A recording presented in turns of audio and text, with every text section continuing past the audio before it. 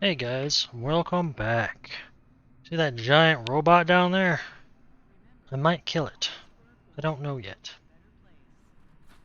Then again, looking at my health, I don't think I am actually. But yeah, we're gonna play more Encased. Oh my god, I can level up. What was I doing though?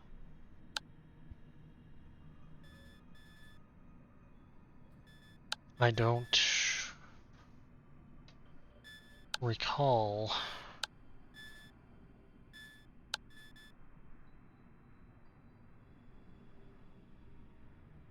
Man, high tech might actually be the way to go. But still, I was doing like something to give me a level up.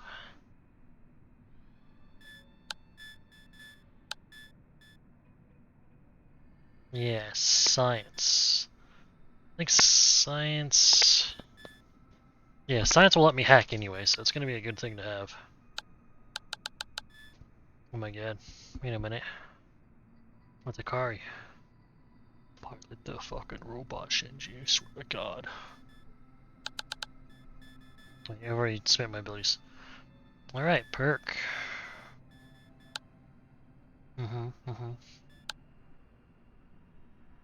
This one might be good. Gross.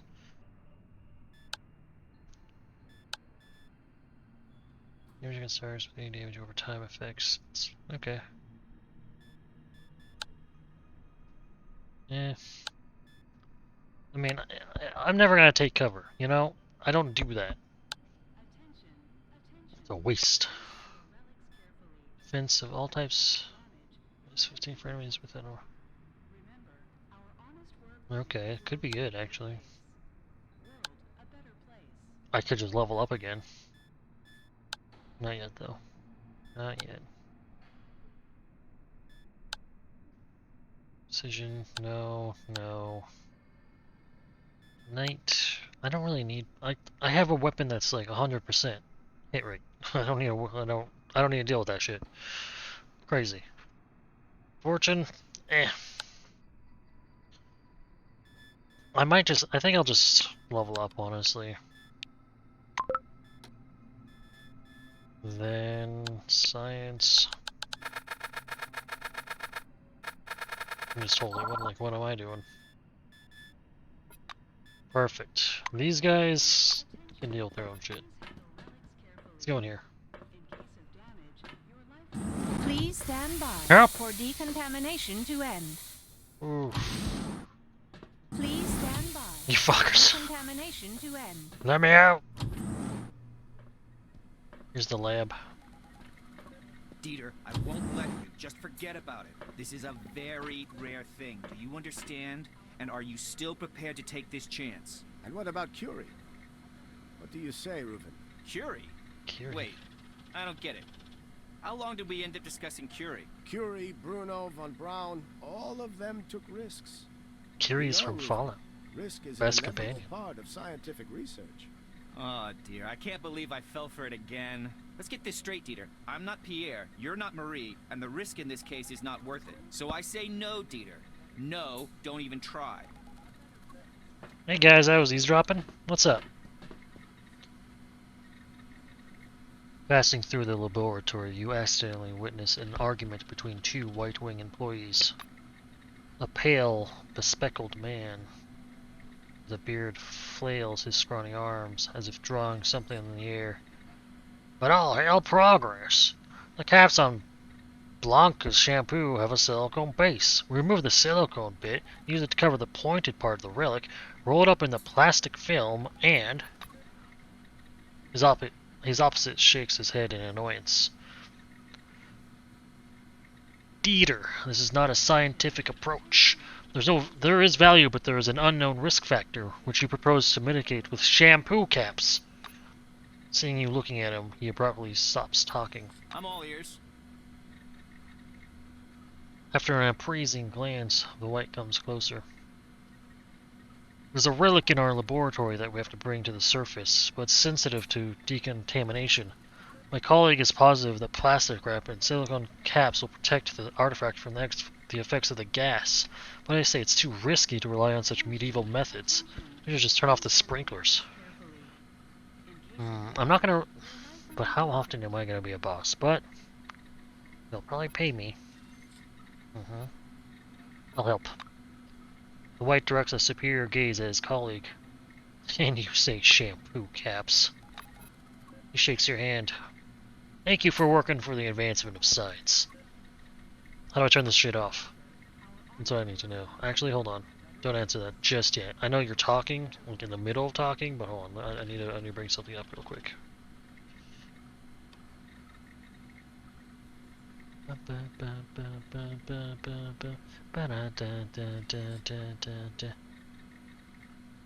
Oh my god. Shut up. Okay. Then I bring this back up. This. Okay.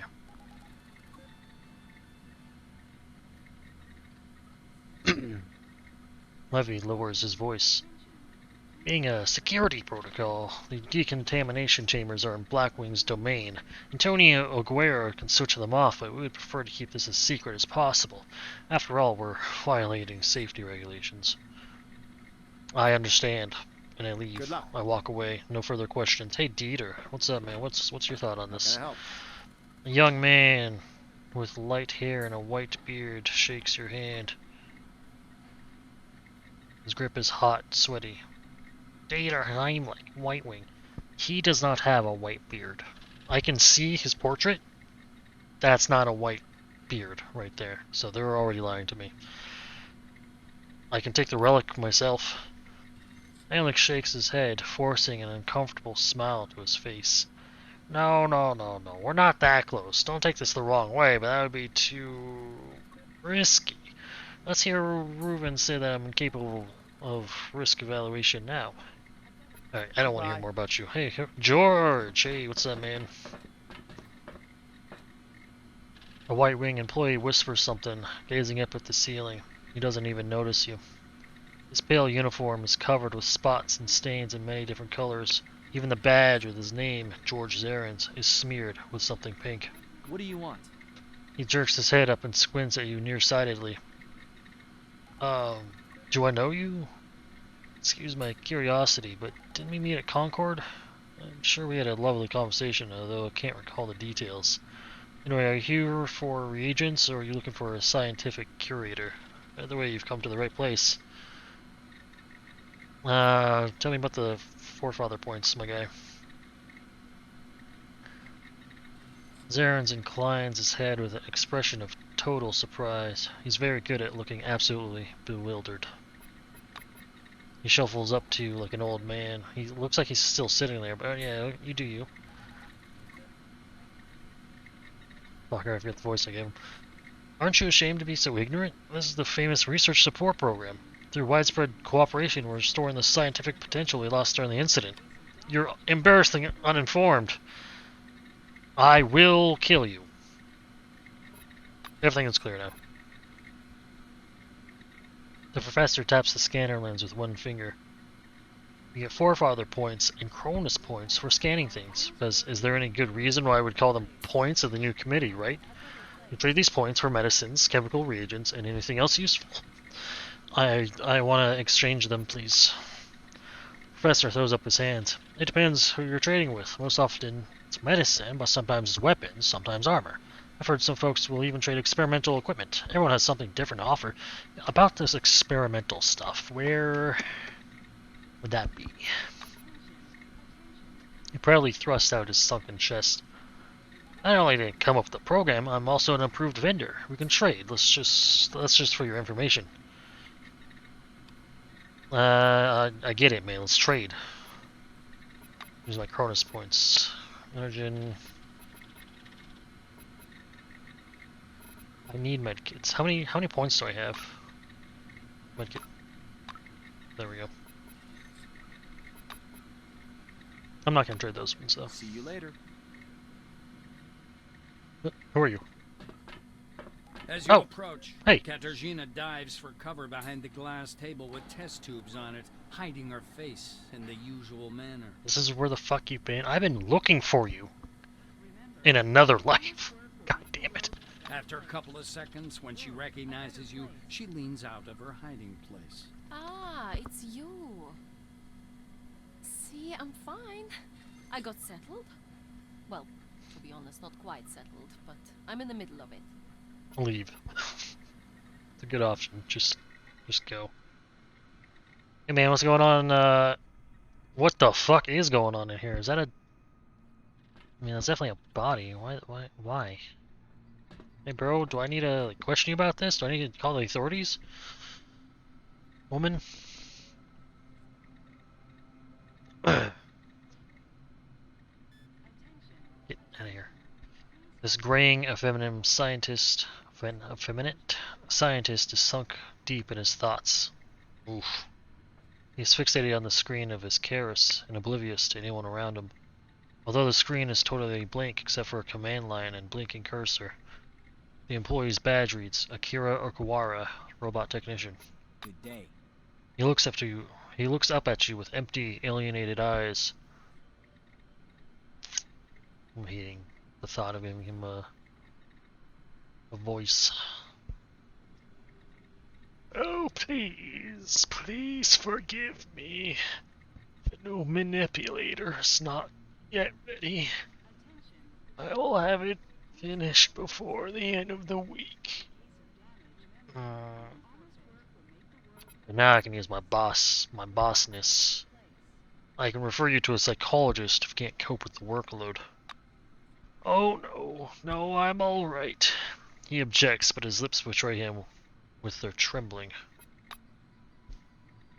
Akira gives a short sob and wipes his eyes on his coat sleeve. You don't have to fucking cry, dude. I just said go to a psychologist. Jesus. Okay, fine. I'm not alright. Forgive my weakness. It is unworthy. He continues, sniffling. I'm not gonna have him cry. That's sad. Have you heard about Sonora? That's a collapsed warehouse bunker. I sent my robot there, and it hasn't yet returned. If it hasn't returned, something really dire must have happened. And please, if you happen to pass by Sonora, well, you never know. Drop in, would you? Perhaps you'll find my robot. Kawara pauses and purses his lips, struggling with his emotions. Yeah, I mean, if I'm there, I'll check it out, my guy. Kira's face lights up. Sonora is just a short distance away. I'll point it out on your map. Here, right here. Did you memorize it? I'll do it, Later. my guy. Fucking bunch of wackos in this place, I swear.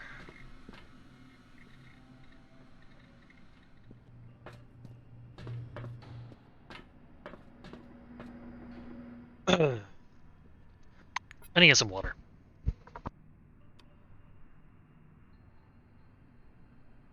Okay, there's water like next to me already, apparently. So, mission accomplished.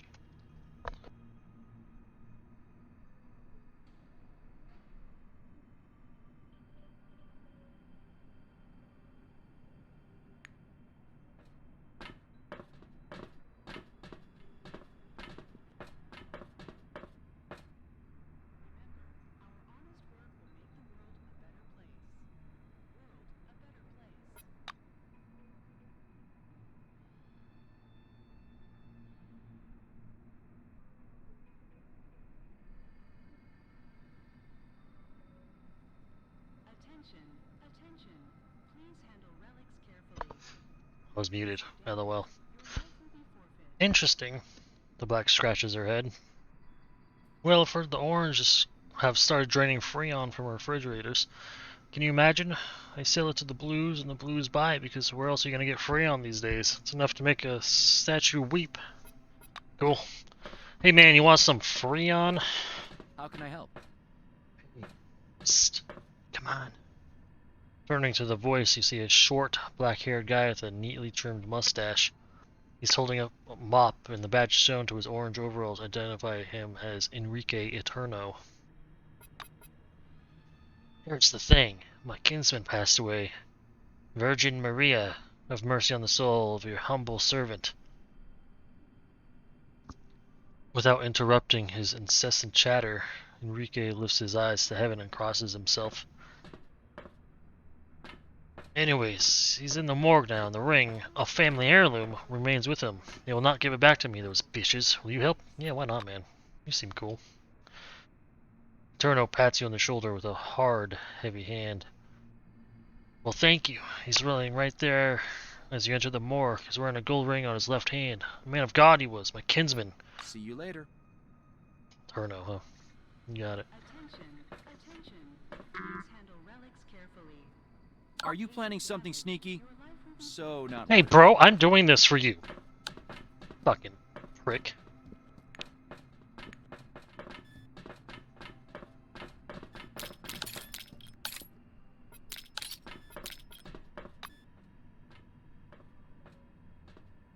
Need to lock it. And I'll move them here, and I'll move the rest kind of just over here.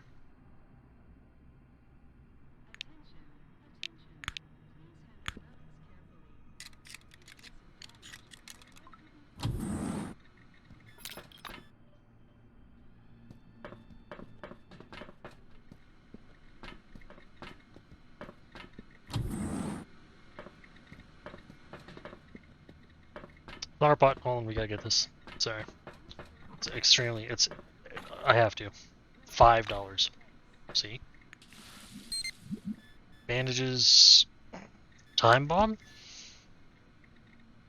Oh, like a bomb with a timer. I was thinking something like cooler than that, but Devil Core. So then extreme fatigue. I mean, I need to Armageddon. I want. Who's my bomb? Who's my bomber? What? The locks are broken. I hope they didn't take anything.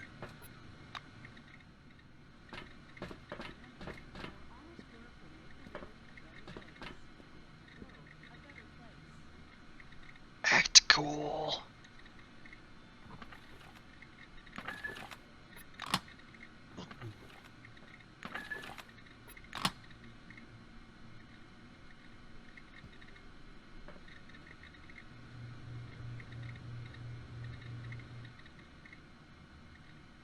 Come on, man.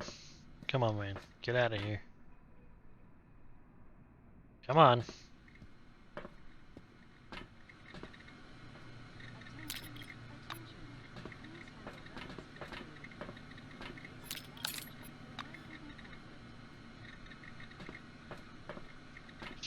I don't think I have time to like move them out of here.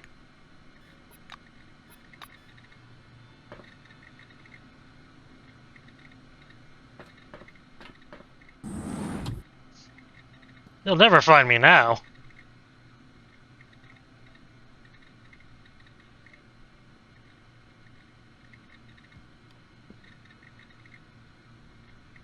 Come on, man.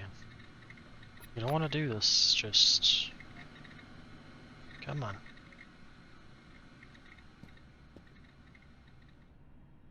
Leave! Please! Like, start questioning this guy!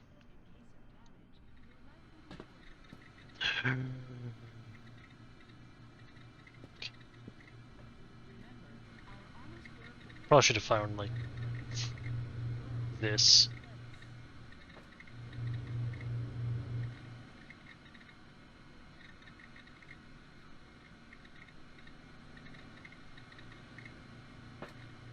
Switch spots. Fox, you take this corner.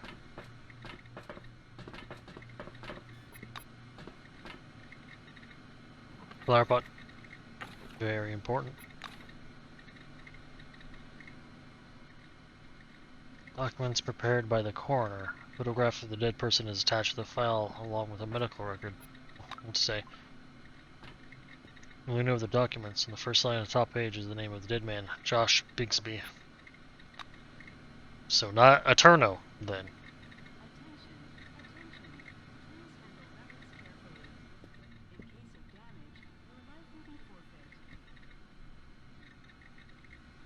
Oh god, how long is she gonna fucking... we're gonna just check the log. I'm not reading this. All the names. Leighton Langley. Search hasn't produced anything.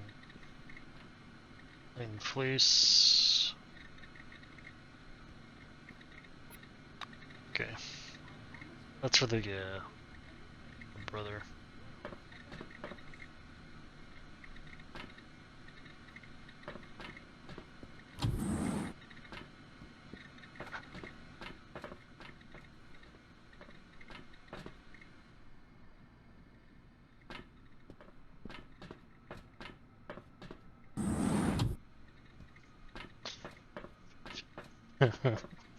Take that.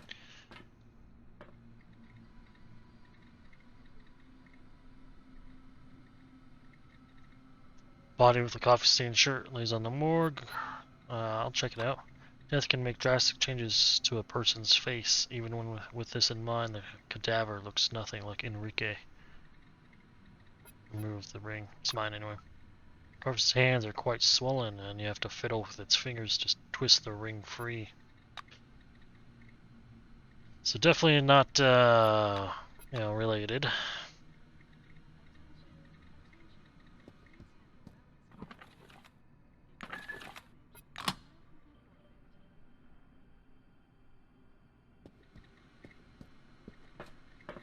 Gonna start checking like freezers now.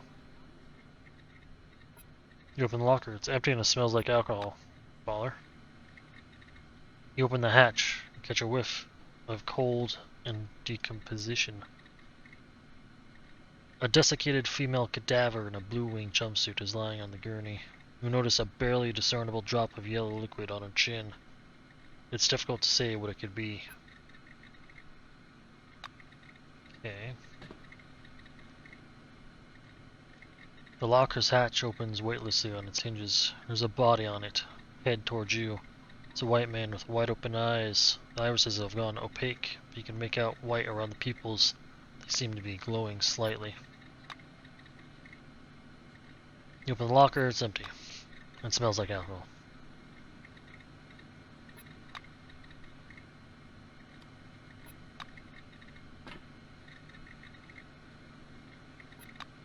A lot of empty ones now. You open the zinc-plated hatch in the locker. Inside is a body of a large, dark-skinned man dressed in a clean blue shirt. Alright, alright.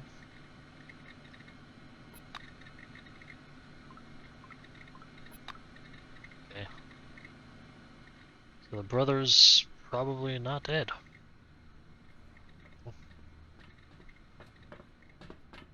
So...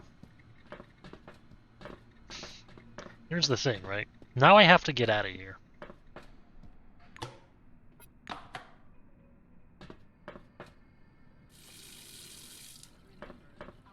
And I can't because I fucking left Krunger over there.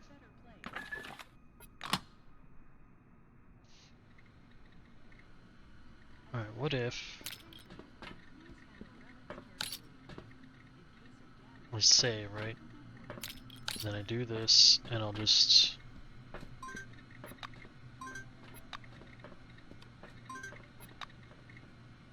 Speak quickly. Hey, put your paws away. Approach and settle. Move away from the door. What do you want? What crimes? How do you know he committed any crimes? He was just walking, he was just sneaking around. Huh? What? I'm bugging to load, by the way, so... I repent. Yes. What do you need? You get out. Okay. Now. What do you mean? How am I encroaching on someone else's property? I'm outside the door. Now you're just making stuff up. I'm not gonna surrender, sorry. Yeah, sorry man, like this was literally your fault.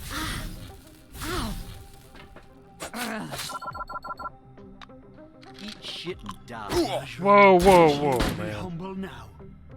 I've been That's best it. friends! Your ass is grass. Code 9. I'm not gonna An bother. employee of the Black Wing is being attacked.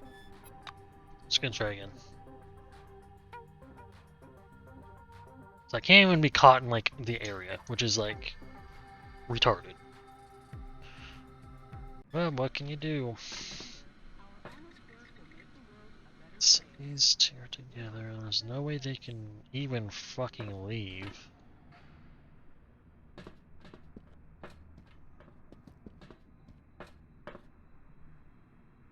Hello. Yeah, probably something I can only interact with if this is like locked. Oh wait, is that going? It's going down.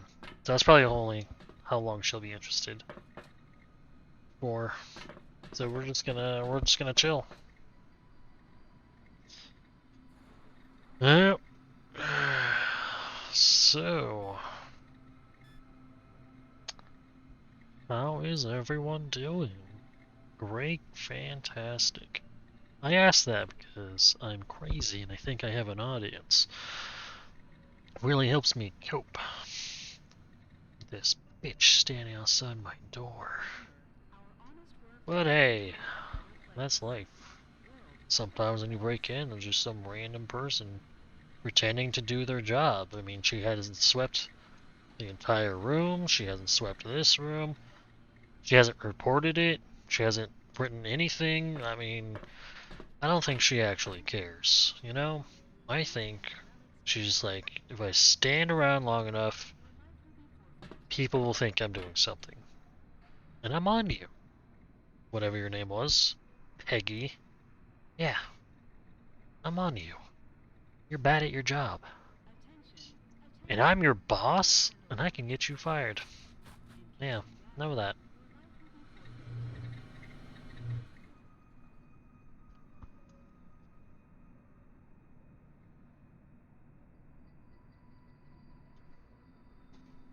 Yeah, I probably should have made like a snack before I started streaming.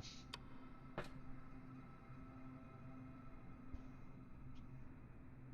think I got chips.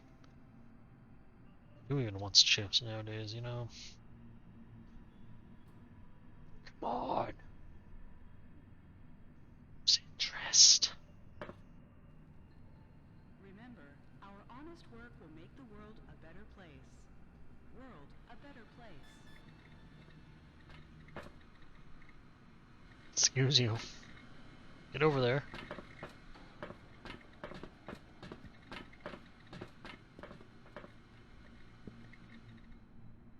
Because, you know, why not, right?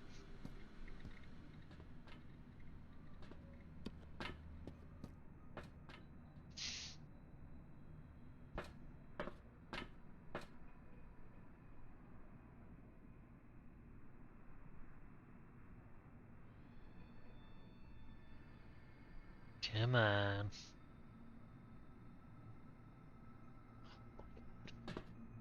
Really making it, like, slow, aren't they? It's an initiative. It's fine.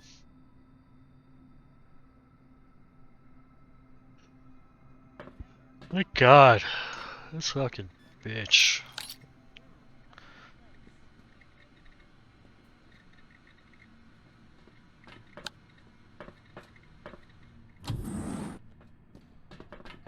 I'm not gonna talk to him. I already know he's fibbing. I can keep the ring and I won't lose any reputation. As long as I don't talk to him. This isn't a glioma. Who are you? It's regenerative. I'm listening.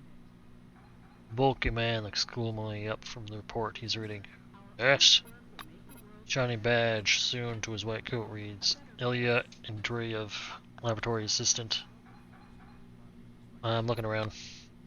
You can look around, just don't touch anything without permission. As if by accident, Ilya adjusts the hem of his lab coat so you can see his holstered pistol.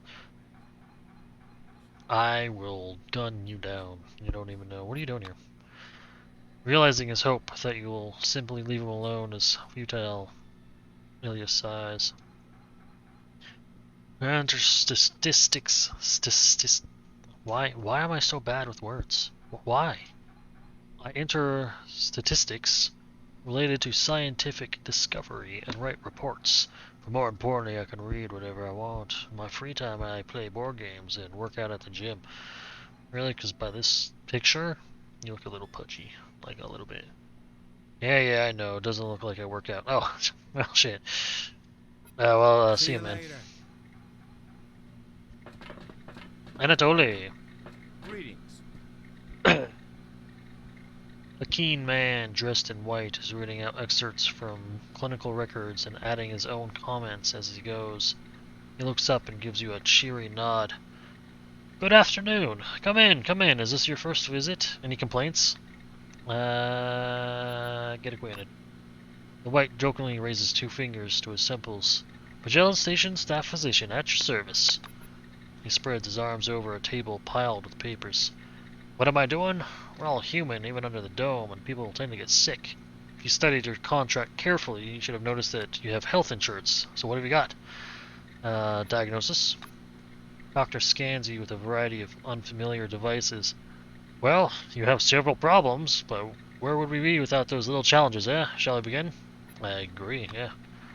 Dude, I have fucking health insurance. Holy shit, I didn't know this.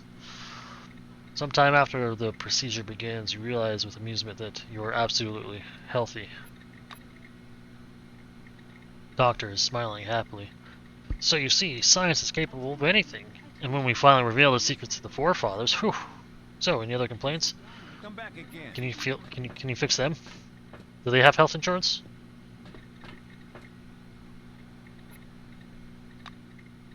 Apparently not. You know what? I'll just have to take what I can get. What's over here? More dead people? Charles, hey, Holiday, I remember you. Why am I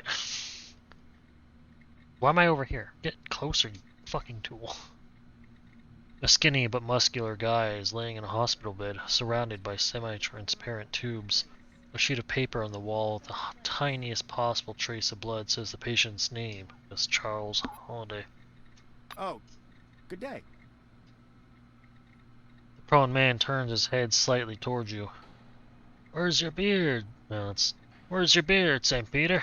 He laughs at his own joke and immediately falls into a coughing fit. One of the tubes running from his chest appears red with droplets of blood. The black immediately stops laughing. Sorry, I feel exactly as shitty as I look. And thanks, I guess I owe you my life. Well, we're wrong, man.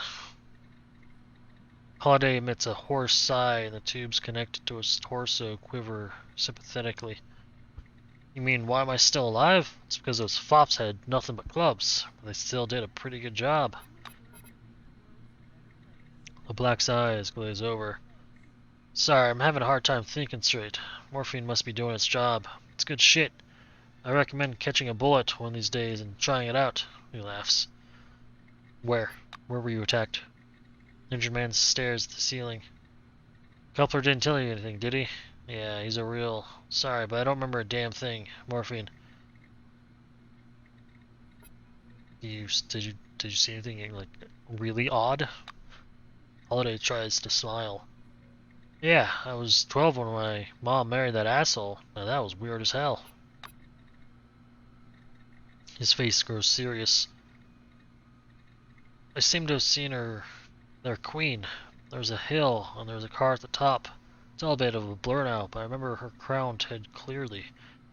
Turns out it's no fairy tale. Those freaks really do have a queen. Black calms down a little. Of course that's not going in the report. They'd think I lost my marbles like the blind guy at the brothel. You know that one? Shit, I can't remember it. Can't seem to get my damn thoughts together. Encourage him by telling him a joke. Tell a joke about a talking horse. Holiday laughs, but he's mostly just being polite. Tell a joke about the first and last hippie in Rhodesia. Joke turns out to be too complicated. Holiday doesn't laugh. Come on. Tell a joke about a pirate with patches over both eyes. Charlie guffaws. Tell a joke about a redneck who couldn't marry his sister because she was already married to her their holiday. Holiday laughs until he cries. That's the one! That's the one we get out of here for. Anyone else in here? Wait. Two furious, Oh. unblinking Oh. eyes sparkle at Sorry, I you. didn't mean to click on you. I didn't even know I did. We're gonna just kind of work our way around the room a little bit. Medical equipment.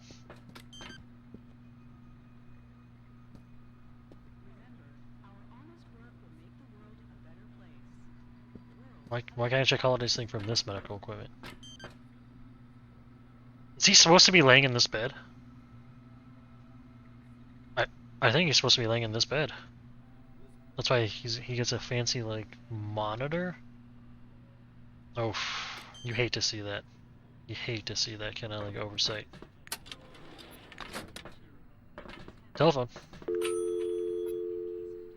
No, I'm not. Hey, man, can you? Thanks, man. Glue and scissors, nice. Terminal. System lockdown, okay. They know I'm waiting.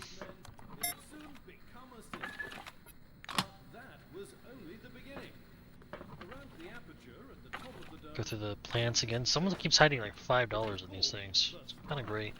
It's a pure engineering miracle.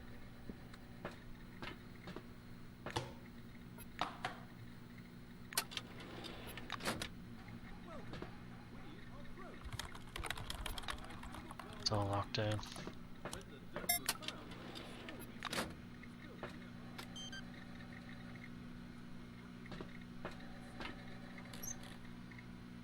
I wanna like wheel around in this thing though.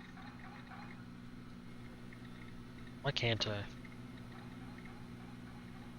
It's more oversight, you know? Real like AAA games let you like roll around in the seat. Where's the receptionist? Not here. I got mail. One message. I read it. Dear Miss Storch, this is an unofficial request for me personally, not the department. I heard you received the body of an engineer who had been working in the Cascade 3 group. If the remains haven't been cremated yet, I would like to examine them. I know that relations between the new committee and White Swan are by no means smooth, but these differences should not interfere with the interests of science. Please let me know as soon as possible. Best regards, G. Sirvoski. Cool. Menu. Peg Pat to register as a patient. Memo. Yeah, there might be a memo like on the desk. Menu. List patients.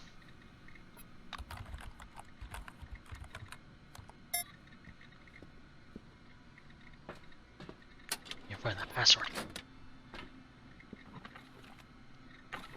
I mean, surely she would throw it in one of the flower pots.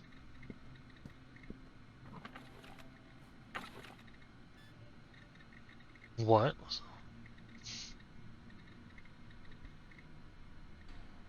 Interesting. Very interesting.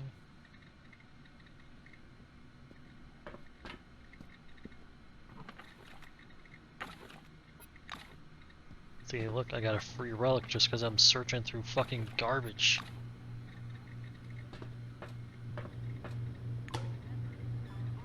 Okay.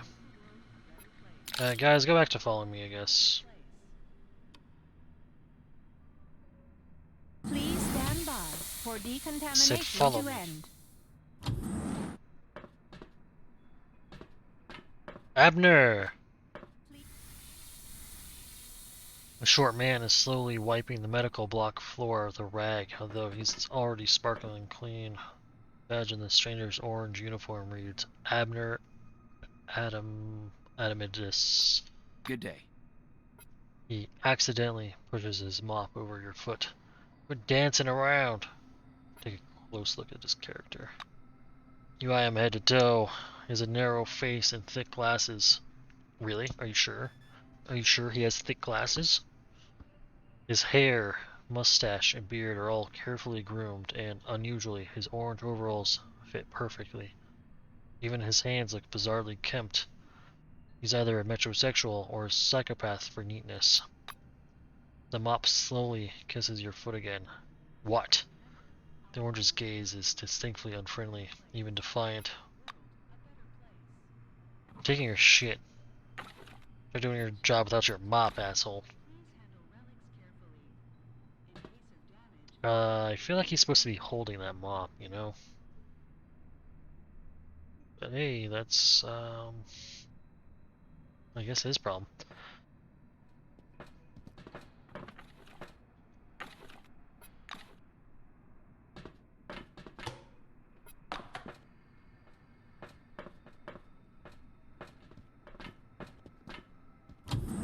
Anyone in these bathrooms? Hello?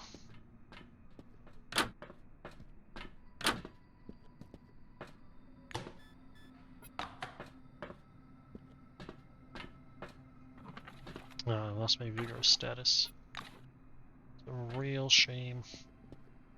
That's pretty much what I was all about.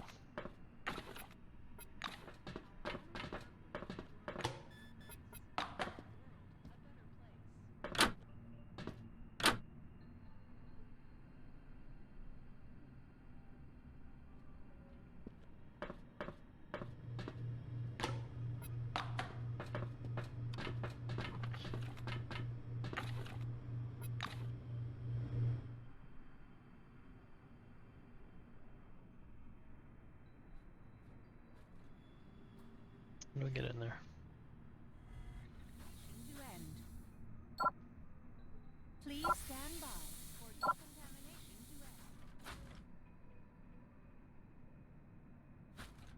to end. Giant robot. Talk to gravity mobiles? Oh, there's also a door right here. Theodore McReady. What's up, my guy? Though the mask hides his features, you immediately know who's standing in front of you. This scientist's clothes shimmer with thousands of blue particles. You only met one person so passionate about Microlux, and the name on his badge confirms it. Theodore McReady. From the pit stop, I remember him. He recognizes you too, but doesn't look surprised at all. He nods absently at you. How'd you survive, my guy? Great, I can hear the fucking robot. The white responds with absolute composure. Very easily, to tell the truth. I saw Maelstrom, but it didn't affect me at all. The worst thing I endured was a week at the picnic. Melville is an awful cook, you know. Even frying a cheese pancake is beyond him. I couldn't bring myself to eat his food. Credit where credit's due. Oh. Aaron does a good job running the gas station. The picnic is considered to be a very important place in the desert, but still preserves its independence. The scientist's brow wrinkles in thought. What's your attitude towards Henrietta? Scientist brightens right away. It's easy to criticize ambitious projects, to sit around with your feet up questioning this serious researcher. But one thing to say to all these critics: get off Henrietta's back and let her do her job. You're not interested in her work ethic, are you? Well, in regular life, Russo's very funny. She wears colorful socks and likes to tell gross jokes. The chuckle comes from behind the mask. What's Mobius doing here? Freddy looks down at the enclosure. Glad you asked. This is a unique specimen, perhaps the only one under the dome. It shows no signs of aggression at all. The white steps over the edge of the parapet, and the Mobius runs up to him like a friendly dog. Cute, adorable. I'm gonna keep it. Theodore takes some crumbs out of his pocket and scatters them in the cubicle. We call him Terry, short for terror. Funny, right? How's your research going, my guy? Theodore runs a hand over his helmet. Very well, actually. I dedicated several years of my life to researching the nature of Microlux, and now it's bearing fruit. The white switches on his keras and turns it towards you. The Microlux is actually created by Mobiuses, but it's not bio-waste. It acts as a tool to form an information field. He excitedly shares his findings. A speck of Microlux isn't just a data point. Information contained in these structures synchronizes when they're within a certain range. In theory, every Mobius under the dome can receive information simultaneously.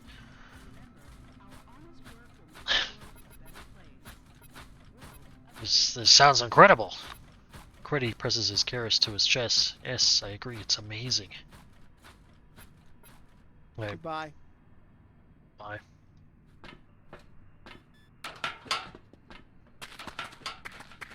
Let's not use it, let's scan it. 'Cause I'm a proper scientist, okay?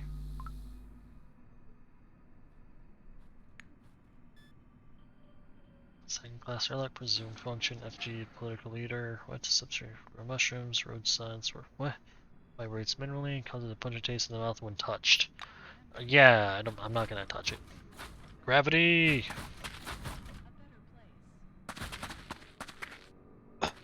The Mobius produces a quiet but constant noise. It's the dozens of servo engines motivating its bulky frame. The triangular eyes of the ancient machine slowly begin glowing yellow as you approach.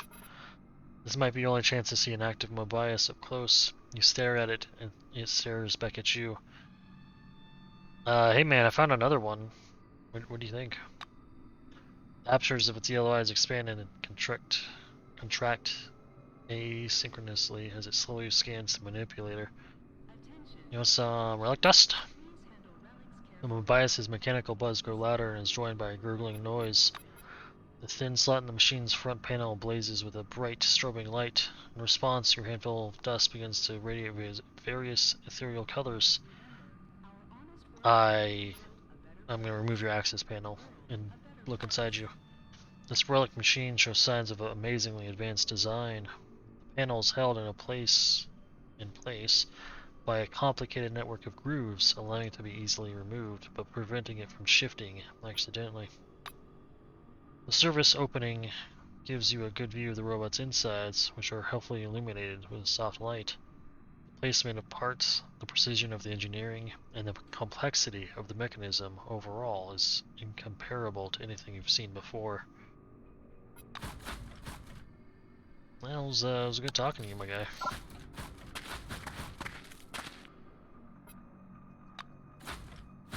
Any other... there's one over here.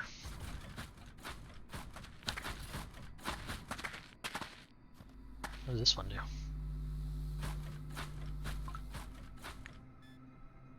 Resume functions, seat memory storage, TV analog. Surface emits ammonia.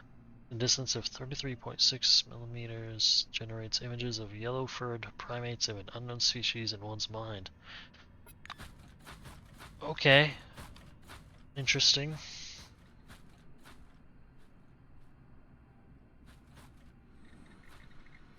I'm gonna go back over here. I'm gonna go down to ventilation and check that out.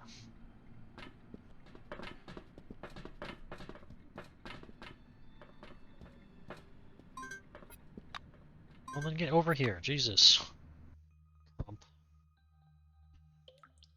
Rumpster.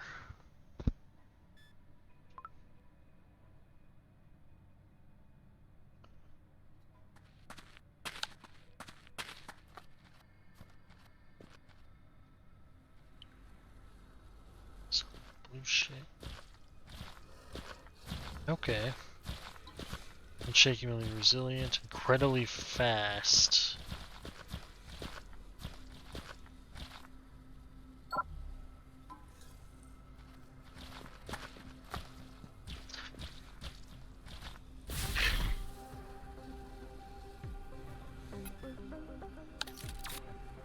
Hiya! Focus it.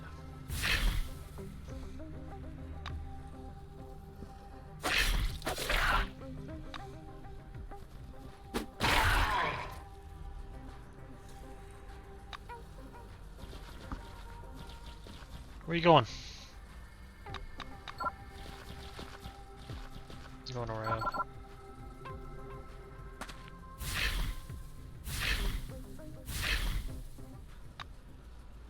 Hiya!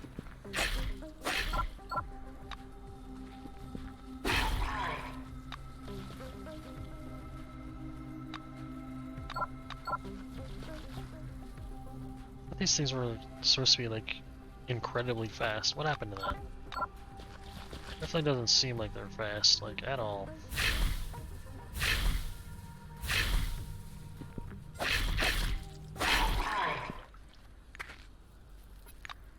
Nothing.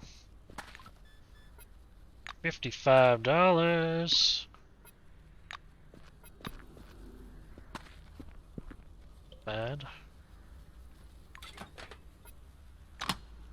Where are you going? Box, I need you to like chill. Go down here, grab this chest. Yep. Just kind of trap, that's all. There's also a ladder right here.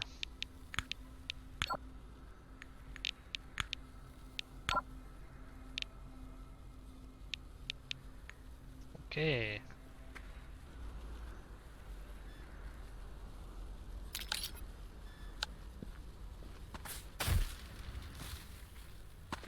Get in here! Crump, you fucking trash.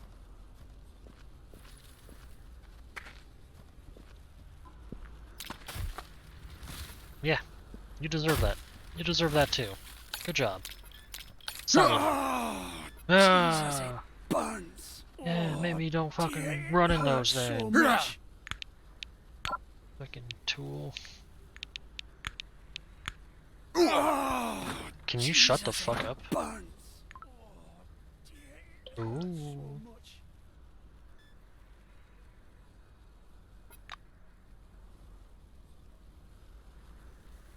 Alright, let's check out what's like up here.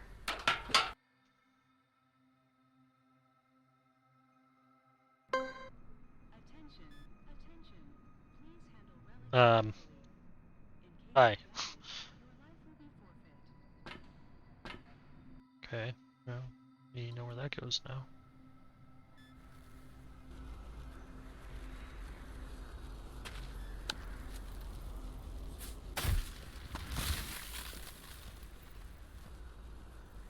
Guys, you can follow me now.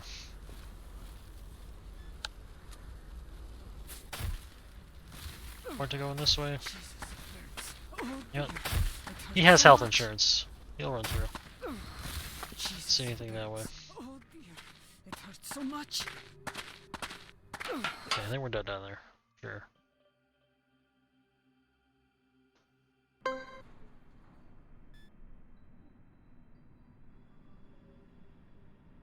Oh. Right, the thing. Empty relic storage. Oh, and there's stuff in it. Worth 400 bucks.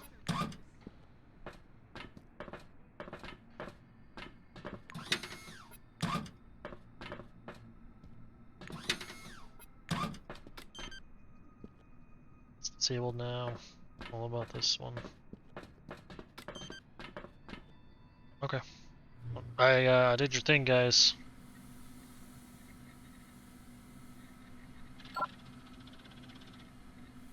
Move in! I thought I disabled it. Yes? Later. Your life will be forfeit.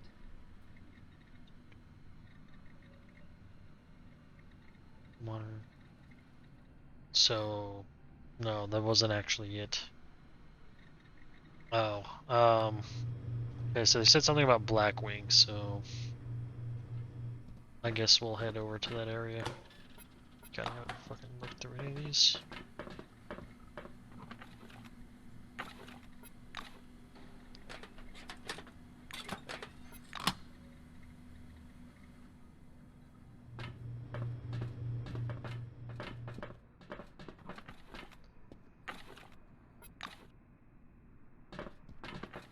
Please stand by for decontamination No. to end. Crump!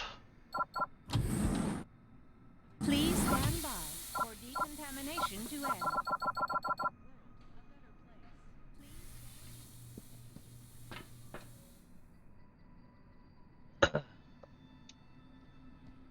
Blackwing. Probably a military post is where they'd be.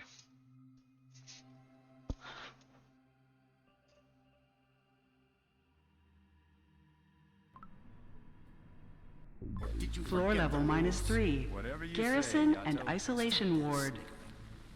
I know you're a thief. You're all goddamn thieves.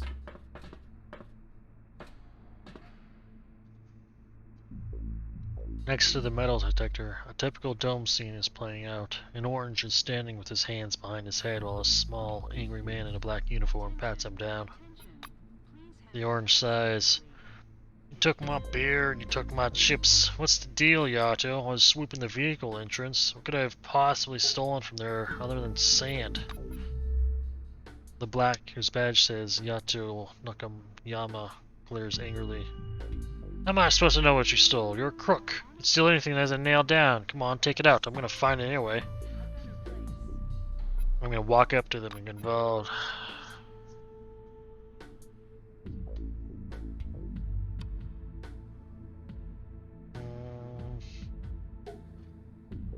Black backs off a little as you approach.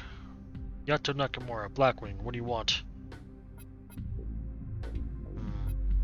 I'm really on the orange side. I am, because they have drugs. You've exceeded your authority. Return his belongings. The guard purses his lips. What's the administration doing protecting criminals? Never mind, it's none of my business, of course. I was just asking. He walks up to an orange and gives him a gentle push. Take your junk food and get lost. Moratus winks at you and walks away. What's up, my guy? Woman? A tall, red-headed woman stands at the armory counter. You know her from Concord Station. Oh, yeah. Margarita Chachenko. I don't know. Holds a smoking pipe in her teeth, as she did before. A small metal desk calendar is the same, too. She even has a black notebook, although not the same one. Oh, hello there. Black takes the pipe out of her mouth. Well, I'll be damned. It's you, isn't it? Why are you so surprised? Pachenko gazes at you through clouds of slowly dissipating smoke. We're a hit. The reception guy told everyone in order to find you had come up from the top. He said you were sent to Nashville. Thought you were, well, done for. After a pause, Margarita opens her notebook. Okay, what do you want? Do you need guns? This has gotten easier under the new committee. At least some things have gotten easier. How'd you survive? The black smiles complacently. I realized things were bad when the storm intensified. I took a gun and a backpack and caught a ride to Magellan so I didn't have to wait for the bus. Oh, excuse me. She chuckles. I was sure some kind of crap was going down. Give me a gun. Yeah, you got some guns for sure. Nothing like good. But, you know, you got guns, I guess. Armor. Garbage. Okay, well, do you want to buy this mop? And this wrench?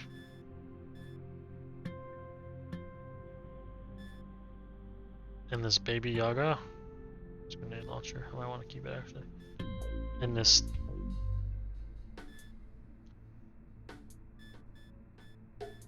glove.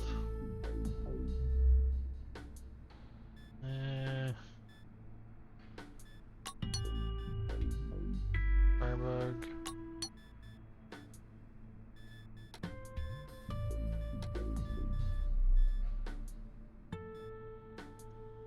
Yeah, Shark's extremely weak. There's no reason to keep that. Pulsar, 13. Energy gun that shoots a beam of exotic particles that disrupts the stability of matter. In fact, is a compact analog of supernova. I mean, color me interested. It's not a lot of damage, but color me interested.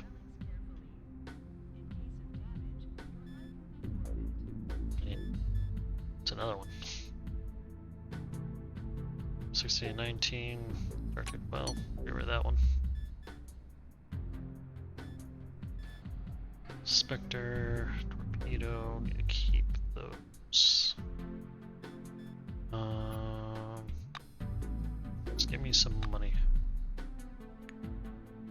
Thank you. It was nice chatting. Oh, okay. Oof.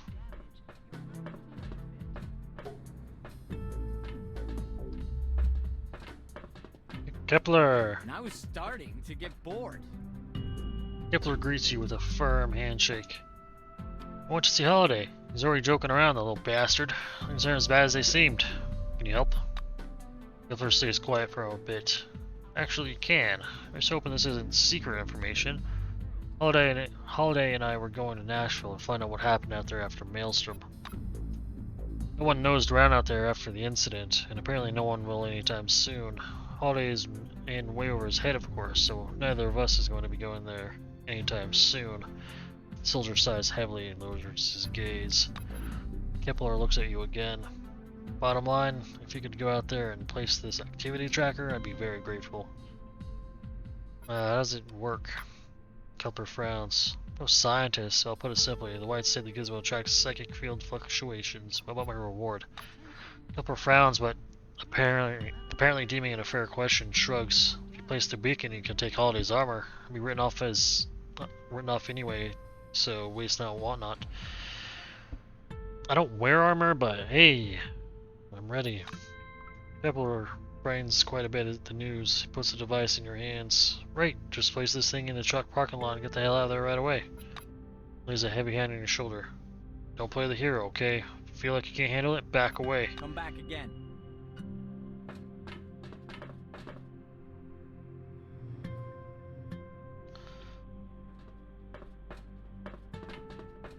Search these boxes.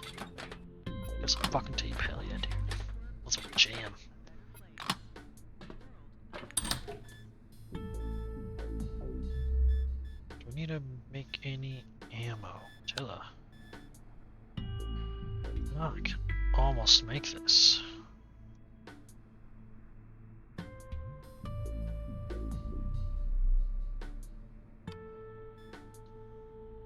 You'll probably never use it. Okay. Weapon check. An ammo check. So this is air gun.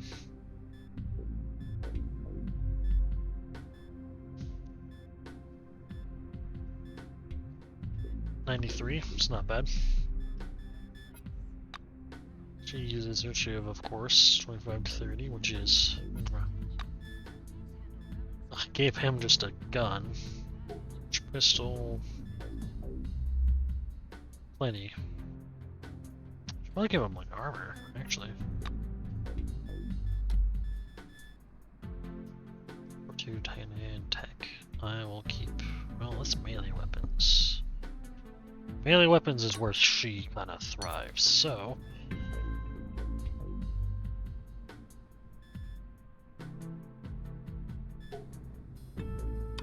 Checking out the gloves.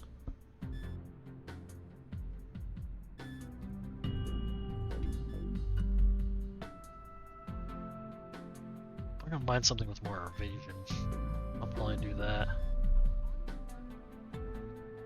Initiative, but no. What's this? Choose.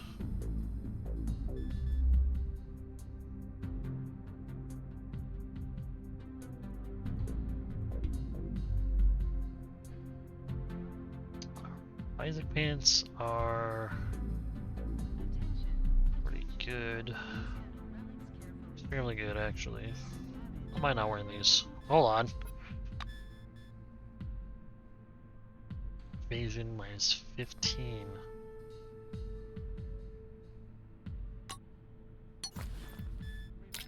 Give me your pants. Well, I'm not gonna give her like these ones because they're garbage, but.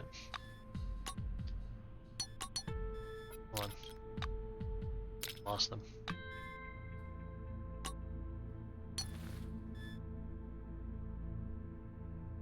Give us this one.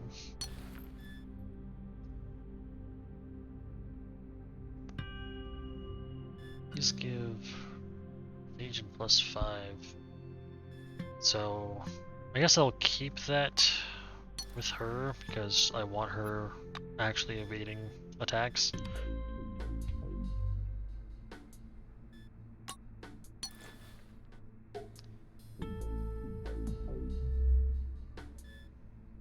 Man, the fucking -15 to evasion.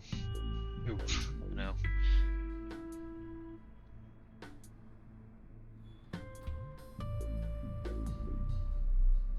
You want to invest.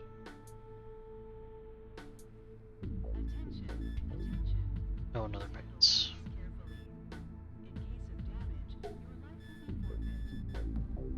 Initiative AP saved. That's good. Forget how to unlock more. Precision maximum. Starting.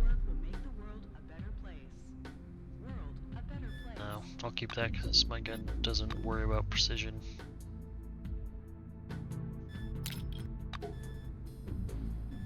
Mask, resuscitator. There you go, I guess. But I like her fucking face mask. You know? Box mask. Biochemical resistance, which, because of this, she can negate it anyway, so she doesn't really need to worry about a mask right now. Okay. Initiative, conference.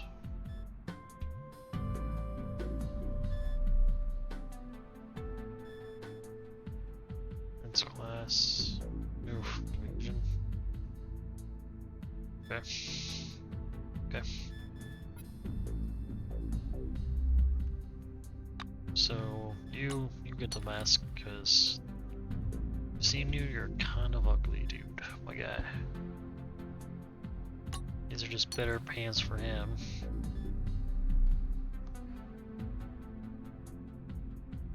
Heavy weapons and light weapons goes down. Mechanical is hand weapons. This is hand to hand. Yeah, it's hand to hand.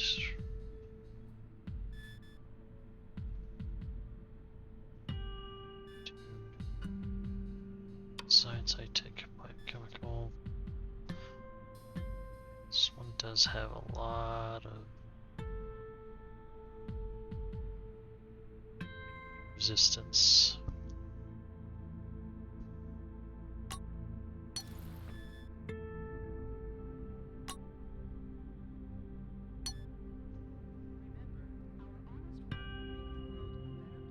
Fortitude, energy.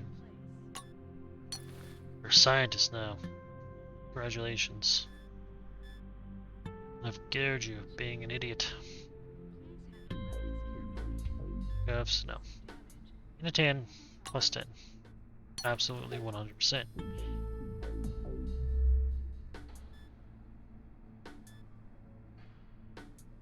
These are the same gloves.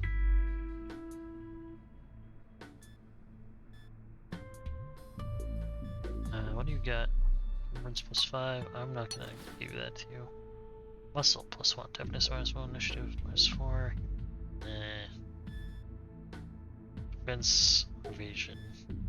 We can make him the tank.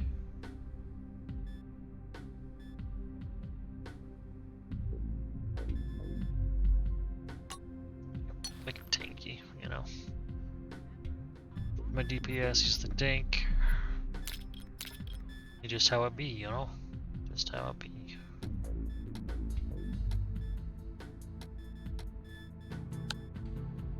Sort by weight, sort by price, sort by date, size. Kinda like garbage. Do you need a different weapon? No. Should probably give her a secondary. But it's not really something I'm probably ever gonna use, but it'll be there. In case I need to blow up like a barrel or something. except for him. He can't do that. He's kind of dumb. He's a little dim-witted. Do I own a hat? Oh, great. Let's save. Ammo's good. Access this? No. Hey, Vasilia, blah blah. Instead of greeting you, Moratius hands you an open bag of chips and a bottle of dark beer, inviting you to help yourself. I'll help myself, yeah. Take a long pull on the bottle of beer and have a bite of chips, which smell strongly of fish. The orange pats you on the shoulder. Why are you so calm, my guy? The orange flattens down his dark hair. Notice the bald. Gato's already angry with himself, so why waste energy being angry with him? He said he's taking the food, right? Well, damn the food. Let him get his grub on if he wants. Moritas leans closer. Want to hear a secret? I tried all kinds of techniques. Meditation is cool, but it's not for me. But when I got locked up... He chuckles mid-sentence and falls silent, smiling to himself. His expression is calm and untroubled. Bye-bye. Good talking to you, my guy. Power plant. Attention, attention. I've been doing this an hour and I haven't really left yet. Your life will be forfeit.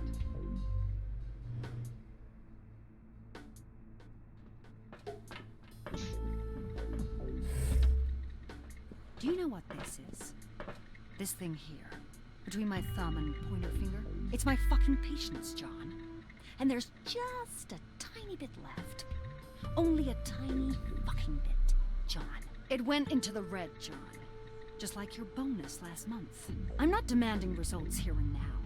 I know Magellan police staffing has been cut to the bare minimum, but you could at least do some work. Right, John? Antonio? Yeah. Antonio threw Jenkins in solitary for stealing hot dogs, and he's pleased as punch about it. Who made you a commissar anyway? Who's the fucking saboteur? I'm already sick of yelling at you. My God, are you two a couple of dumb shits? I mean, just get me some coffee. Mine's almost finished, and make sure to use plenty of sugar. This is the cringiest fucking thing I've had to hear, like, listen to, like, fucking... What was that? Jesus. I'd, see a tall, nervous woman with a steaming cup of coffee in her hands. The glittering badge on her chest bears the name Ida Grace. Sipping her coffee nervously, Grace is dressing down a private standing at attention in front of her. You're not soldiers at all, you're rats! You're the worst thing that's happened to the police inside the dome. She pauses to check her email on her communicator. Grace shoves the communicator back into her pocket and continues. Got anything to say about that, Johnny boy? No? What about you, Antonio? How about the thieves who've been stealing relics, poisoning the staff with drugs, and befouling Magellan like a bunch of diseased cockroaches? Maybe you caught them and forgot to tell me? No? Well, why not, you assholes? She pivots to face you. What brings you here? Come to see the three-ring circus, complete with trained shitheads? Well, you've come to the right place. Hello. I'm all ears. Greeting you with a curt nod, Ida peers into your face. I don't recognize you. I haven't been here for long, eh? Alright, let's not draw this out. I could really use your help with one task. I'm ready. Grace glances meaningfully at John, who's now silent, and Antonio, who's sitting at the terminal. Did you hear that? Even the newbie has more ambition than you two. The black finishes her coffee and crushes the cup in her hand. Here's what's happening. After the incident, we've got freedom here out the wazoo. Coolness is no more. Old contracts are no longer valid. If you want to get out, just renounce your citizenship, hand over the Selectron, and go where you want, even if you're an orange. Actually, the oranges started to run, and they're not regular old runaways. They took their fucking Selectrons with them. They want to keep their citizenship, see? Now everything's gotten even shittier. Escapes are now mass scale. It's because the scientists need volunteers for their experiments. Volunteers, I mean. That makes the scare quotes gesture. Una momento.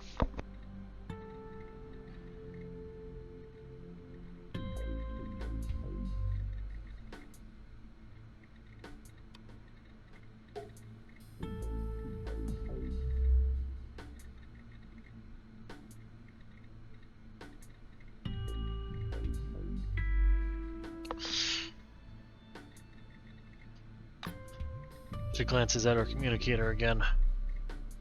And still no messages from that asshole. Or what was I talking about again? Right, the Orange's contracts state that if they want citizenship, they must agree to participate in scientific programs. But the bastards have suddenly remembered they have rights, and now get word these rats are huddled in a corner, whispering about an escape. The abandoned Magellan lives abandoned commune in some lockdown facility and some other crap like that. Grace steps forward and looks you straight in the eye. They're really planning an escape. I can't allow it to happen. That's why I need your help. I want to send them a message, and I want to make it fucking unambiguous. Either they live by the rules of the new committee, or they get stripped of their rights and thrown out in the desert. Who's behind the escapes? Ida bares her teeth. It's the asshole Lindbergh. Who else could it be? That smart-ass, shit-heeled fucker reeks of conspiracy. Well, what's the nature of these experiments? Grace finishes demolishing the remaining bits of coffee cup in her fist. That's what I heard anyway. There's a facility where they're transporting people from one place to another, but I'm spacing on what it's called. It's called a teleporter, though the correct scientific term is a bit different. The black crumbles the cup flat in her hand. Yeah, right, teleporter. Are you by chance involved in these experiments? Just wondering. I'll help. Ada strokes her chin thoughtfully. There's just one problem. You're not from Blackwing, and I can't trust you with classified information. So act like a fucking Pinkerton, take a walk in the residential area, find a couple of loose-tongue oranges, and see what you can find out. You got it. See you later. Hey, John. Get that coffee, John? You don't want to talk? That's cool. That's cool, man. Antonio! You got the hot dog guy? Antonio Aguirre, security officer, reads the nameplate on the table. Only then do you notice Aguirre himself, a skinny, bespectacled young soldier bent over a glowing screen. Hey man, can you switch off the diffusers in the decontamination center chamber?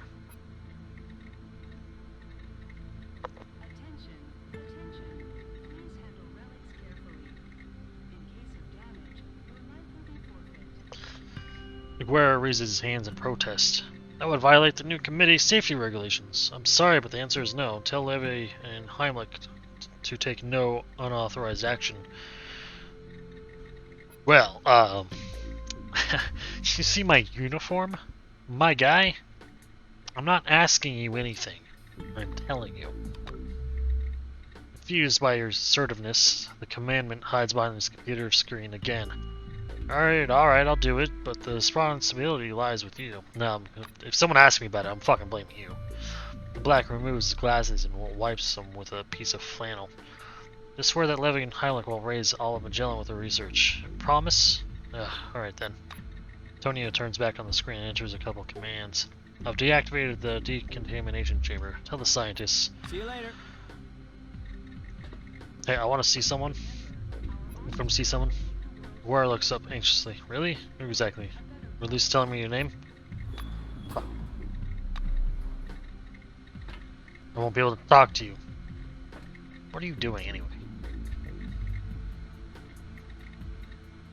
Like scrubbing, picking stuff off the floor maybe?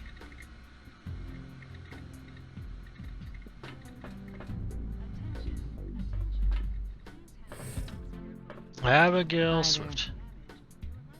Middle-aged woman gives you a friendly smile. How can I tell? Hello, please sign the petition to forbid those horrible entertainments. What do you mean? Games on every terminal and communicator. All these falling cues and flying balls look innocent, but they turn people into zombies. They distract us from productive work and cause violence. We're only one step away from real bloodshed. Sign the petition to save the human race. She urgently presents the position to you. I agree. Fuck these games. She beams at you. Oh, thank you so much. Wish there was more right-minded people like you and me. Damn straight. Games are a fucking blight on our society. Now, don't mind me. I'm going to try to get in here and loot the place. Okay. Okay. And the Rogues take the lead again. The point gap is minimal. We expect the intrigue to continue until the end of the game. Baseball game is playing on TV. Judging by the billboards around the stadium, it's a fairly old recording. There aren't that many sponsors yet. The ever-present Danny Reynolds Supplies and Vixen Guns interchange, taking up almost all the advertising space. However, the stands are absolutely packed. Crystal Sand Rogues are on the field in their distinctive stripes playing against the Huskies. I'll watch. A corpulent sports commentator in horn-rimmed glasses appears in the bottom right corner of the screen. And the Rogues take the lead again. The point gap is minimal. We expect the intrigue to continue until the end of the game. Bob Parsons here, broadcasting live for you again. The girls have just left the field, and we're waiting for the most important Bush League game of the season. Today, the Anchorage Huskies will stand against the tough guys from Crystal Sands, a new town near the Dome. Parsons all but climbs into the camera lens. If you've just recently come out of a coma or spent the last couple years in cryosleep, I'll tell you what these guys represent. The Rogues are the major sports discovery in recent memory. They are the gladiator. Excuse me. You interrupting my speech? They are the gladiators of a new era. The baseball team comprised of ruthless motherfuckers who were doing time in penitentiaries all over the world a short while ago. Hey man, hey Keisha. Two blacks, a man and a woman, are sipping beer on a couch in front of a television. They're watching a recorded baseball game, the Anchorage Huskies against the Crystal Sands Rogues. Holland's head, the Rogues runner, streaks from base to base like a hurricane and gets a run for his team.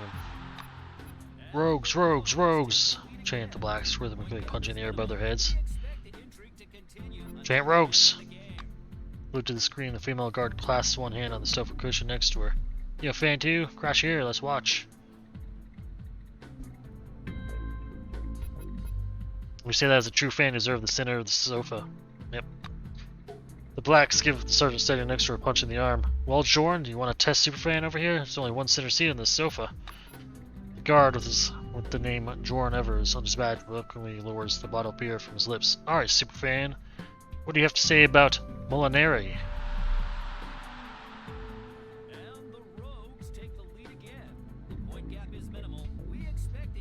I don't know. I don't know sports. What have I got myself into? It's strange that Molinari's still on the team. Fuck.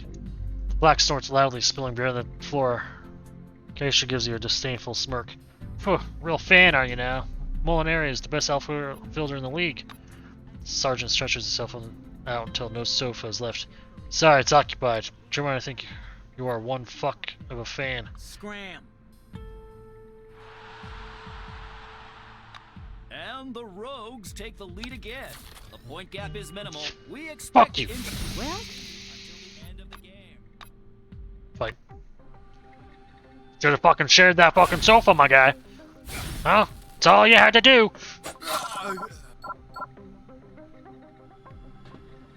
But now it's come to this. all employees to me. And the Rogues take the They wanna lead fight again. without The guns point or gap knives. is minimal. We expect the Oh, intrigue to God. continue until the end of the game.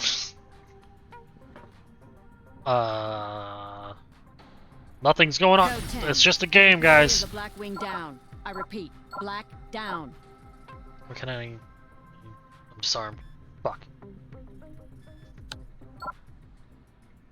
Fuck.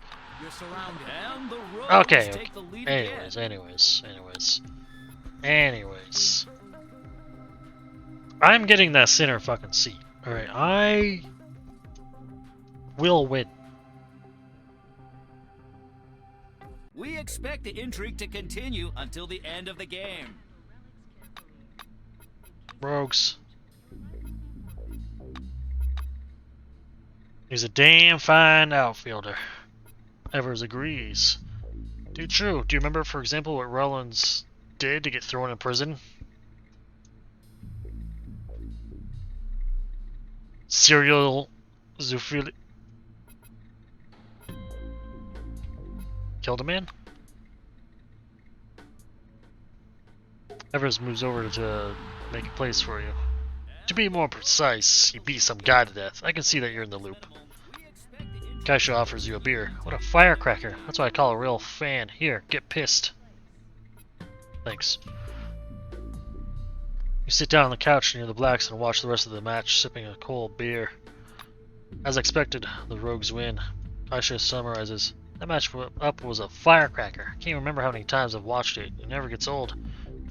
See ya. See, they're my best friends now. That's just how it is.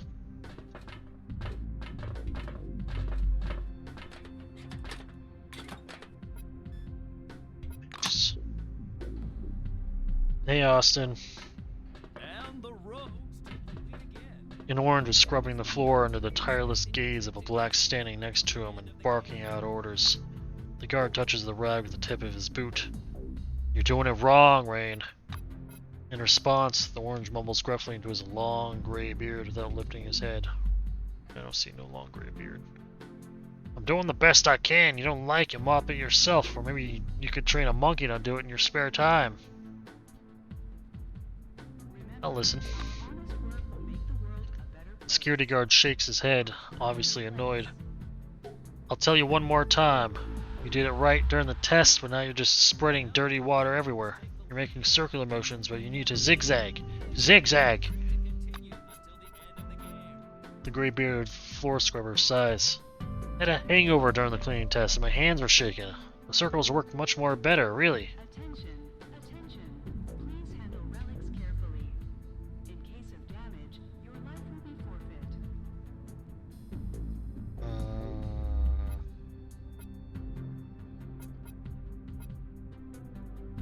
I don't know what fucking sinusoidally even fucking means. I'm not gonna say that.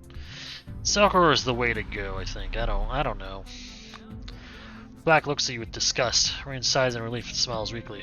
Finally, someone who gets it. You until the end of the game. Get back down there on your knees.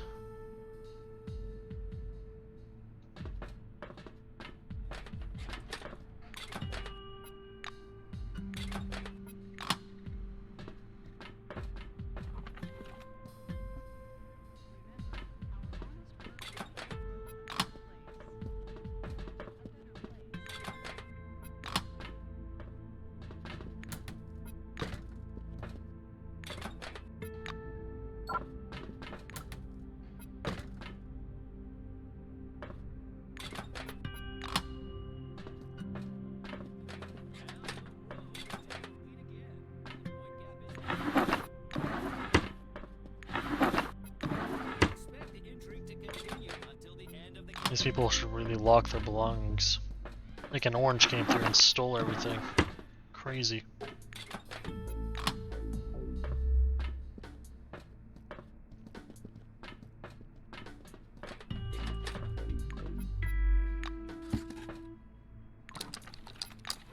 Close am I to leveling up? Eh.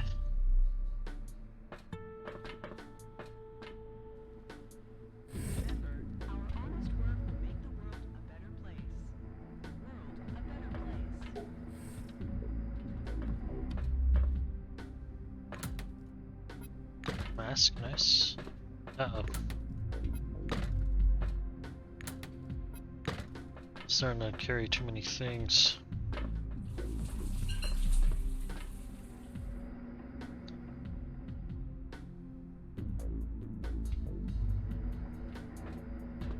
I mean, it's not gonna stop me from, like, literally taking whatever I want, but...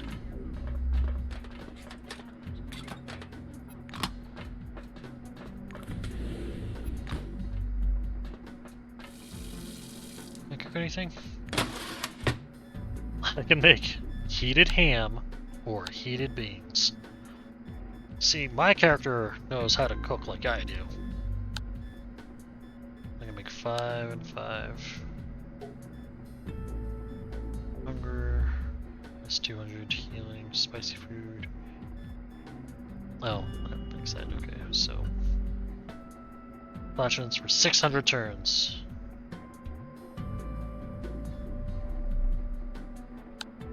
mean, I might as well, right?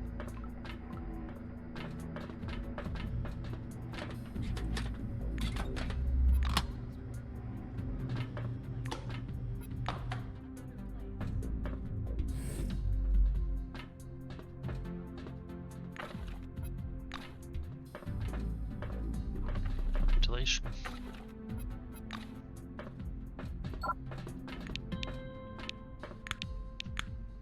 Oh yeah.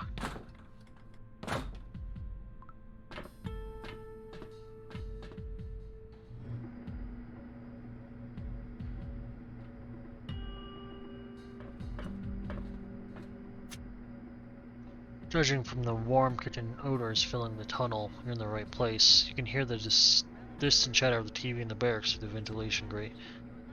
Can't get a good view of the kitchen. All you can see the grates are doors, a table, and orange couches. Move away. How about this one?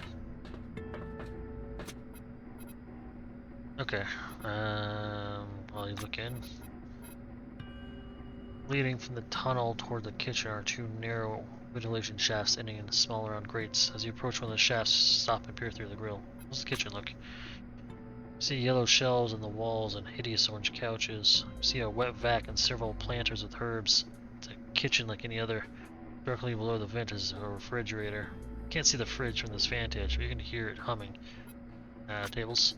As always, the tables haven't been cleared. They're still covered with smudgy glasses and dirty cardboard lunch cartons.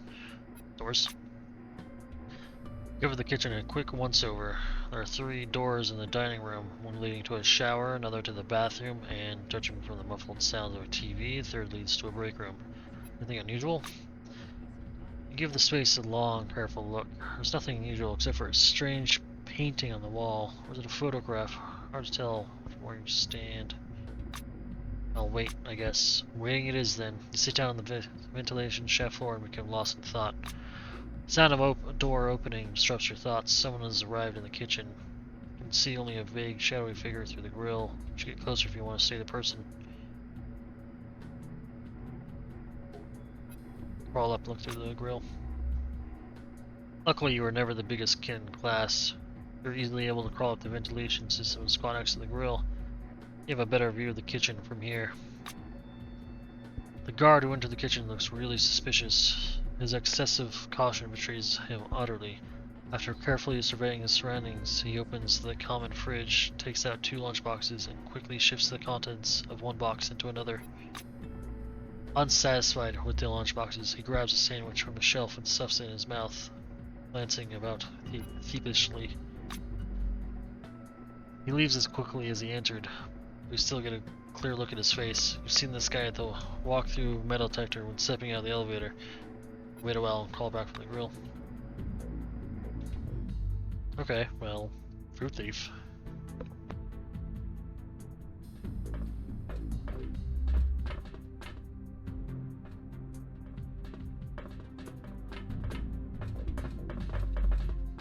So just go tattle on him then? 'Cause I will. I'm gonna tattle so hard. What do I tell you?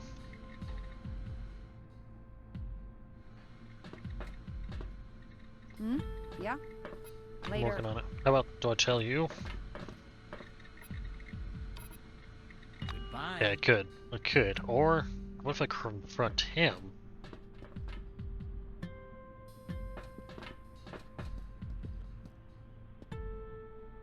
I saw you stealing food. Nakayama turns chalk white. He doesn't even try to deny it. Head in hands, the soldier slumps to the floor by the metal detector. You're being a little dramatic, guy. The guard gives you a pleading look. Look, everybody steals. I just happened to get caught. Can we come to some kind of arrangement? Yeah, man. Checking first that there are no witnesses. Nakamura quickly counts out a few compounds and hands them to you. Hey man, found your thief. I saw Yakima stealing food. Aguero adjusts his glasses. Are you trying to tell me it wasn't Jenkins stealing food? Okay, you'll let him out, but first... Antonio clips the walkie-talkie from his belt. Where? Detention 3. Apprehended employee, Nakayama. Yes, once he's in custody, place him in solitary. Several minutes later, you see Nakayama struggling desperately against a pair of guards dragging him down the hall. The wearer shakes your hand. Thanks for the help.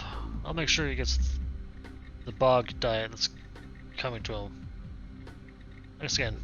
What is a bog diet? Yeah, I was just thinking of that. Like, what the fuck? The black Snickers. You'll be cleaning the bogs, get it? It was nice chatting. Sure. Well, who was the guy? Shit. I'd like to see. Oh, I can't go talk to him. Okay, well, I guess I'll. Am I done on this floor? Sure seems like it. Alright, I'm gonna move over to somewhere else.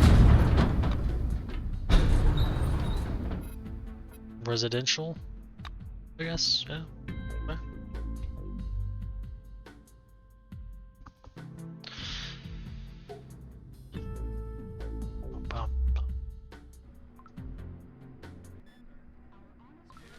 Floor level, -5. Living quarters. And then Cool dress you're wearing. a black winged soldier sleeps on an orange leatherette couch. His black uniform is brand new, though the boots are already brown with dust. His name tag is clear enough, Adon Moscardo. The soldier gazes at you sleepily from beneath half-lidded eyes. Quiet music drifts up from his pillow. What the fuck's with the pillow music, my guy? Moscardo yawns. When Jose went on his trips, he let me ride along. He always had the radio playing. Jose, my brother. Music usually puts me to sleep, but those assholes next door need to turn it down. Adon rubs his eyes sleepily. What's with the noise? The black Snickers. It's been 7 years since the dome's discovery. Bozeman gets hammered and makes another speech. Who cares about this shit anyway? I agree. Another sane person on the level. They say Bozeman has $1.5 million in his accounts, and he's not even that much of a big shot. Advocate for unity, please. Buddy, I'm gonna take a nap. You need anything? He falls asleep. We have quotas for everyone. Well. Beatrix. Hey, don't sneak. Well, hello there.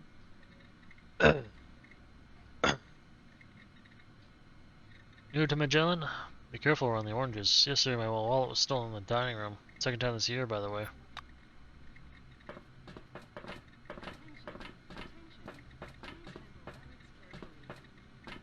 Alice. What do you want?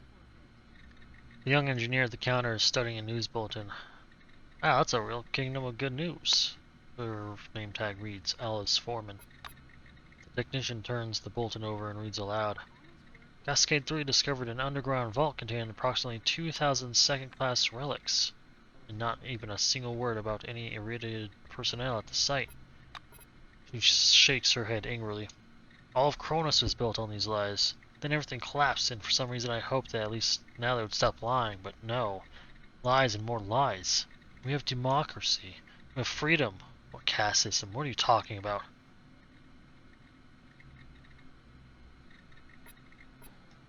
I agree, man. Fucking everyone's shit.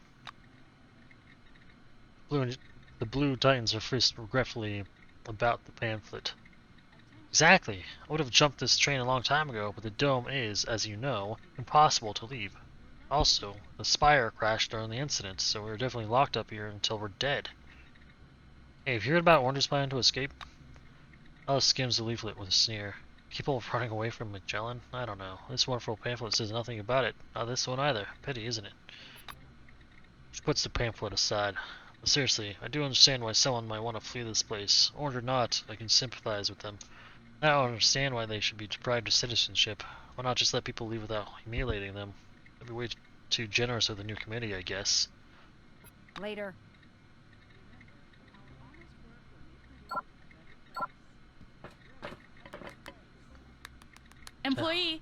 Employee, come here, please. I've got an excellent offer for you.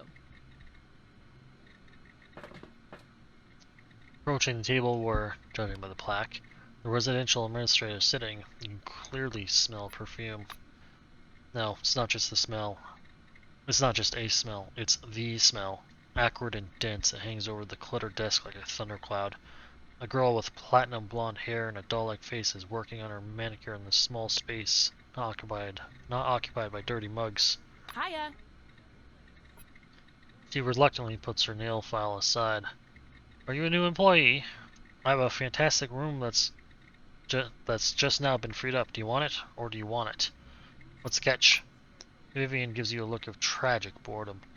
What are you talking about? It's just one little favor, 3 little favors, and then you'll have a great room all to yourself. Sure. Vivian shifts the pile of mugs on the table to one side, revealing several crumpled papers, among them the list she was looking for. Wonderful, I'm so glad I finally found someone to help. Let's go over the list. Svetlov, room 7. Complains that the TV set doesn't work. Can you fix the TV set? What's next? The administrator pushes her mug aside and runs down the list with one finger. Room 4, jam door lock. What's next? Vivian's finger stops at the 3rd item on the list. Room 1's occupant says his gold watch is stolen. Think you can find it? Come back Yep, again. I'll work on it.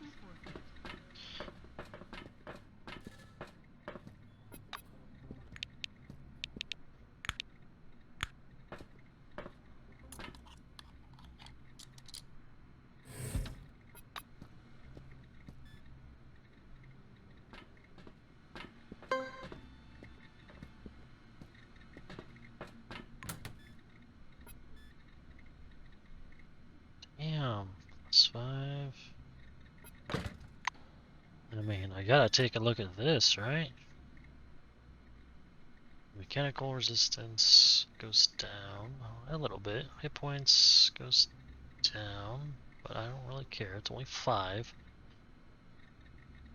And then everything else is better, so obviously, bam, look at that. I am fucking cool as hell now. Lunchbox, just kind of fucking on myself. Why not? Why shouldn't I keep it? Torn off badge. Gabriel Garcia, the cleaner. Okay, so he's probably the one who took the badge. Something at this fire post? No.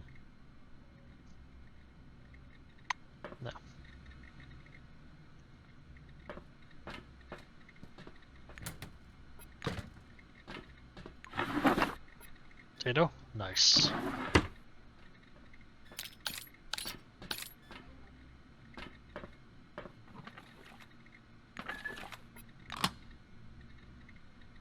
Briefcase,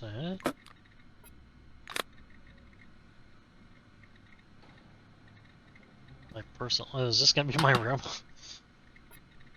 Great. Can I rest?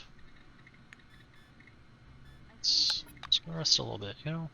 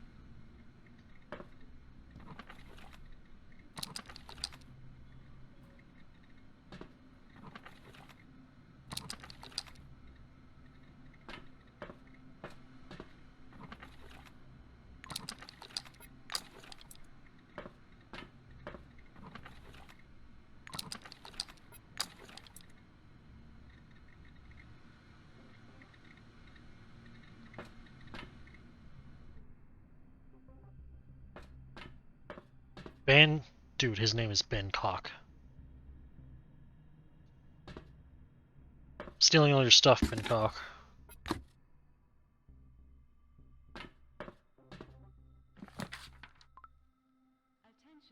I'm not reading this.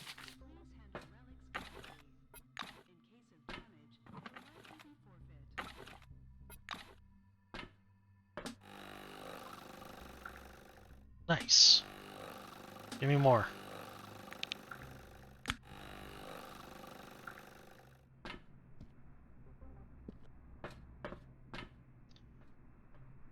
Hey, Bencock. The stuffy room Oh. smells of hot, Where have you been? fabric-based laminate, dust, and broccoli. A bearded, bespectacled guy hunches before two terminals. I like saying bespectable. Two cameras Spectacled. hang above his table. One is directed at the screen, the other on the sitting man's face. Never turning from the screen, he points at an empty spot on the table. Is that my lunch? Great! Put it I over hate 'em. there. Hope you weren't cheap with the broccoli. I'm not the food delivery guy. The blue, sitting, raises his head in astonishment, blinking rapidly. I'm here to fucking break in and kill you. Are you seeing this, guys? Strangers in my room again! He addresses the camera. Oh god, a streamer. Fucking disgusting. He pats you on the shoulder. You're on camera. Wave your hand. Hey, guys, let's welcome our guest here. I wave my hand. You think they'd... Do you think, right? Bencock?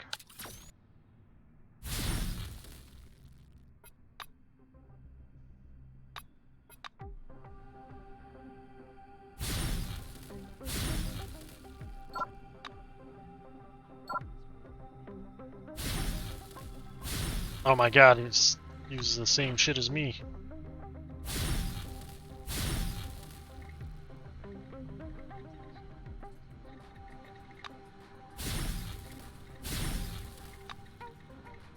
Fuck, someone's coming. Oh, fuck. Rushes to the rescue. Fuck, this guy's got a lot of health.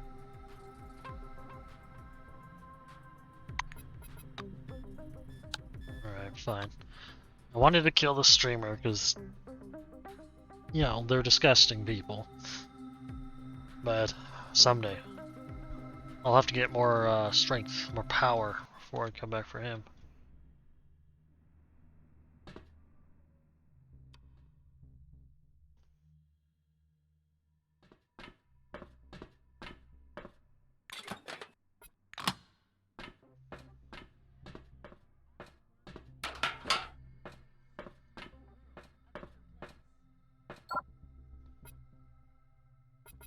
So the battery just lets me get up here.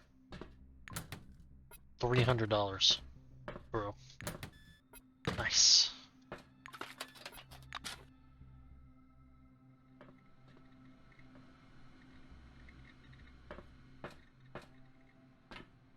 Get that trash can. Hell yeah.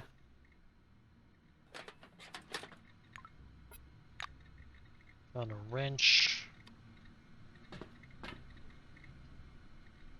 Laundry basket emits dozens of different odors. Smells of laundry detergent, bleach, fabric softener, nicotine chewing gum, and naturally tobacco. Okay. Check the flower pot. $5. Nice. Okay.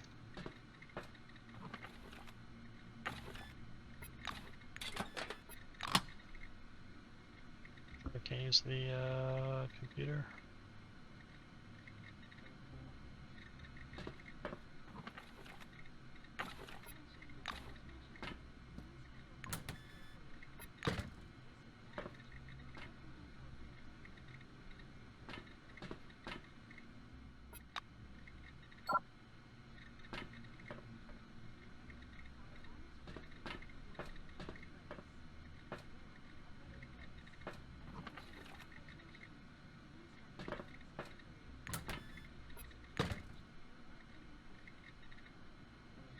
Store's open.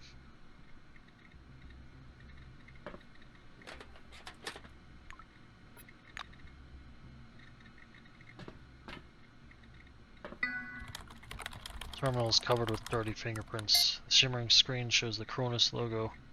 Press the spacebar. System loads the main menu. Mail from Quality Office to Pavel Svetlov. Mr. Svetlov, we have considered your tractor truck release clutch plate liability claim. The committee that reviewed your claim concluded the premature wear of the disc to be a design flaw. The gearbox was allowing sand into the mechanism. We'll make the necessary modifications shortly. Thank you for contacting us and helping us improve our products. Mail 2. Hello, Pavel. I hope my letter won't distract you from your business. I wish to thank you for the timely repair of my truck. It's as good as new now. I'm happy as a sand girl.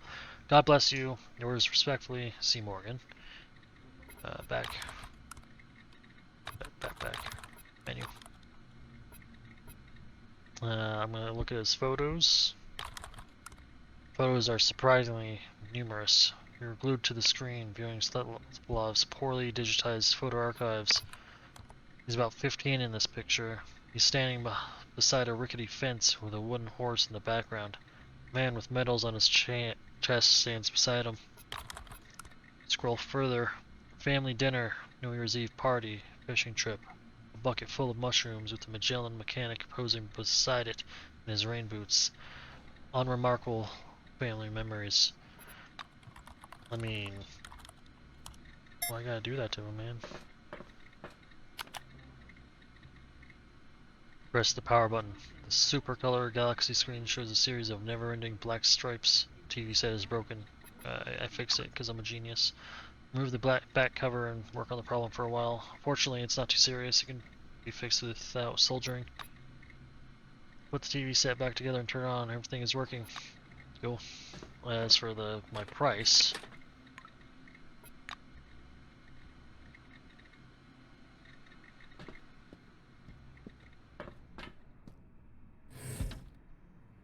what's up? I'm here to rob you.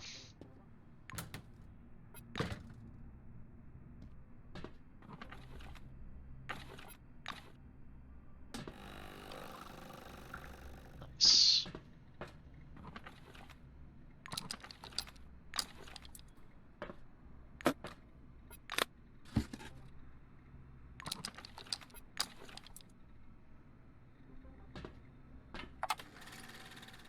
We're gonna have some wrestles while rewinding the tape.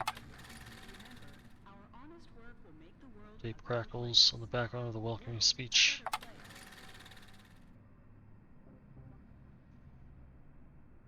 My man, let's talk. This large, red-bearded guy has an oddly childish face. Glances at his badge. Duncan O'Malley, technician. Glad to meet you. Without getting up from the sofa, he greets you with a strange gesture, folding the fingers of one hand into an intricate figure. Hey there, what do you want? I walk away.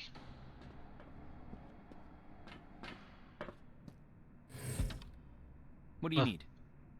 The room's owner puts his hands on his hips and stares at you unhappily. What the hell are you doing here? Get on, get! Mistake. Man is annoyed, then get lost. Go on, chop chop. Okay. Get out.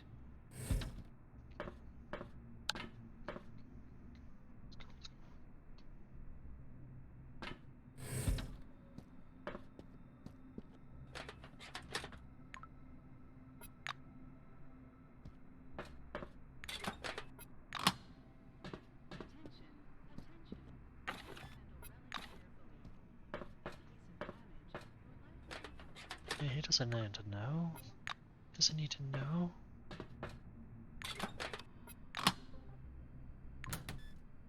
Look at that. Unknown inactive thing. It's garbage. But it's mine. Can't get...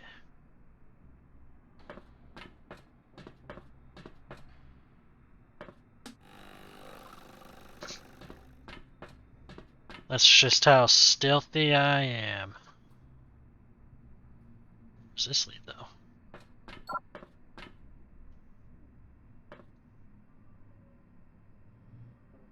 Just here. I use the air conditioner. It's working just fine.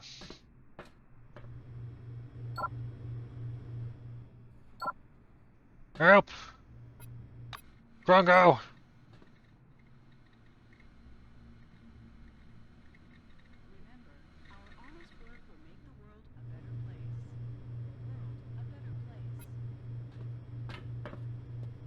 I'm gonna call security now. You goddamn ninja. Yeah, you do that.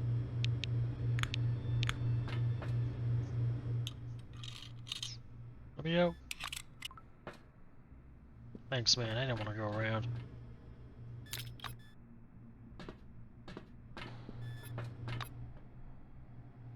Yeah, you guys don't need to sneak anymore. I'll talk to Matthew Hosier.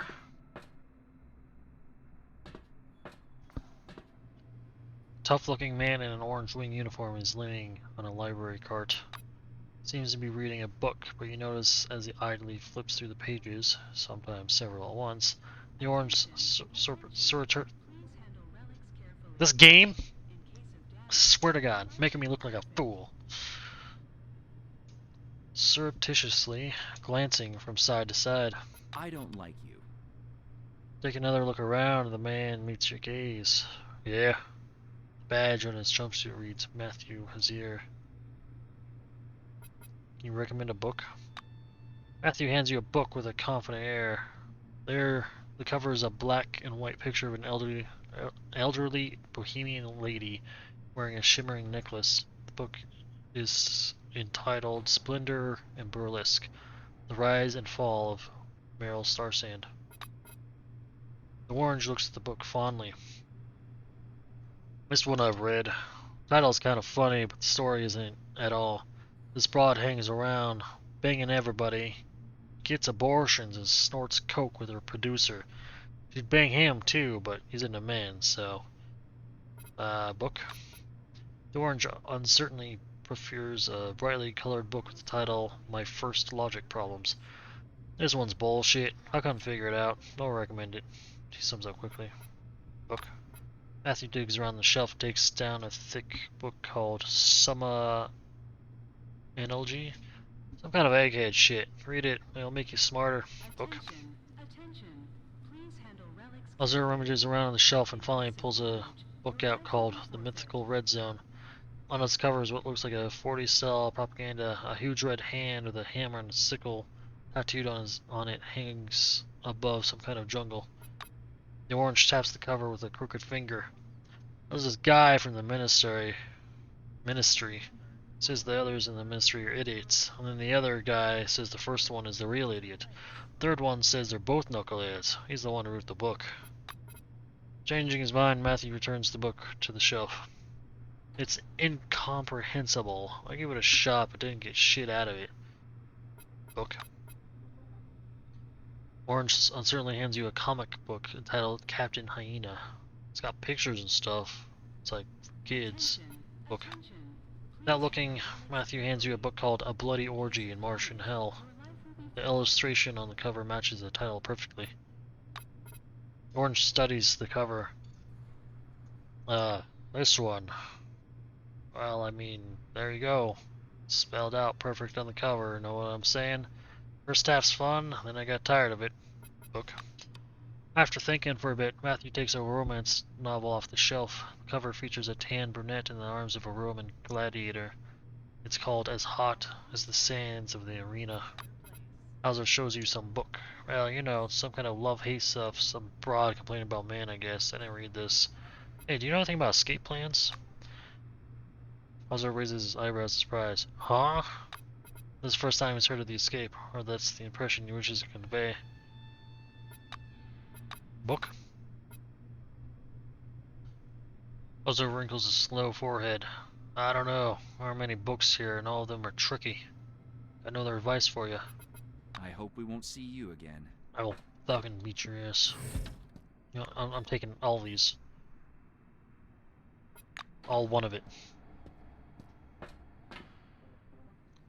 Young woman from White Wing is sitting behind the library checkout counter, holding an open book. Judging by the skeptical skew on her lips, she doesn't like what she's reading.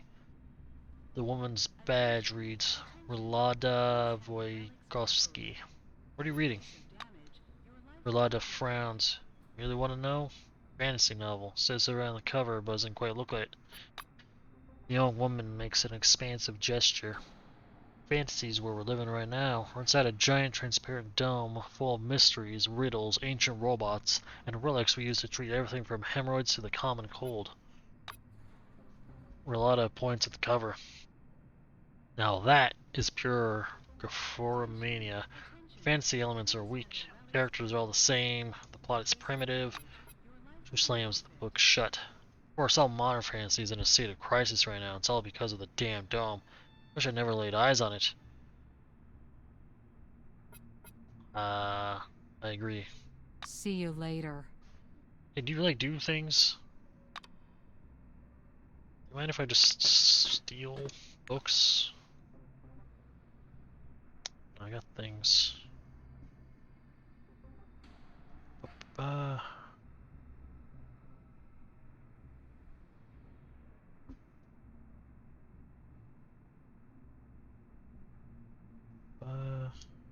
I just getting this now if I did this like 2 hours ago. Fucking idiots. Alright. What is this? Fishing into the dome. It's fine now.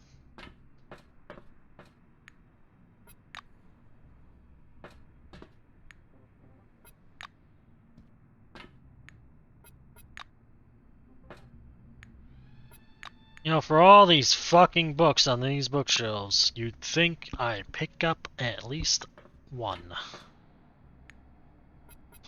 Okay. Draw my patience. I don't want to keep fucking searching through flower pots anymore. One time I found a relic, so I kind of have to.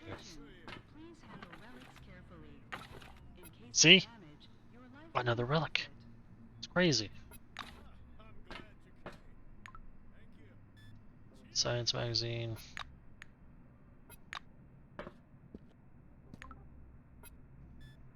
Ace Griffin, hard-boiled thriller, paperback.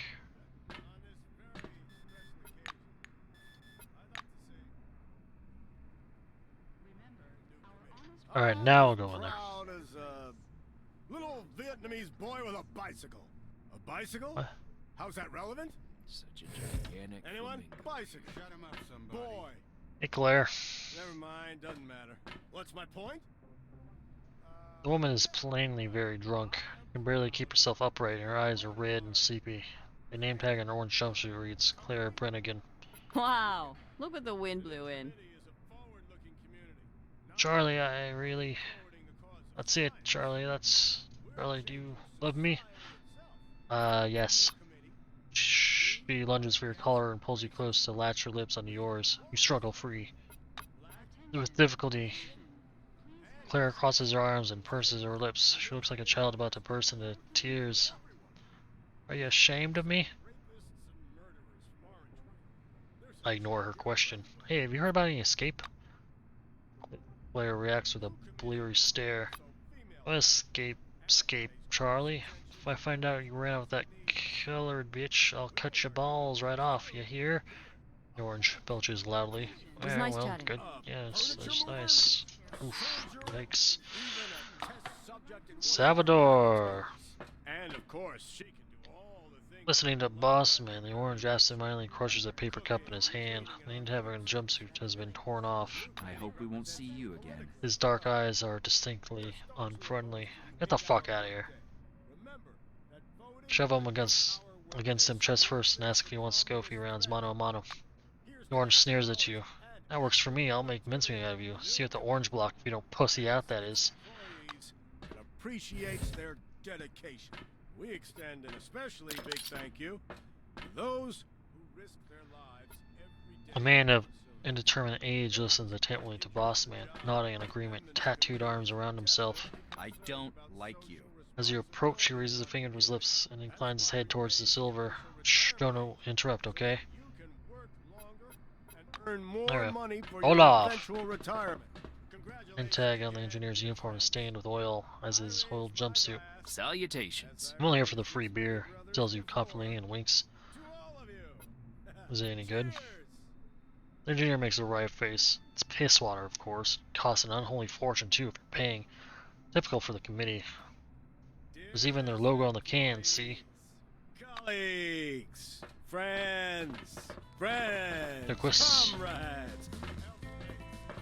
A young lieutenant with a thin mustache is standing near a counter separating the kitchen from the cafeteria. His Jacques Falco badge shines even brighter with his polished shoes. I'm listening. He leans towards you, touching 2 fingers to the brim of his cap. Good afternoon, employee. Have you seen anything suspicious on our level by any chance? What kind of things? Falco probably scores up his shoulders. On my shift, nothing. Good chat, man. He salutes again. Be alert, employee. That's the most important part. Goodbye. Anyone? Bison. I'm going in here. Boy. You can't stop me. I'm your boss. Never mind, doesn't matter. What's my point? You two, wait out here. Yeah. I am proud to be a part of our state company. Attention. Where'd you get the idea? The new committee is a forward-looking community. Not only are we for the cause of science, we're changing society itself. In the new committee, we are against racism. We have quotas for everyone. Black, Asian, and oceanic. Cheers! The new committee offers equal opportunity to everyone. We even accept rapists and murderers from Orange Wing. There's a job here for everybody. Will make the world a better place. World a better New place. committee are also female friendly and pays close attention to women's rights and needs. Women are human beings Keep too. them distracted for me, buddy. A woman can be anything. A furniture mover, a soldier, even a test subject in one of our laboratories. And of course, she can.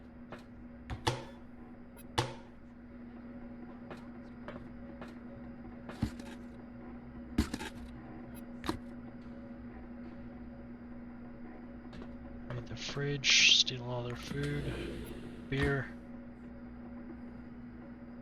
Good craft. Probably nothing. Hell yeah, dude. Candy.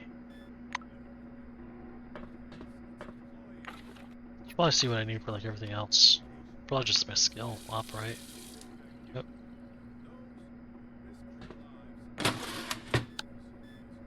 Yeah.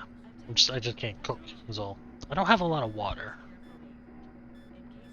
Wow, why would I boil this? Nausea for 600 turns. Scant food for 800 turns. Healing.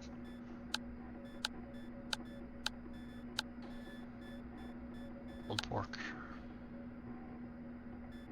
A roast.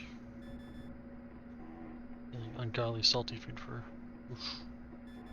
Yeah, I feel like cooking is not like the best in this game then. The new committee is definitely concerned about social responsibility in our community. That's why we raised the official retirement age, so that you can work longer Hey Donald. and earn more Shut him up, money for your somebody. eventual retirement. Catching your eye, the young engineer raises his glass in salutation. He looks at Bossman, then back at you, and gives a mocking shrug. What do you think? How can I help? The engineer sips his drink. My takeaway from all this is that we're managed by people who are ready to break from any platform and in any condition. A drunk bossman speechifying from on top of a dinner table is living proof. I don't believe anything good will come of having people like him in charge. Raises his drink once more. I allow his ass not to interrupt him, so. Happy holiday to you. Happy holiday to Hey all Otto. of us. I'm glad you came. Thank you. Cheers.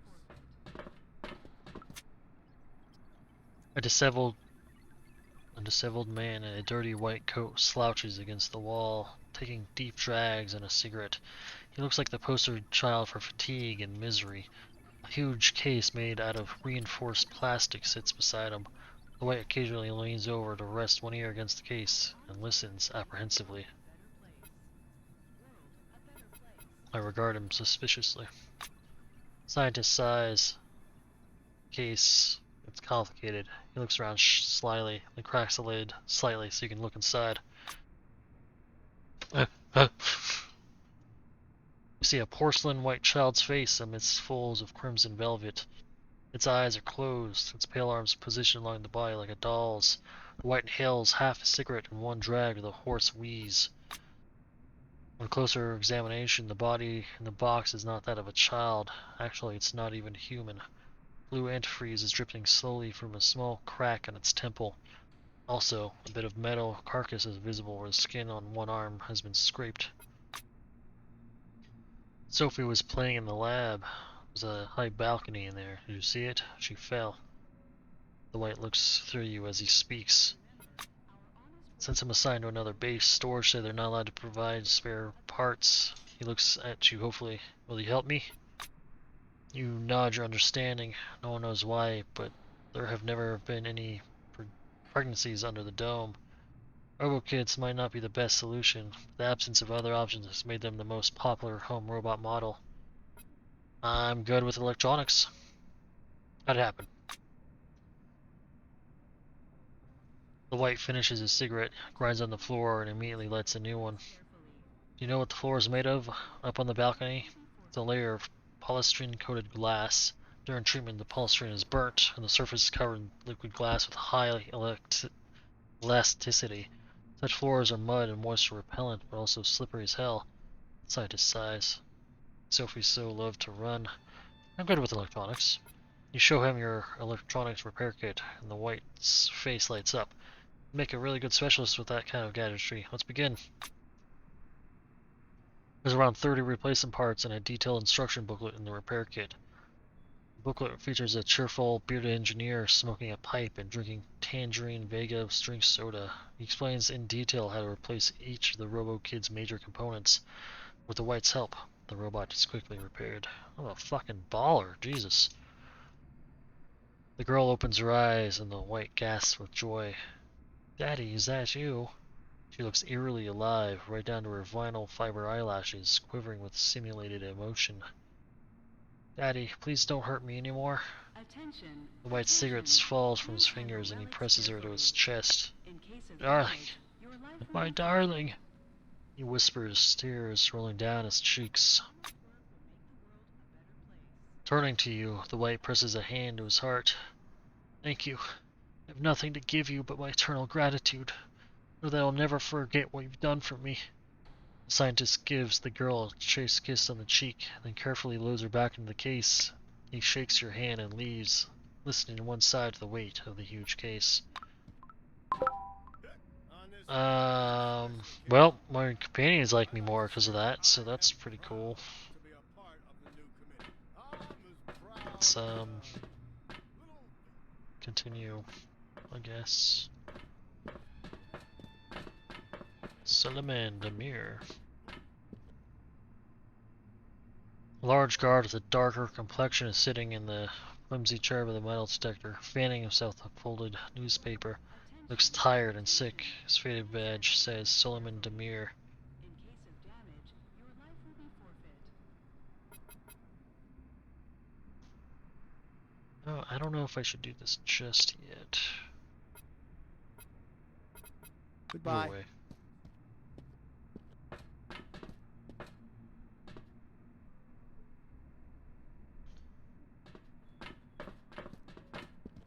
Jorn Lindbergh.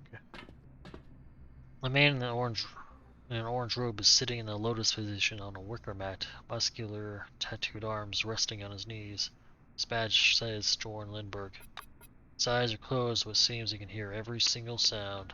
Shh. The orange raises 2 fingers, signaling you to stop. I'll wait. Good day.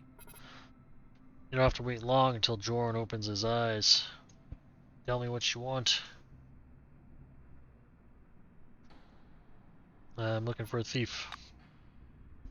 Lindbergh shrugs in his indifference. I won't refuse to help someone if I know they're willing to help me in return, but I don't see that with you, and none of men do either. You have to be someone significant to make a request. You have a job for me? Jorn peers into your very soul with his light blue eyes. Is there a person here who can job? Oh my god. Is there a person here who can do a job for me? I need a couple of substances from the standard reagent pool. I don't care how or why you get them, just get them. My men usually find them in a locked case on the laboratory level. Yeah, man, here. Lindbergh raises the jar to better examine its contents by the light of the lamp. If you're as confident with all your assignments as with this one, I have another job for you. What's up? The orange nods slowly. Good. Find Patricia in the laundry. She'll give you all the details. Try not to repeat your predecessor's mistake. What mistake? He died from drugs. It happens.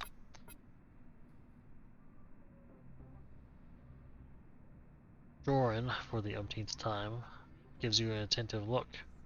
Yes, but it happens only with those who create such karma for themselves. I'm ready. See you later. Let's rob this place. Hammer. Stuff. Stuff. Fucking hit the mother load, my guys.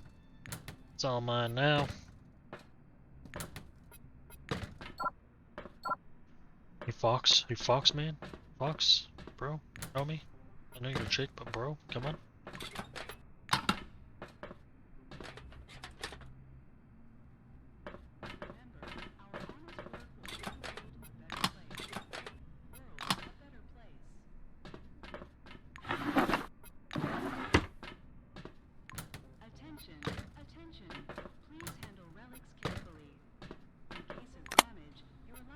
Look at all this stuff. Save. I think this is the guy who wanted to fight. He looks like he's ready. Apparently expecting you, the orange that you had to scrap with in the lunchroom is gloomily flexing his muscles. I don't like you. Hey, you dog, get your ass over here, he whistles.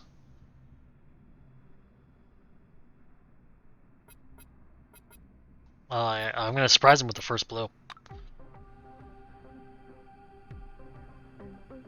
Hello. Hello. All right, you're dead meat. I don't need your guys' help. This is my fight. You're dead, asshole. Looks like he gave up. Well... Wait. Ain't you always that tough with people? Put the gun... Oh. Why are you bugging me? Torres raises his hands defensively. We have peace, don't we? Peace, right? That's cool. That's it. Punk ass.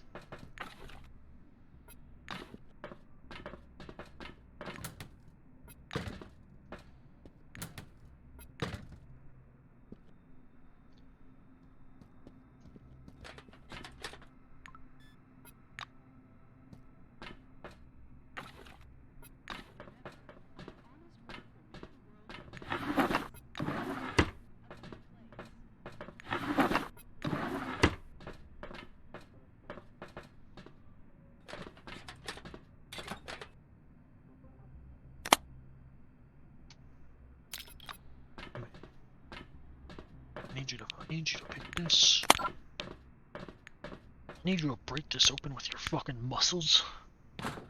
Just kick it. Just kick it way above you, man.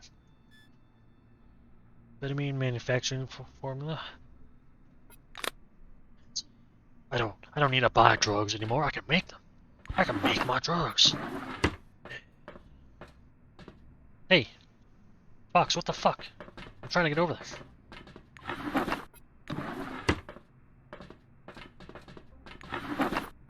Why are these people keeping fucking potatoes like in their drawers, in their bunk drawers? That's so odd.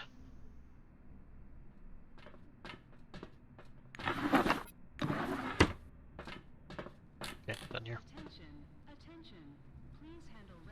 Go over here now.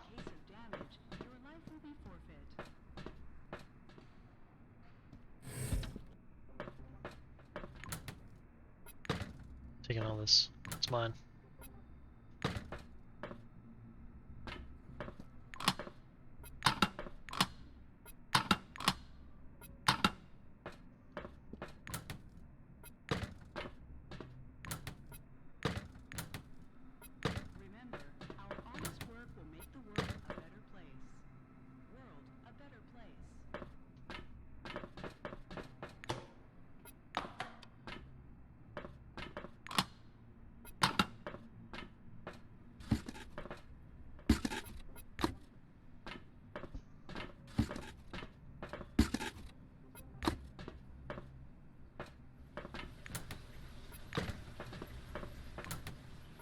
Get the fuck out of there.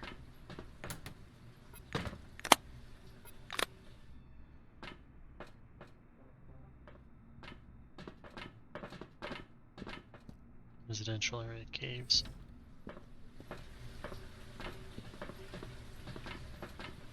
Trisha, I heard this. You're the person I buy drugs from? A tall, busty redhead is walking from one washing machine to the next, measuring out laundry detergent to each one. Her badge reads Patricia Lord, laundress. Rudolph Sterek told you I can buy drugs from you? The orange gives you a comically exaggerated look of puzzlement. Buy drugs? Do you see a drug shop sign here? Me neither. I have work to do, so if you don't mind. She moves away. Bye-bye. Hey man, Wow, look I what was the sent by wind blew Lemberg. in. Oh, hello there. Patricia gives you a flirty once-over. Well, hey there, Muffin. Doran probably didn't fill you in. He doesn't care anyway, so listen up. Comes closer, so closer. Huge, huge badonkadonks are all but brushing against you. It's simple. Go to the residential block and pick up the basket of laundry from Vivian. Then bring it here. I Alright. hope to see you again soon.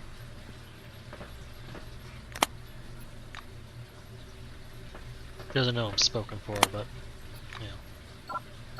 Just got that attraction that women love. Oops. I'm gonna fuck with all your shit.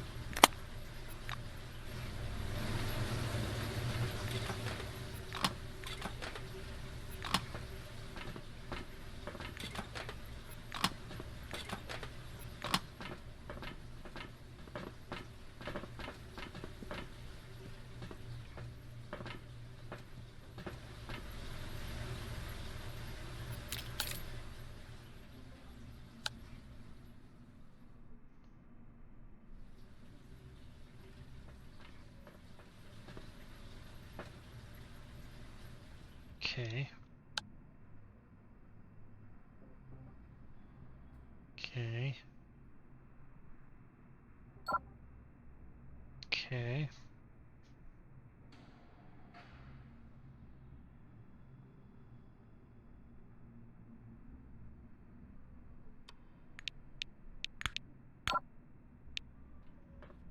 I'm not gonna waste it on this. Hey, Crump, can you... Actually, I can probably just pick this. Yeah. Meanwhile, I'll go this way.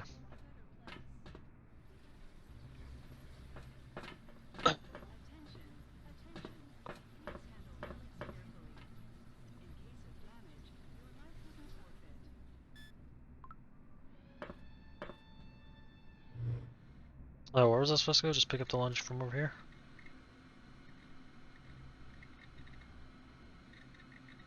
Should be...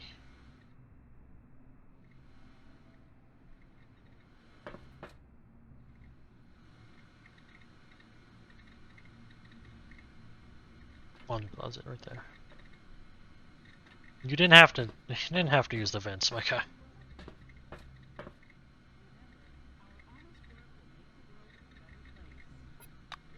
I've already forgotten. Help.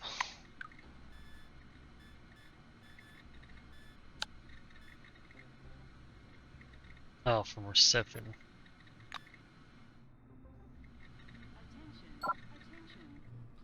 Oh fuck, well I'm doing that. In case of damage, I can get this fucking gold watch taken care of real quick.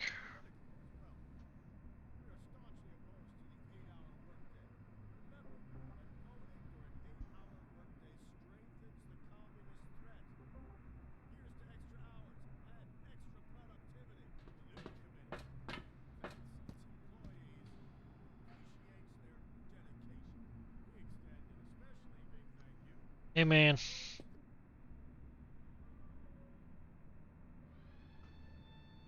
Found this torn off badge.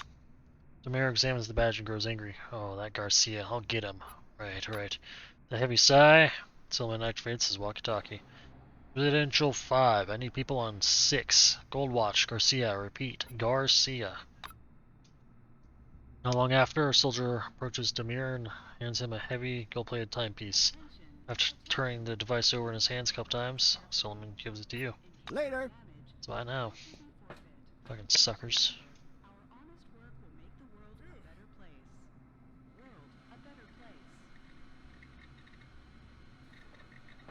Let's turn this in. Hello again. Dirty laundry. Check the tank. Anything else? Your requests? Stolen watch? TV's working? It was nice chatting.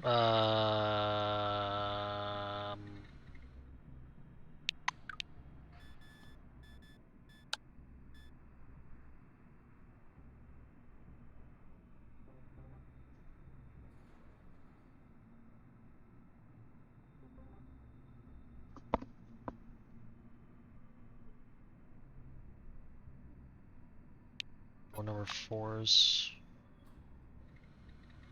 jammed. Oh, the streamer?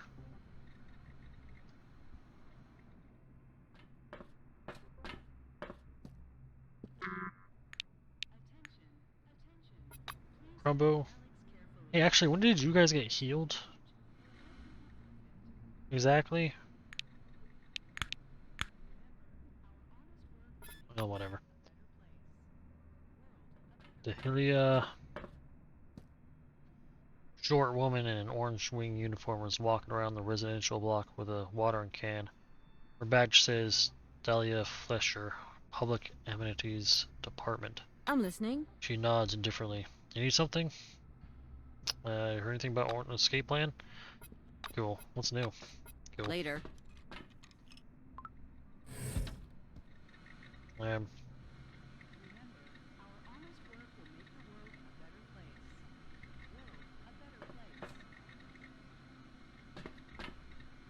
Welcome back.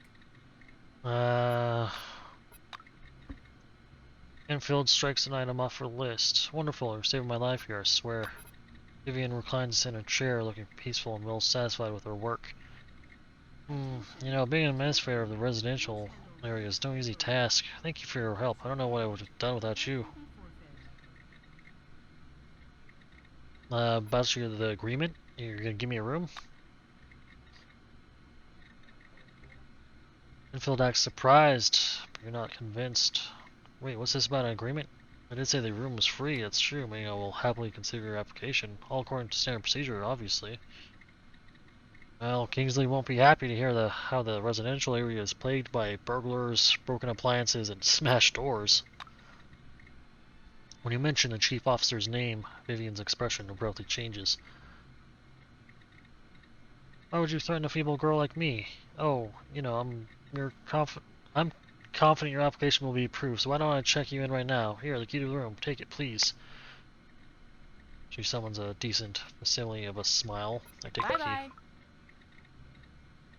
I mean, I would have just broken it in anyway, because, like, the huge fly is the vents lead to everyone's rooms that aren't locked. Like, wow, you idiots. Wait, did sleeping heal them? Yeah, I'm gonna rest a little bit. How's my... almost leveled up. Sleeping is... oh, I'm golden, dude. I'm fucking fantastic. Alright.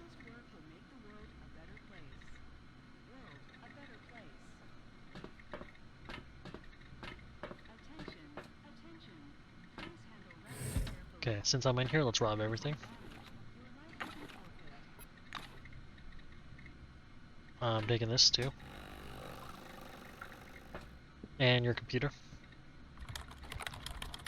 Tablet screen emits a soft blue light. Read the chat. Oh. Winslet. And just for the record, every time you don't reply, I imagine a crude wooden cross planted somewhere near D7.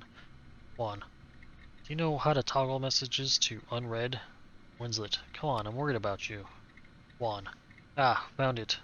See that thing at Manhattan? Where the far elevator leads? Winslet. No, what is it? Juan. That's what we're asking ourselves. There's a big room full of sand and something really fucking huge underneath. I mean really, really huge. We're still working on a way to clear out sand. Some people think it's a spacecraft, and you know, they might be right. Keeps going. What do you mean it looks like a spacecraft? It doesn't look like anything exactly. It's mostly buried under sand. But yeah, the parts that stick out at least suggest it. I'm gonna put in that transfer request. I'm joining your squad. I'm serious. I'm gonna stop you there. talked about this. All these late night conversations in the old audio tape you gave me, yes, I do listen to it, are nice and everything, but you shouldn't be so obvious making passes at me. I'm sorry, but honestly it's rather embarrassing. You're not doing anything wrong, but still. Oof. That's just courtesy. Why should you be embarrassed? I've got to get back to work. Maybe I'll answer tomorrow. Okay. You know, I thought about all that. Before all that shit happened, I had every chance to be in a relationship with you. Do you read me? Wow. This is, oof. By nothing special. A lot of rough drafts, briefing notes, and audio files. Judging by their titles, these are popular songs recorded directly from the radio. Most of the records are dated 1975 and 1976, when the radio was still broadcast regularly. Man, you hate to see it.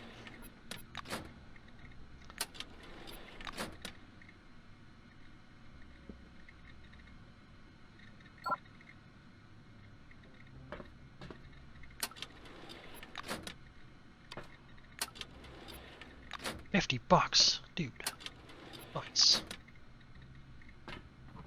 Remember, our honest work will make the world a better place. World a better place. And okay, what was I supposed to do with this? Any quest? Wait, printing. What? Please handle relics Ah. carefully. In case of damage, your life will be forfeit.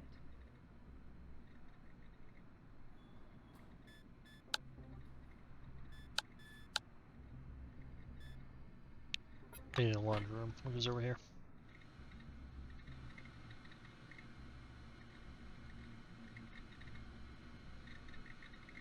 Yeah, man, just go in the vents. Go in this guy's room. He'll stare at you as you enter his fucking ventilation system. Be like a creep. Is this not the... yeah, probably where she is where the laundry room is. That makes a lot of sense, huh?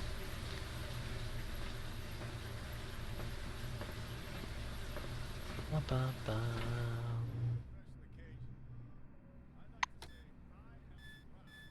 So slow. He's not moving. Why are you not moving? Please handle relics carefully. How's that In relevant? case of damage, your life will be forfeit. Never mind, doesn't matter. What's my point?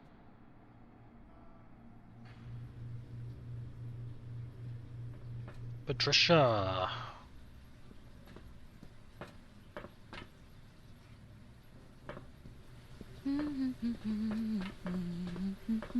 And I was starting to get bored. Patricia Lord is hanging around the laundry, singing softly to herself. Here's the laundry. The orange sniffs. Already? Okay, I'm surprised. Give it to me. The laundress quickly sorts through the piles of rumpled, soiled clothes. Yeah, this is Duncan's. This is for Courtney. Milo. No doubt about that one. If he comes back to you again, walk around for a couple hours while the laundry's being washed, sunshine, then come back here. Come back again. Wait. And I was starting to get bored. I need the stuff. The orange answers with a playful smile. Always got something for my guy, sweetie. It was nice chatting. Wait, what? Welcome back. I wasn't paying attention. Did she give me something? Like, didn't give me shit. Sucks. Hate it here. Okay, well, I'm still helping with that, so a couple hours. That Go voting for an sleep. 8-hour work I might as well just look around a different, like, floor Here's to extra hours. while I'm waiting around. Activity. The new committee. Jose, hermano. Make the world a better place. I still need to do a reactor. I've done admin. I still need to find that guy's, like, place. Let's go to the reactor.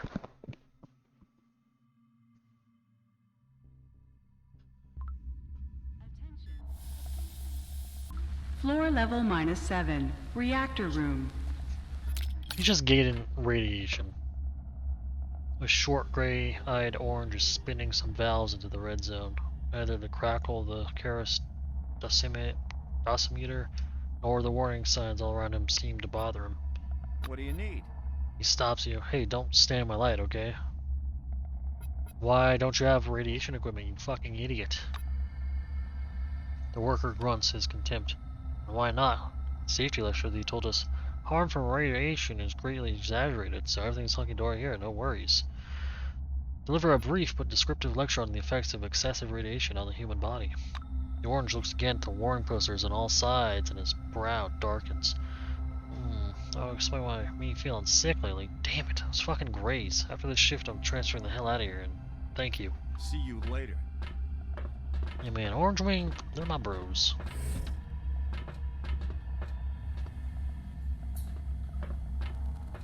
Layton, hey man, what's up? Dusty, disheveled man turns to you. His badge reads Clayton Montgomery, electrician. He holds a Care OS operating system commands guide in his hand. Good day. Montgomery eyes you with an expression of infinite fatigue. No. I don't know when it will be ready. Not sure it'll happen at all. Now, dear sir, if you don't mind, please leave the room. I have work to do. What are you talking about? I was called on my scheduled day off to repair a system which I have nothing to do with. I understand you don't care about this box. You're more interested in when Magellan's power supply will be restored. But alas, I myself am in the dark on this subject. He speaks with a strong British accent. Now you fucking... Alright, love.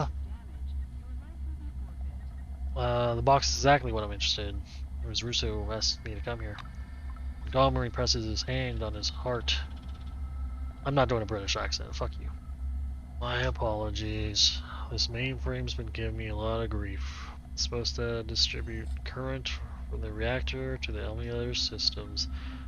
It's working on a backup power source right now, so I can't even run the subsystems for target diagnostics. Alas, my knowledge of computers is obviously not up to the task. I hope to see you again soon. Oh, fucking get out of my way. Shove him to the side. There must be a special kind of mainframe controlling the power system. The dual screen displays the following text.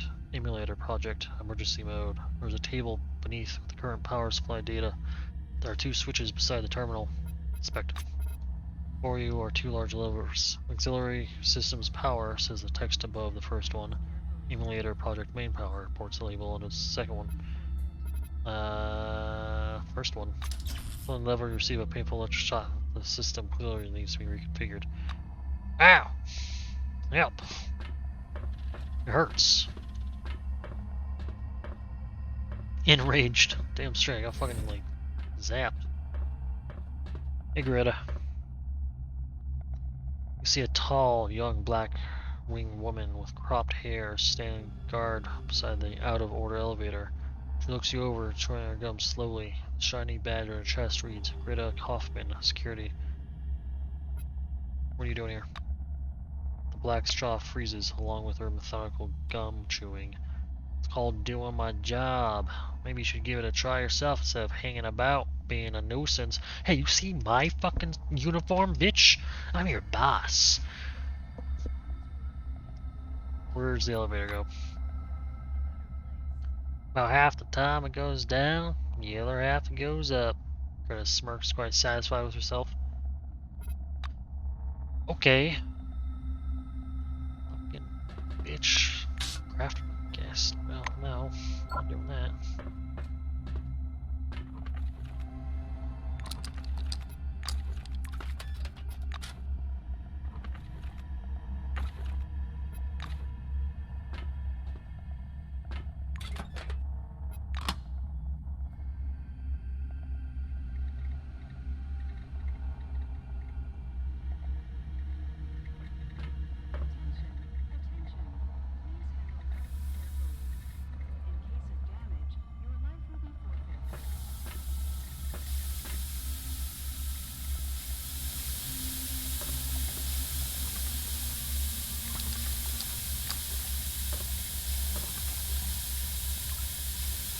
on me while I just help myself. You see a badly scratched terminal with a rickety keyboard and the Cronus logo flickering on the screen. Tap the spacebar. System loads in the main menu.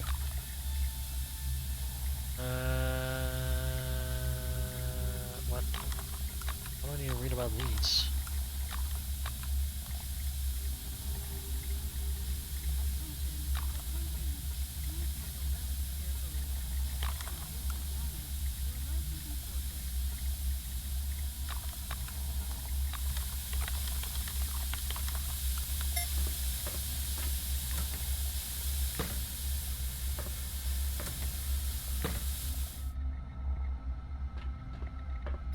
Come on, Link, calm down. It's only been 3 hours, no big deal. Yeah, only 3 hours. That's too long. He's just looking for the damn fuse box. Don't get all dramatic. Why can't you check it out yourself? Ah, of course. The horrible monster living in the vents. It's in there. I'm not even going to comment. Hey Doug. You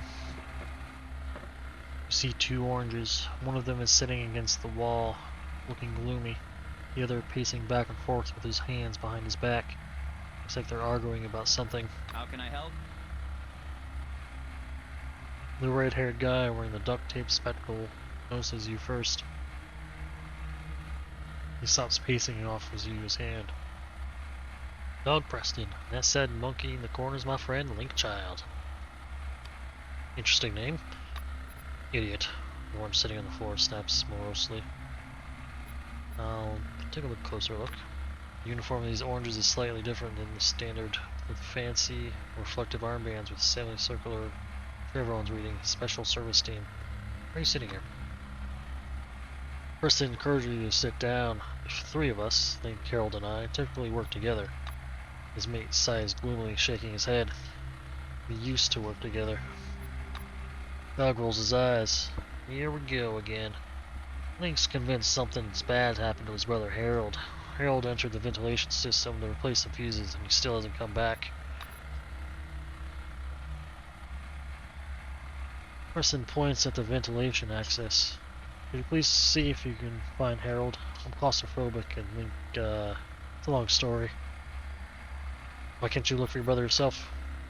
Child stares heavily at you. There's something in there, he responds abruptly. Doug explains. Link's convinced some dangerous creature lives in the ventilation system. Sure.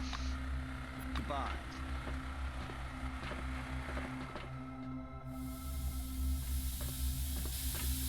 Open the electronic device. The fuse box is broken. The doors on the housing vent aside. You can see damaged cables inside. I can fix it. I'm fucking genius like this. Take a little closer look. Okay. I was hoping that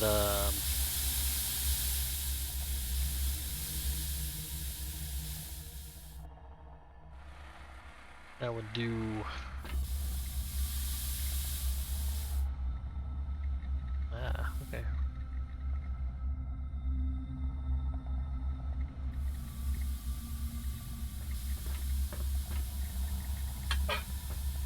Baller. Okay, now we can go in there. And get away from the fucking edge, idiot. Be near that thing. Look how dangerous this is. Ooh.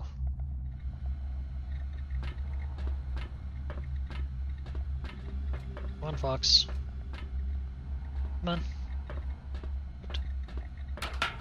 See what this monster's about, eh?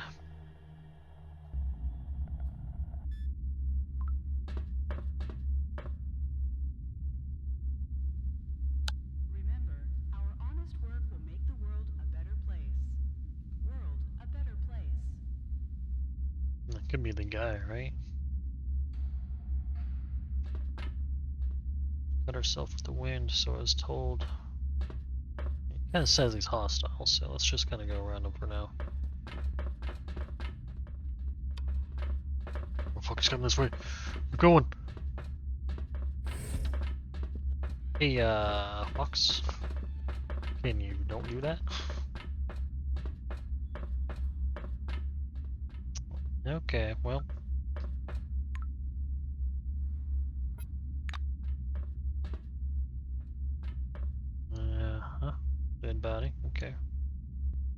Let's go kill that guy. Attention, attention. Please handle relics carefully. I mean, my quest updated, so Your life will be forfeit. soon found the missing person dead. Okay, easy. Remember, our honest work will make the world a better place. World a better place. Someone from the outside did it. Some outsider. Go in castle. No, he's their problem. Oh god, he's coming for me. Knife him. Can I move right here? No. Move right here though, so you can get in. There are You missed? traces, Come on. fractals, Crump. traces and fractals. Ow. Knife him. Please handle relics carefully. In case of damage, your life will be forfeit. Lucky cookie. Nice, nice.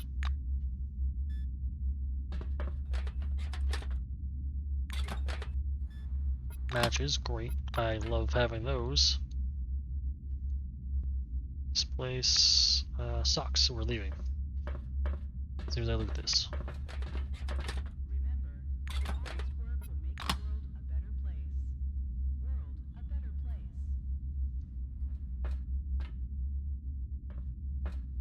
Attention.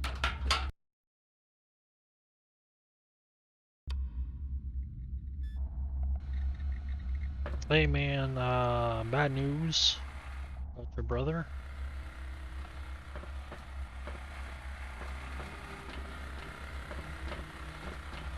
Forgot something.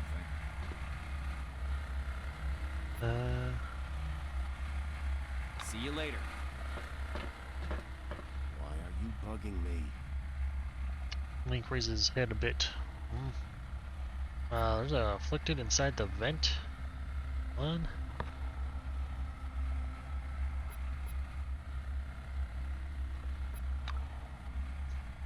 Link obviously thinks you're an imbecile. That's some baloney. What about Harold? Yeah, I found him.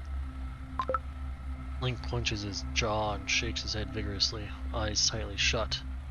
Fuck. He's barely able to speak. Tears fill his eyes. So this quest done? Oh, you again. Later. Why you gotta talk to that man? Huh? Alright, let's head over here. I'm taking the elevator. Fuck these people.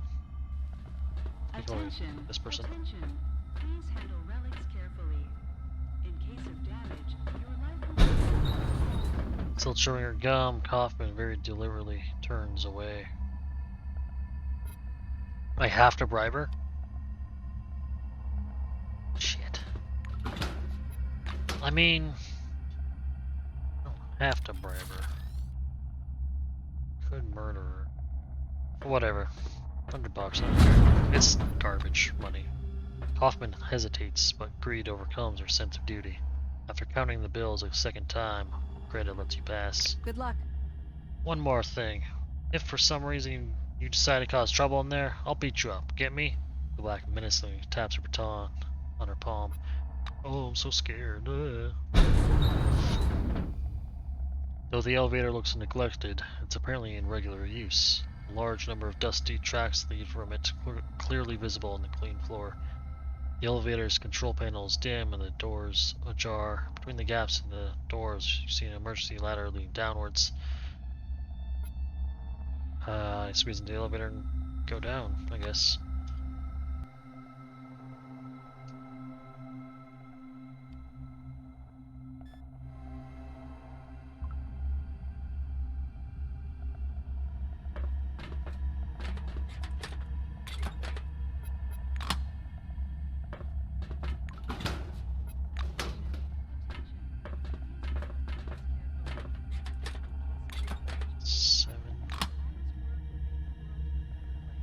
For almost 3 hours and I'm still in this fucking place.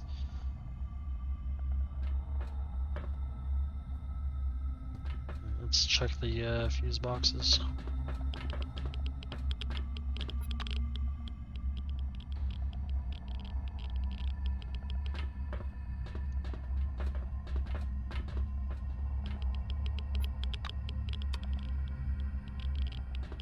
Charlie. A plump and ugly fellow with misaligned teeth and more bald spots on his head than hair calls you to take a look at his rat. Badge on his orange uniform reads Charlie Baxter. I'm listening. Shakes your hand with a warm palm. Hi, I'm Charlie Score. My rat's name is Plunger. My advice is to bet on Plunger. It's a shoo-in, I'm telling you. I almost feel bad taking these people's money. Why did you do that, though? He winks at you with your eye. Ask my rod about that. Tell me about your rat. The orange gently lifts the rodent out of its makeshift enclosure. I caught Plunger in the shithouse. It took me 20 minutes to hunt him down. I just knew he was the future champion back then. Bet on my boy here and you won't regret it. Goodbye. Oh my god. Large rat. Large rat is energetically exploring its cage. It's not in the cage, it's just, it's staring me down. Rustling around in the sawdust. To you, the animal is utterly unremarkable. Justin Bradbury. The orange's overalls reek of tobacco and gasoline. A greasy badge saying Justin Bradbury gleams like a bullseye in the middle of the enormous, filthy stain. Despite this state of his apparel, Justin's eyes are shining. I'm all ears. Grabs you by the shoulder, the grip that of an iron claw. Psst, got something to tell you. You want? Bradbury points at the rat running circles inside the enclosure. Bet on Rocker. He's gonna win. It's a sure thing. Why do you say that? The orange chuckled slyly. The less you know, the better you'll sleep. So you're gonna place a bet? Don't miss a chance. Still clutching your shoulder, his fingers dig into you like a row of tiny owls. When he speaks, the words are disjointed, almost mechanical. Hey, you're gonna bet on Rocker, right? Are you digging this whole situation now? I'm telling you, he's a winner. Make a bet. I give my most frightening look. Your expression says everything that needs to be said. Justin lets go of your shoulder and takes a long step back as well. I look at your rat. The rat is digging at the ground with his hind paws. Make a clinical analysis of the rat. Examining the animal carefully, you quickly realize there's something very wrong. It's breathing too quickly. Its mouth is wet with saliva, and from time to time a nervous tremor runs the length of his body. This rat is on performance-enhancing drugs. What was your rat's name? Plunger? No, that's the other guy. Fuck, I don't remember. Whoa, what's a big-ass roach? Look at that fucking, holy shit. This white-winged woman looks completely out of place amongst this gaggle of gamblers and breeders. But still, there she is. The shiny badge says, Azalea Blanket, entomologist. A huge cockroach is perched in the enclosure at her feet, as if to confirm the title of her badge. What the fuck you doing here? Gives you a tired look in response. This is obviously something she's been asked many times before. Conducting research, earning money, generating endorphins as my therapist recommended. Tell me about your cockroach. About the rat. Azalea corrects you. She squats down beside the enclosure. Technically it's a cockroach, but in fact George is a rat. He's a transgenic cockroach immune to radiation and very fast on his feet. He's also clean as a surgeon's scalpel. Performance enhancing drugs don't work on him. White strokes the animal's glossy back. Anyway, I gave the committee all the necessary paperwork to prove that he is genetically a rat, so here we are. Baller. This is, without a doubt, a gigantic cockroach. You can say that with 99% certainty. Nevertheless, George the rat is painted neatly on its shiny carapace. Well, only one's on fucking performance-enhancing drugs, so I should probably bet on that one, huh? A large and healthy-looking elderly man wearing a blue-winged boiler suit stands a bit apart from the others. The badge on his jacket reads Jeffrey Gollop, technician. Salutations. He approaches you and offers his hand. Jeffrey, I'm making bets and making sure no one breaks the rules. Hold on, can't with a rat. Can I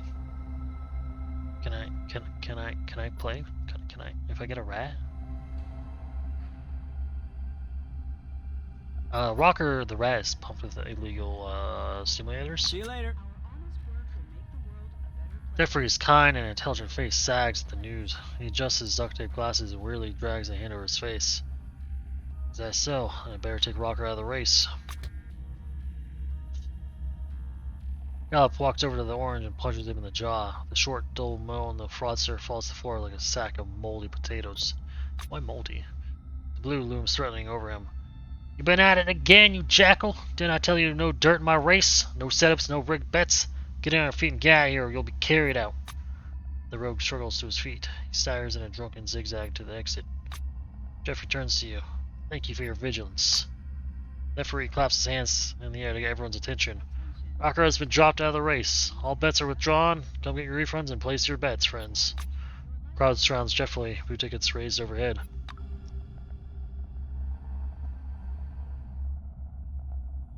Oh, you again. I make a bet. I'm gonna bet on George, obviously. Judge takes your money and gives you a scrape of blue paper that says George. Points at the monochrome camera display. The races take place in a tunnel near the reactor, and we follow them on the screen. There are 4 cameras, one at the start, one at the finish, and 2 along the track. The race is about to start, so don't take your sweet time here. And one more thing, Jeffrey touches your elbow. We usually disappear for a while after each race. Here's the deal. If Blackwing catches you, there's gonna be a mountain of trouble. We make our bets, watch the race, take our winnings, and leave. Get it? Later. You get it? Yep. Baller. Preparations for the race are going full steam. I'll wait for it to start. Squeeze through the crowd and take a crowd, yeah. It's like no one here. Squeeze through the crowd and take a place in front of the screens. Spectators are noisily discussing the race and their bets. The handlers are getting their animals prepped for the start. Look at the track. The narrow winding tunnel is illuminated by Christmas lights. Cardboard dividers separate the rest lanes. 4 cameras are focused on the track. The last one hangs right above the finish line. Look at the animals. Ordinary gray rat is in the pole position. A small plaque above the pen says the rat is called Plunger. Second lane belongs to a huge cockroach with George Rat painted on his carapace. Third rat is so quiet and small you can't see it at first. Plaque above this rat reads Cherry. Oh fuck, did I miss one? A rat named Rocker was supposed to start at the 4th lane, but the animal was disqualified for doping, so that pin is empty. 5th pin is empty, even though overhead light is off. Apparently these races have even more contestants sometimes. Fuck, I could have gotten my own rat. If I ever get my own rat, I'm definitely doing this. Preparations are coming to an end. When the handlers step back from the cages, Jeffrey takes his place by a switcher with a big red button. He's poised to raise the gates. The button clicks and the rats and the cockroach run down the tunnel. The racers disappear from view, but reappear the next moment on the second camera. Amazingly, Sherry's in lead. Who'd have thunk it? Antenna drooping, the cockroach stumbles in last. His owner, standing next to you, sighs disappointingly. Last racer disappears from the second camera's display. A moment later, the front runner comes scraping onto the third camera's display, and that rat is George! The cockroach is zipping ahead like a race car. Female shouts are drowned out by the raucous cheers. Cherry, the last rodent to come into view, stops and looks at the camera with round, mournful eyes. After standing there for a moment, she continues the race. Judging by the burgeoning volume of the crowd, the race is coming to an end. You stare unblinking at the screen. The spectators hold their collective breath. The racers appear on the last camera's feed. George surges ahead of his opponents right before the finish line. The huge cockroach crosses the line a mere inch ahead of Plunger.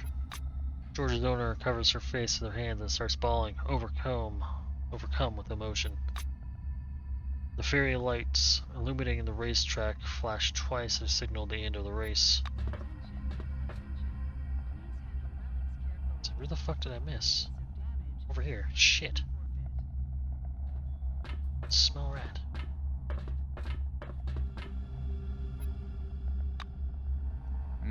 Yes? Okay. Later. That's fine. Hey man, Azalea, good job. Yes? Okay. Well, I'm gonna get my winnings, and we're gonna get the fuck out of here. Forgot something? On my fries.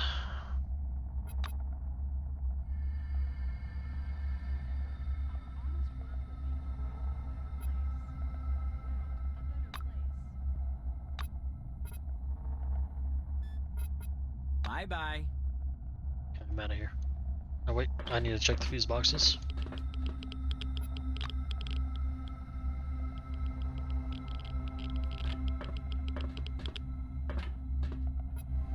Switchboard seems newer than the others. Looks like it was installed not that long ago.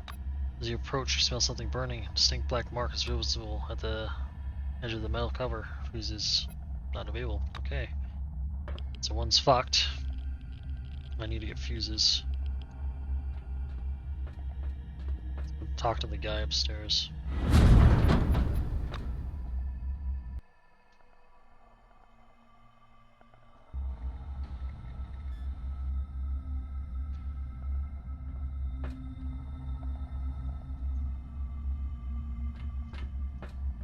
Attention. Attention. Please Yes? handle relics carefully. And examining the mainframe manual with a dull look. Maybe out of the. Wow. Come back again. All this shit. I need fuses. Fuck. Fuses? In storage. Okay, we're gonna update this. Okay. Where the fuck do I get fuses?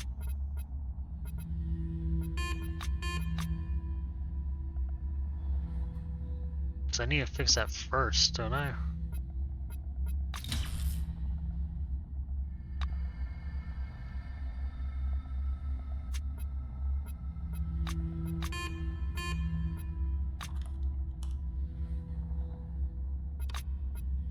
Off the buzzer. I'm getting power right now. Turn off lights.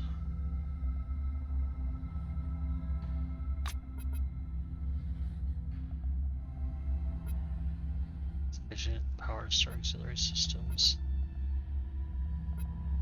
Start the first converter. And a working cooling system. Start the cooling system.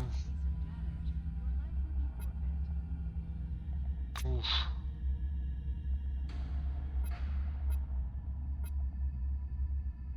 First converter.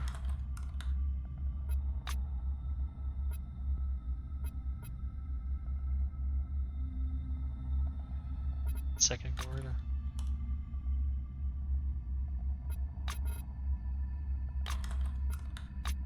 First lever. Okay. I need to find those fucking fuses. Honestly, I might just look it up. I am looking it up. I am 100% looking it up. Remember, our honest work will make the world a better place. World a better place. Attention. Attention. Please handle relics carefully.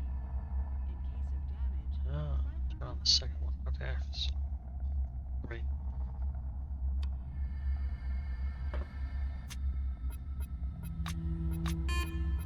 Turn off buzzer. Power saving mode. Cooling system. Second converter. Yep. Turn off assist lights. Second converter.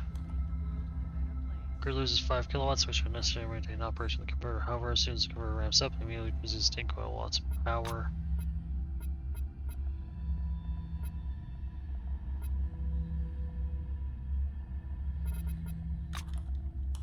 Attention. Attention. Please handle relics And first carefully. converter. In case of damage, your life will be forfeit. Okay, 20 kilowatts. Various systems pull the first lever. The gear turns green. In case you run your starter back to life. Quiet state. Looks like you fixed the power supply.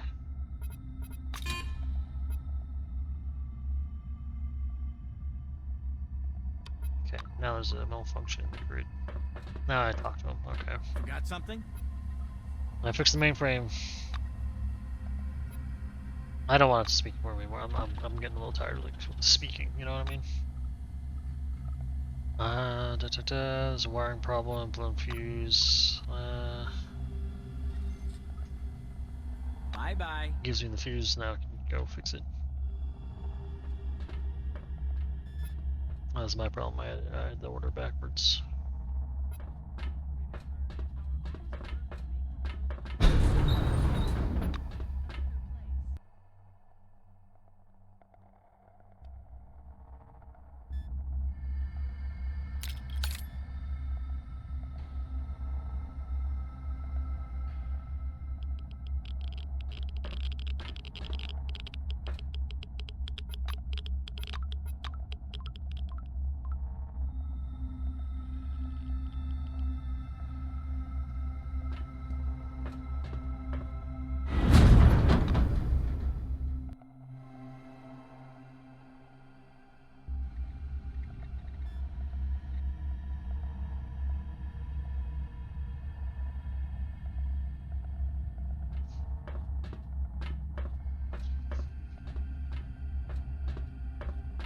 Attention, attention.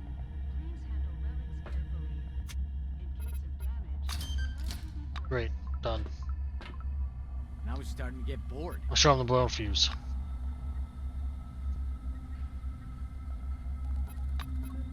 Fuse is too small.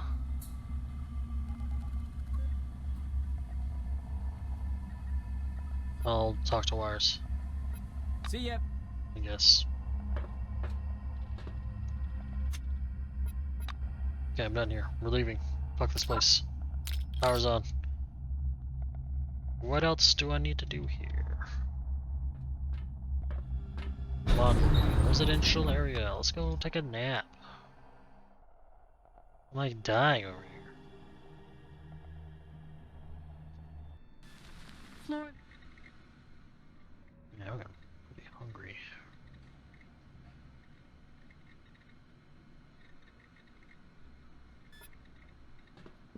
Oh, I'll sleep, but I do need to bed down. Our honest work will make the world a better place. World a better place. Perfect. Okay. Happy.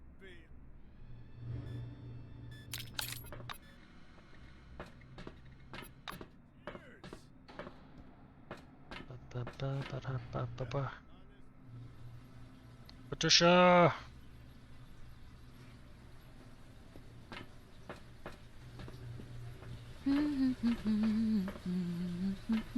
Patricia. When you return, the laundry is waiting on the table, washed, dried, and folded. Patricia is slipping small bags in the pockets of certain garments. I'll observe. And I was starting to get bored. Orange catches your eye and playfully waves one of the bags in the air. I got some stashed away here. I'll even share with you sometime. Just don't tell Jorn. After completing her work, Patricia plaques the bundles of clothes in the basket and pushes it towards you. Return, workhorse. Head to the residential area. The orange leans on the washing machine and points to the door. Pass the checkpoint inspection, go to the residential area, and give O'Malley, Reznor, and Randall their parcels. What should I do if they're not home? Patricia pats you on the cheek. Show some ingenuity, baby cakes. Reznor is a black, works on number 1. Randall is a silver, he's on number 6, and Duncan is almost always at home. I hope Understand. to see you again soon.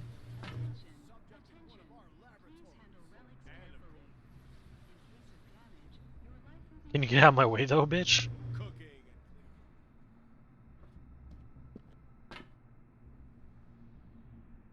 As you near the inspection area, the black sitting by the metal detector reluctantly stops fanning himself and gets up, blocking your way. I have to search you. Go to the inspection area, please. Fucking, are you stupid? I'm an important official. I'm your boss. I'm trying to do my job. Get the fuck out of my way. The black hesitates. Okay, relax. Just come on through. Dumb bitch. Of all the fucking times I've walked through there, that's the time he stops me? Nuh-uh.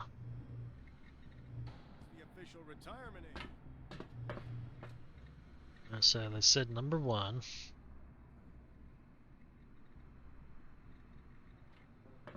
So like an area.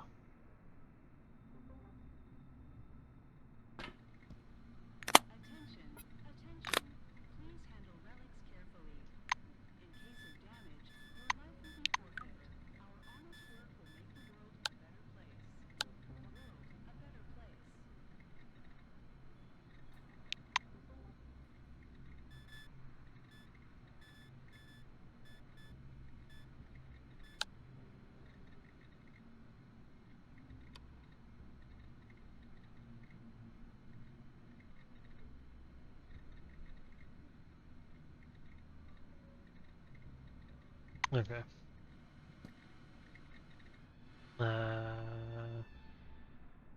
So Duncan, diddy. The red-headed technician is sitting on a sofa, eyes closed, strumming the air with his fingers. Here's some clean items. You give O'Malley the clean uniform. A cunning expression appears on his face. Ah, you're from the laundry. Before taking the uniform, he probes through its pockets. After making sure the goods are in place, he picks up the pile of laundry and buries his face in it. Fresh. I love the smell of powder. Get it? He chuckles and turns to the sofa. Dude, he's sleeping. Dude, he's finally sleeping.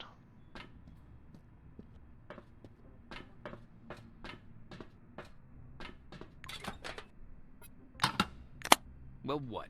Again? Leave. Get out.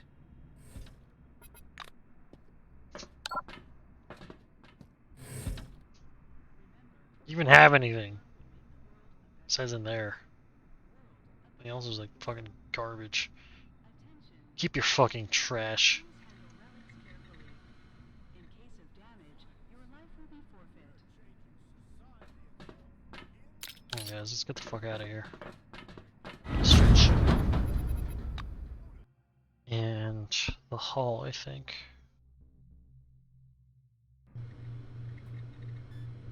Floor level -6. Dudley Grover? Hello again. Later. Sorry, I don't remember. Jeffrey has to be Jeffrey. Look at him. Looks like the type. Jeffrey Gallup is sitting on the bench, busily counting money. And I was Shifts to make space for you. Sit down and thank you for your participation. I hope we'll see you at the next race. Oh, see you. Although it's unlikely to be soon. It's always smart to say hello for a while, you know? Come back again. Shit. Milo. Milo sounds like a name for sure. Greetings.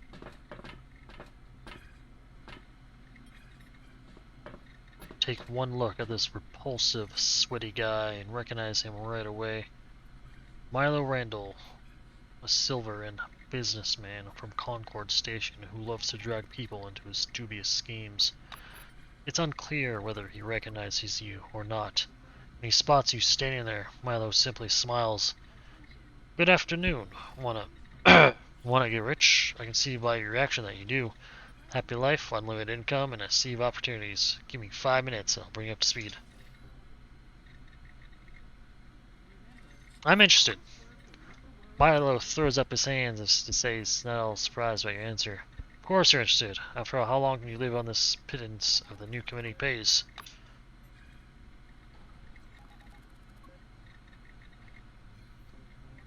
He judges up from his seat and starts fidgeting through the papers. He produces a leaflet with several complicated charts and bright primary colors. I present to you Product X, the only commodity in the world that generates income for an infinite number of people.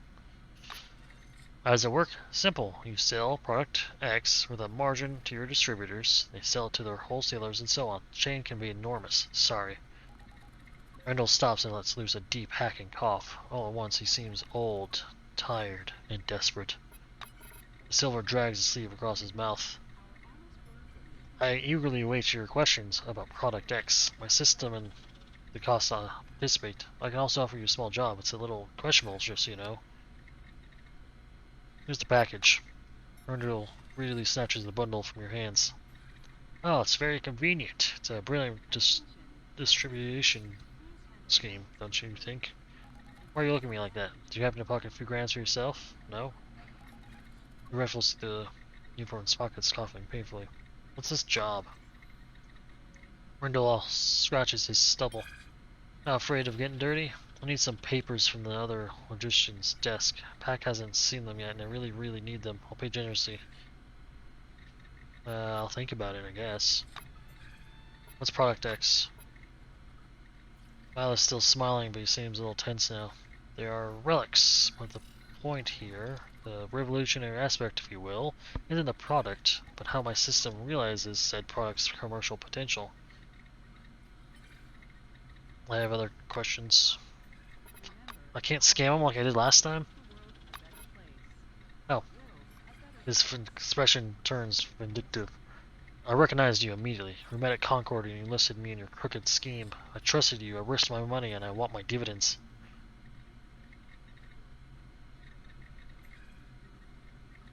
Have you worked hard enough on your scheme to qualify for dividends? Milo rocks to his feet. Yeah, well, what kind of question is that? I've been working hard on all this time. I followed your instructions to deliver, opening new markets for Product X. That's probably your best employee the whole time you're gone. Got to be a full partner by now, and I want my money too, of course.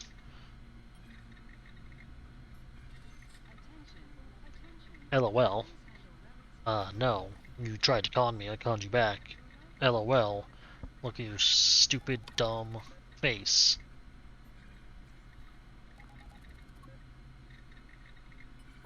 Answer if that's true. He owes you a cut for using your system. Randall cuts himself off and launches into a full-fledged tantrum. What? This is outrageous. Crooks just dream up these cockamamie schemes and honest business end up doing the work at a loss. He throws 200 combines on the table. Eat it, and know this, I'll do nothing for you. I won't offer you a job, I won't do business with you, and that's all your fault. So that's doing business with you. See ya. Oh, what a tool. What a tool. 200 bucks? 200 bucks, my guy? Let's see. How do I see money? How much money do I got? I've got $5,000.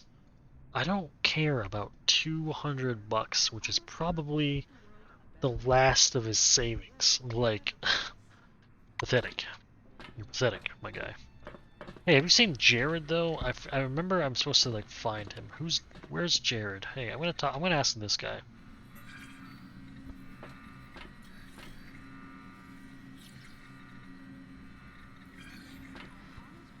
Rick.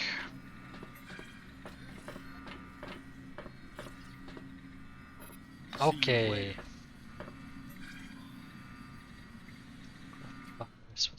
Who's this Jared guy? Who is this Jared?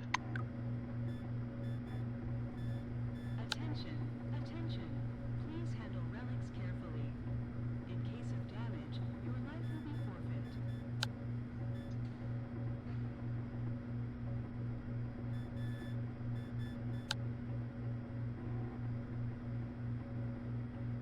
Definitely not doing this.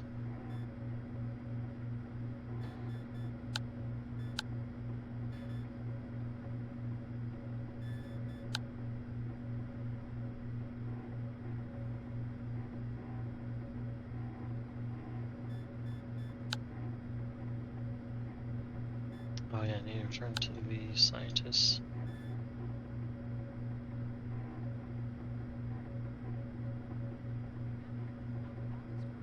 Can be found on Jared's computer. Doesn't tell me like where Jared's computer is.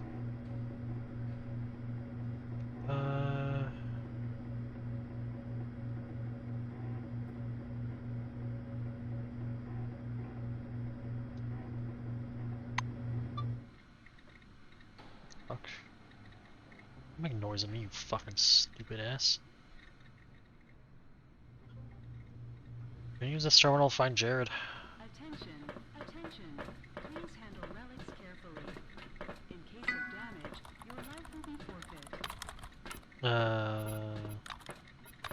This is lore. I don't care about lore. Hey, Martin?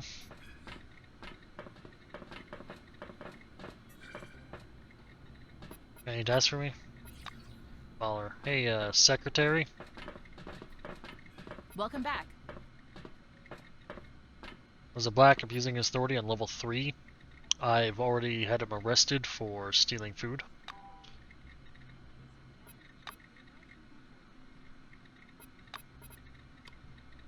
There's an employee luring others into a pyramid scheme. I've stolen quite a bit of his money.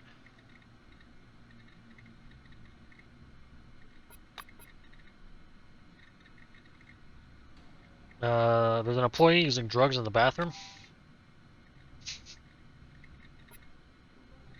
Bye-bye. Okay, she already like knows all about that, I'm sure. I'm like 100% certain that she's heard all these complaints before. Actually, I think she's in the hall. I'm gonna deliver the last of the laundry, and then I'm going to talk to those scientist guys. Floor level minus. Indra Kapoor. Check away, Courtney. Why is this door locked? Hello? Hello? Hello, employee. Could you help me, if you don't mind? Me? Greetings. A young guard with a darker complexion greets you. The name on his badge is Indra Kapoor. Hello. Indra bows briefly, but courteously. Thank you for coming. I apologize for reaching out to you. There's no one else to ask since there are so few people on our level on days like this. And I can't leave my post. Indra jerks his head somewhere on the side. Fourth camera in the surveillance room is out. I've already called the technicians, but they don't seem to be in any hurry. If you could take a look, I'd be grateful. Yeah, man. Indra places a hand to his chest in gratitude. I'll be in your debt. The surveillance room's It was upstairs. nice chatting. Man, you got it, man. You got it. You got it, homie.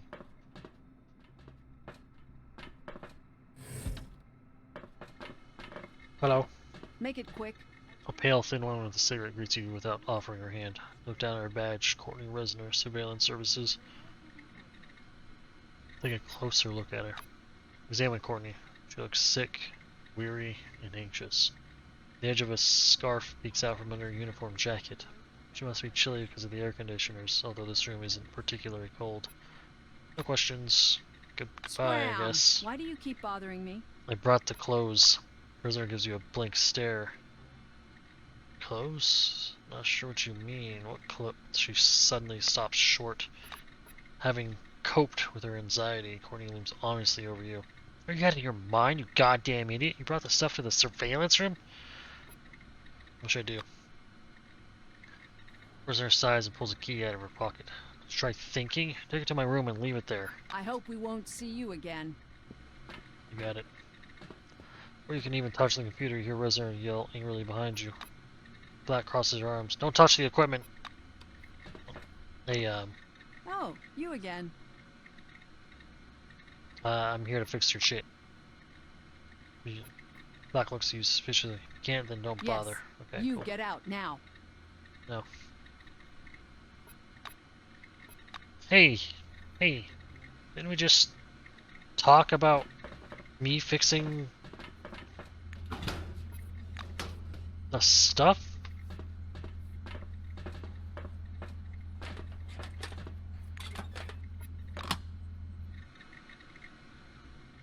I'm gonna touch everything else then. Bitch. Attention, attention. Please handle relics carefully. $40, thanks. How close am I to level up? I'm so close, guys. I'm so close.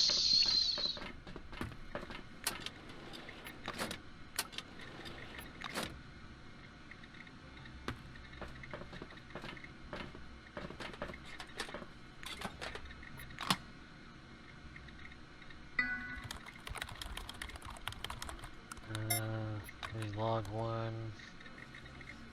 Control panel cutout.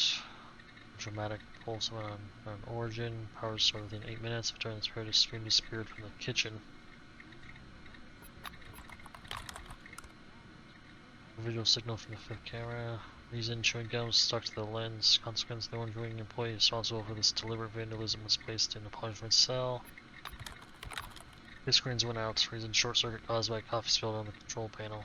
Consequences: altogether, the displays were out for 5 hours. Blackwing employee Courtney Resner was issued a warning, and the repair costs will be deducted from her salary.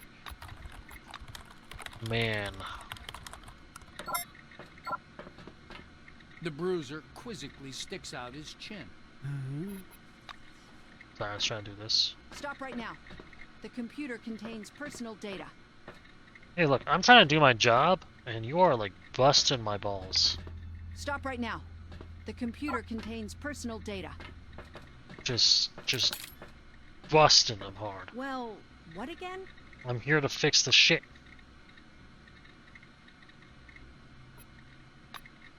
Oh, fuck. Okay, okay.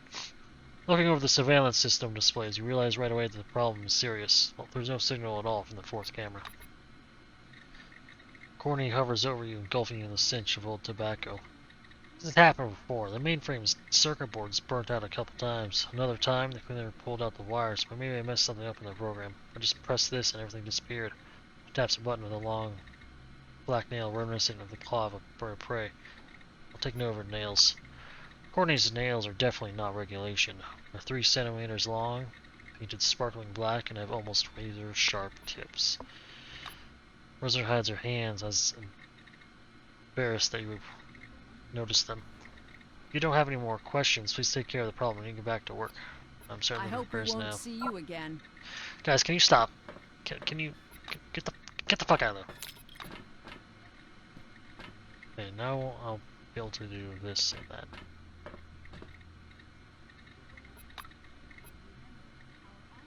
Okay, first, second, third.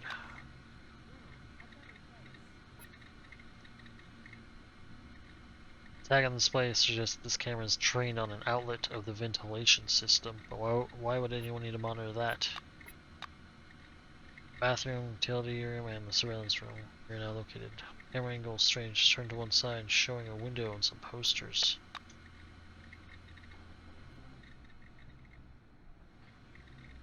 Some window. Let's check the mainframe.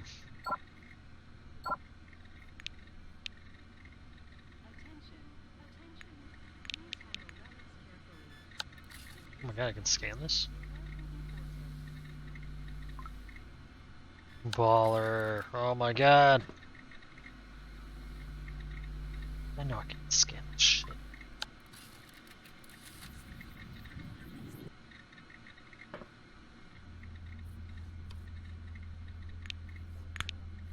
I hack it. I'm a master hacker. I can do this really easy. The mainframe behaves in a much friendlier manner since being hacked. After the boot screen, you're taken straight to the main menu featuring a flickering green Cronus logo. Hello admin, update. The system freezes for a few seconds and then the fans begin whirring intensely. This goes on for about a minute until the mainframe generates the following message. Error, the operating system is out of date. Operation cannot be performed. That's why I wanted to... Okay, system check. After a few seconds, the mainframe displays a full list of hardware. From the look of it, the system uses as many as 6 video recording cards. One of them, designated as Super Color Capture C60, has the hardware error status. Looks like the problem is hardware related. You need to look at the card. Archive. The fan's whirring, the mainframe loads a huge list of archived files. Looks interesting, but it won't help you with the repairs. I look inside the housing. The inside of the mainframe has a thick covering of dust. When you find the right video card, you tug it out of its slot. The cursory inspection shows the card is okay, or at least it's not visibly damaged. Select the slot itself. As your eyes adjust to the darkness, you notice something long and dark stuck between 2 contacts. Remove it. You scoop up your finding and put it under light. It's a woman's broken fingernail, quite long, covered in black nail polish. Put it in your pocket.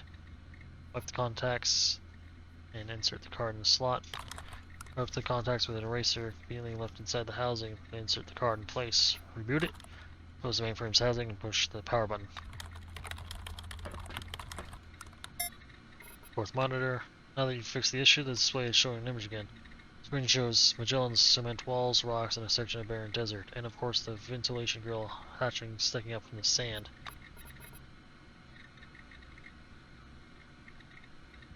One of the grills tilts slightly upwards. Someone, in orange, judging by the uniform, peeks out from the ventilation system, looks around quickly, and disappears again. Interesting, Courtney. Oh, you again. Courtney paces up and down the office, hugging herself. She looks as if she's cold. How are the cameras? Did you fix them? Can I get back to work? Oh, yeah, I found your fingernail in there. Prisoner snorts hesitantly. Fingernail. I see. Someone must have been messing around inside the computer during their shift. Maybe Patty or Rhonda. Is that all? Can I get back to work? Look at the black sands. As if anticipating your next move, Courtney hides her hands in her jacket pockets. You catch a glimpse of her nails, which are painted the same black.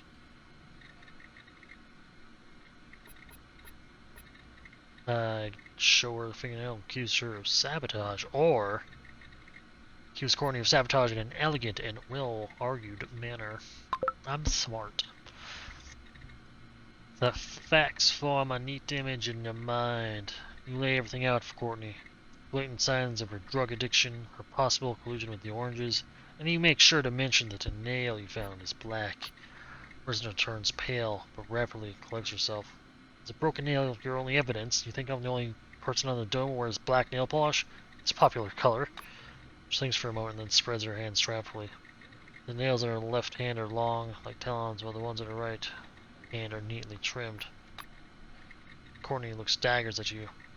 I'm a righty, so the nails on my right hand are always trimmed. That means your black nail isn't mine. Now get out of my office. Courtney's absolute certainty is almost funny, especially when you ask for a closer look at her right hand. After a moment's hesitation, she extends her hand. The neatly cut white edges of these nails haven't been painted. This can only mean the nails were trimmed after they were painted, and only because one of them was broken. Black framed herself up even worse while trying to prove her innocence. When you voice your conclusion, the prisoner's face goes chalk white. Pushing a cigarette in her trembling fingers, she stares vacantly at you. Get out of here.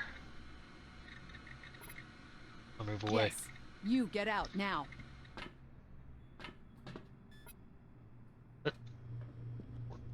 Where's my bro? Or So, did you manage to fix the terminal? we got serious problems, man. Welcome back. Indra greets you with a nod. Remember my request, don't you? Did you figure out what the problem is? I found evidence of sabotage while repairing the cameras. I don't care. She's a bitch and I want her gone. Unable to hide his agitation, Indra reaches for his walkie-talkie. Black fingernail? You have it? Very well, thank you. I'll report it at once. This will be a top priority. It was nice chatting.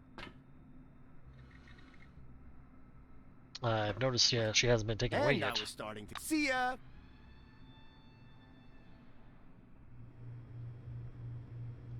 Hey man, what are you doing? What are you doing?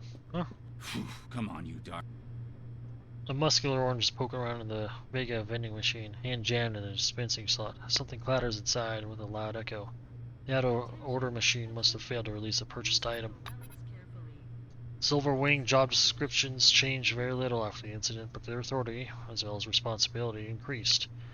Rules require administrators to oversee implementation of new committee laws in the field, monitor staff performance, and really stay on their toes when it comes to oranges. Especially when it comes to oranges. Hey man, what the fuck is going on? Get closer. The orange is literally disemboweling the machine, yanking out handfuls of wires through the tray slot. The machine's lights flicker and die. With a satisfied grunt, the bruiser pulls several cans of soda and 2 cups of noodles out of the Vega. You give a small cough to get his attention. Well, hello there. The orange rolls around. Hey. Your silver uniform clearly makes him anxious. Hey man, I'm gonna charge you like $1 billion. The thief wrinkles his forehead in a display of intense mental activity. But what did I do? I didn't do nothing. I didn't even break it. It was like that when I got here, all crooked and shit. So it's like, I'll just fix it up. What the fuck, right? You're going for trouble, man. I'm fucking reporting you. The orange watches you as you leave. He gives the machine one last kick and goes to make himself comfortable on a couch in the corner of the hall. Kapoor! Kapoor! Kapoor! Oranges are being dumb again. Look what the wind. Don't want the blew orange away. stealing drinks from the vending machine. Andrew looks worried. Again? Thanks for letting me know. I'll take care of it presently. Guard takes out a walkie-talkie. All one, theft from vending machine. Send someone to come over to pick up suspect. Ooh, Orange Wing did not like that, but they can suck my dick. As you're leaving, you see 2 guys in black uniforms shoving an orange into an elevator. Orange is cursing recklessly. Seems like law enforcement is much more efficient under the dome than in the outside world. It was nice chatting. Oh man, okay. Orange coming from the vent near the echo distal voice for the lower floors. I talk to you, Patrick? I don't think so. No. Actually, I'm gonna talk to you. I walk up to the orange and he says between gritted teeth, Puta madre, slapped with yet another fine, bastards. You can't even rip one without a fine anymore. You got it, pal. Let's head to the lab. We're gonna get some decontamination and healing, and then talk to some people, you know, Floor do some level minus. things.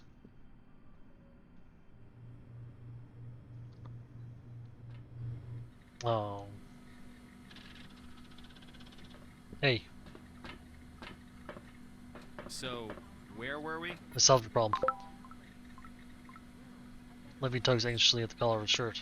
Thank you. Science owes you a lot. Turns to his colleague. Dieter, prepare the relic for transport. Let's begin. After carefully wrapping the relic in layers of silicone, you can never be too careful, after all. Dieter leaves the lab. Ruben anxiously watches him go. Bye-bye. I can level up.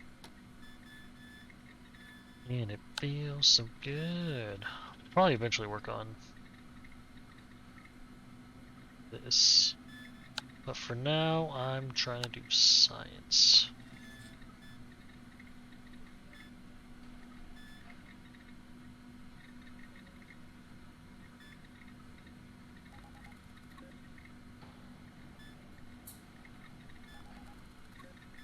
More psionic damage during the night. Yeah, I guess that could be good.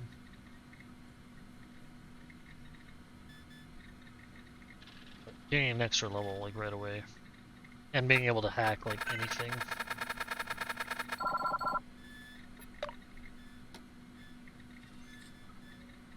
Evolution. Psionic damage would probably actually be good for me. Defense.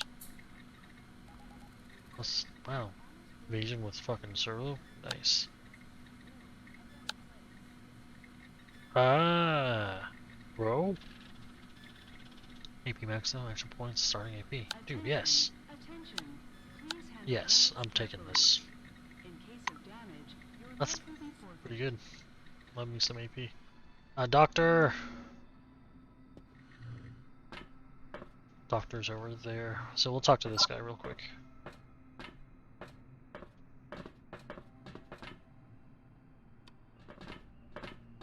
Wow, look what the wind blew in. As you approach, Enrique gazes around to make sure no one is listening. What is it now? How's my kinsman? Happily lying around doing nothing? Did you find the ring? Are you two like, related? What's the name of the deceased? Enrique thinks for a moment. John, but we called him Bubble, like, come here, Bubble, and he comes. Lord, what a pious man he was, and what a ring he had. General crosses himself again in almost comically exaggerated fashion. No. Enrique punches you on the shoulder. You dirty rat, when you die, Satan will be waiting to fuck you in hell. I guess I got a date then. The orange steps aside and, crumbling to himself, goes back to mopping the floor.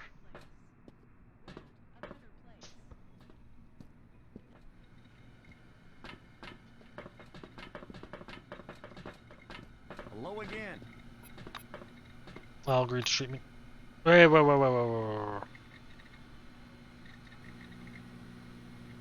What? My medical insurance only covers one fucking round? Fucking... Yeah, fucking classic. Fine.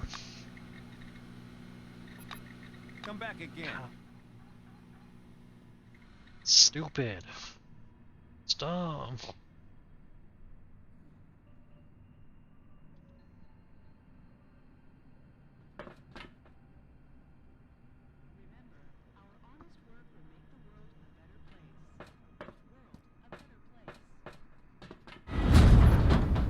Residential area. So I think that's it, right? Floor level, mine. What ball? I'm always Phew. dreaming of a ball. Come back later. I need to take a breather. Dearest employees. He goes back to speaking. Please handle relics carefully.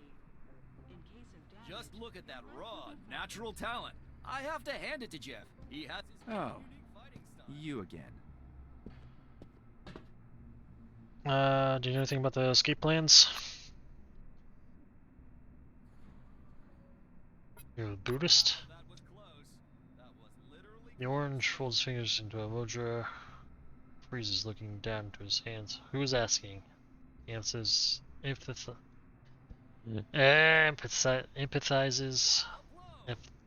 I hate it. Who? is our future champion. Person seeking an answer? Then this is not the question to ask. Fine. See you later. You drop off the laundry.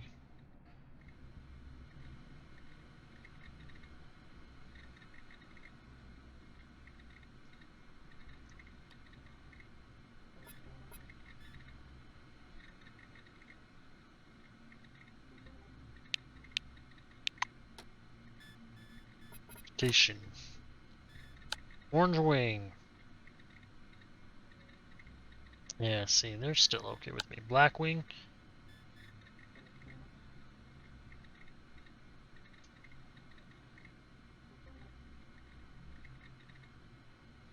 Yeah, they're appalled by my actions, but that could be anything. Okay, silver's pretty good, white's pretty good, blue. Hey, that's his fault.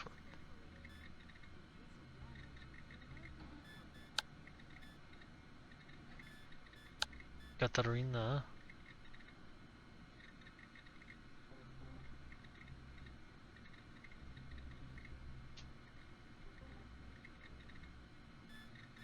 Fox.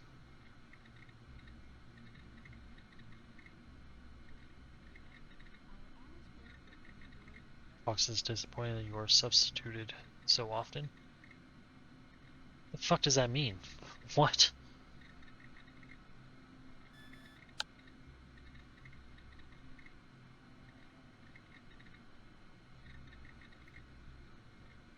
Yeah, I need to stop letting the moles die, but hey. Whatevs.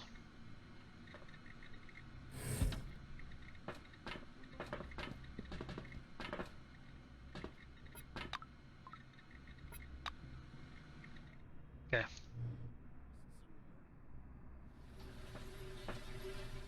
So I guess I go back to him. What a shameful remember, our honest work will make the world a better place. World, a better Human place. beings too. Here, a woman can be anything. Really, that is our future champion. So, where were we? The items were delivered, my guy. Plus 15 reputation, look at that, easy. Lindbergh pulls a stack of compounds out of the breast pocket of his robe and hands it to you. Work must be rewarded. Later. Champion. Later. Okay, well, I guess I'm done here. Hey, Patricia, have you heard anything about fucking guys trying to escape? Hello again. Okay, I'm gonna just ask. I'm gonna start asking everyone. Like, literally, just hey. Those who risk their lives every day in the facilities. Anything about escape? Our honest work will make the world Later. About social responsibility in our community. That's why we raise the Why are you bugging me? so that you can work longer Hale? and earn And I will see for you your later. eventual And the guy in retirement. the radiation place. Wow, look what the wind blew in. Clara waves at you playfully. I kiss her. Bend to kiss her. She sobs quietly and returns the kiss, her eyes glistening with tears. Yeah. Yeah, it's pretty standard when I kiss a woman. Still nice got try. it. Phew. Come back later. I need to take a breather. I Dear have the same And I was options. starting to get come back again. colleagues, friends, Well? comrades, helpmates in our common enterprise. Congratulations Okay, Keith, get the to fuck down. you all. Hello.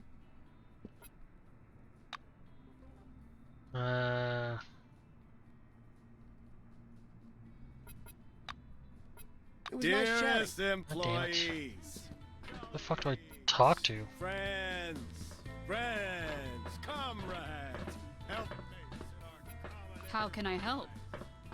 congratulations to you all. Happy Have you heard about any escapes? holiday to all of us. I'm glad you came. What do you got? Cheers! Take your water. On this very special occasion, I'd like to say I am proud to be a part of the new committee. Here, I'm mine. proud Yes. of the little Vietnamese boy with a bicycle. Bicycle? How's that relevant? Anyone? Bicycle. Boy. I don't need all these fucking mops. What's my point? Yeah. I am proud to be a part of our date company. Where you get the idea. The new committee is a forward-looking community. Thanks for buying my fucking mops, Putting the cause of idiot. Science. Tool. We're changing society itself. In the new committee, we are against racism. We have quotas for everyone. Black, Asian, and Oceanic. Cheers. The new committee offers equal opportunity to everyone. We even accept rapists and murderers from Orange Wing. There's a job here for everybody. Yeah, I'm gonna bother Aiden again. Female-friendly. and What ball? So, where were we? Lester, do you know any conspiracy? Yeah, Solomon.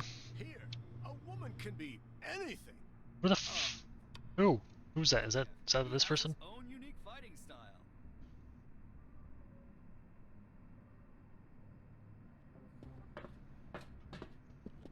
Who's Solomon? Fuck.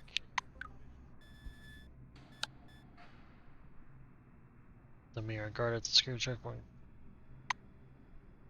Well. Interesting how when I asked you before, you said, nah.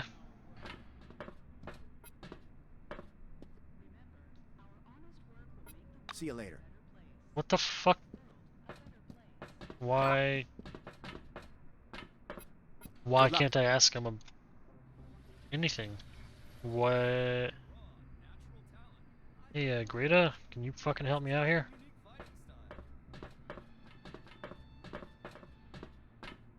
Black is playing a lazy game of solitaire at the table. She yawns loudly. I don't like you.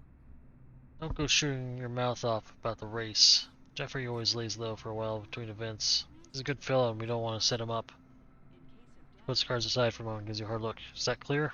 Or what, bitch? What are you gonna fucking do? Don't bitch. Or boss around here.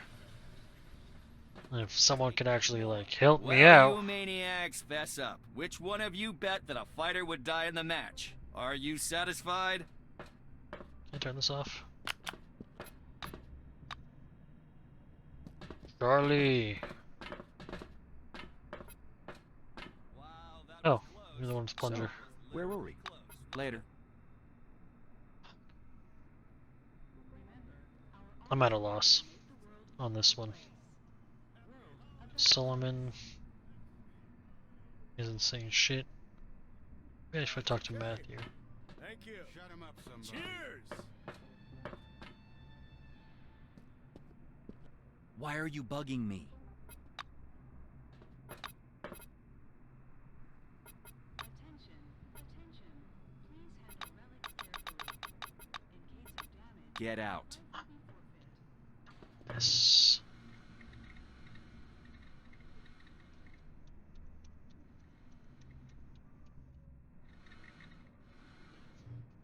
I thought I could overhear them. Which one of you bet that a I fighter did would just die in the match? remember about the fucking hatch here.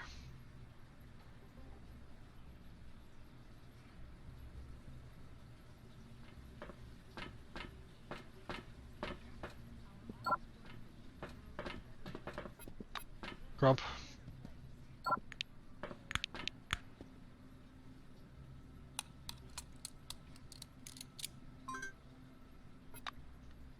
Who's lagging behind? Who?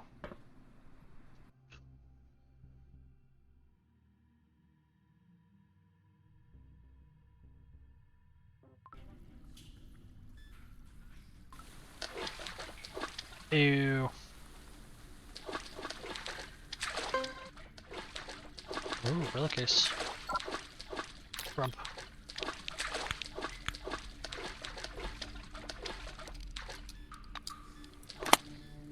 Wow, a locked case with nothing in it.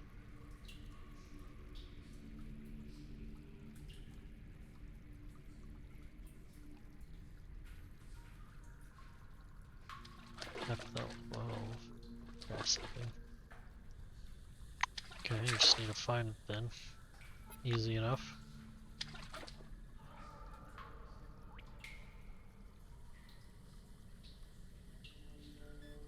I'll leave you guys here. Yep.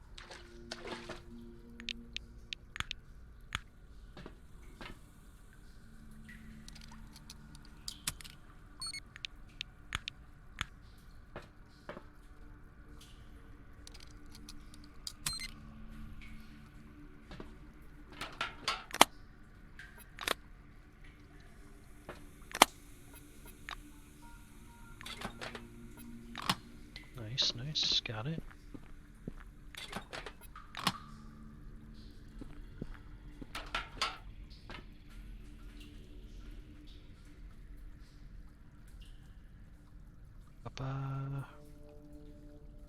Come back closer to me now. That's gonna use one of my tapes. Fortunate.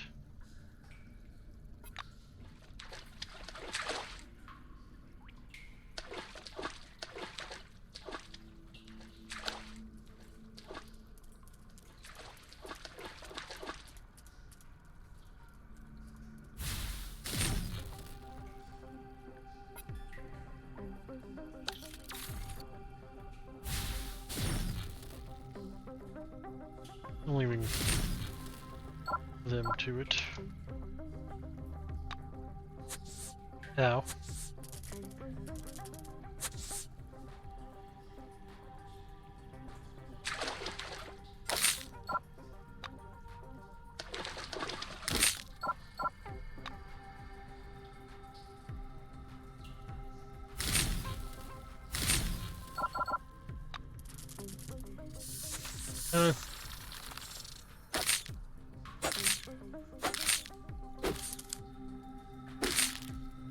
Nice.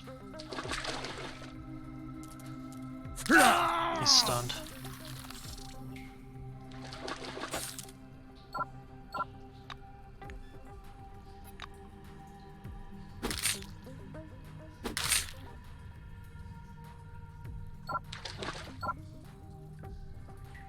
Enraged. I swap places with you. Then I shoot you.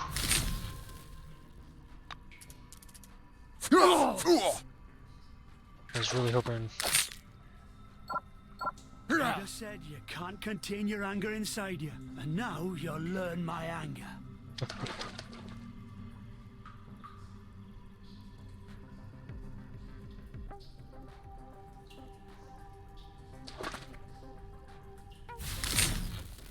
You not keeping up will end badly.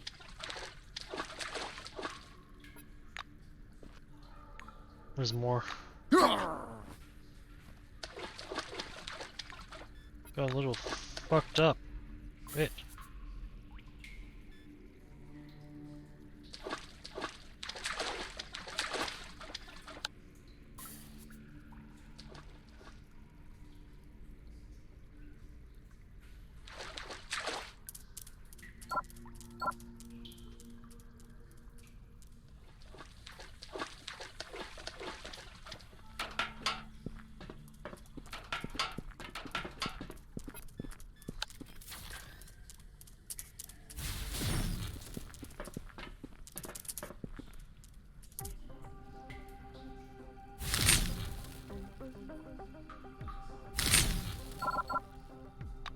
You're dead.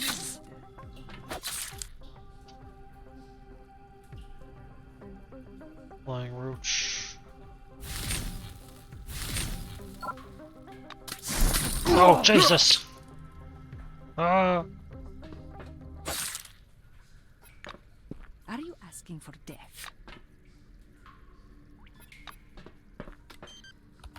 This angular, old-fashioned console with red screens controls the pneumatic doors in the Magellan sewer system.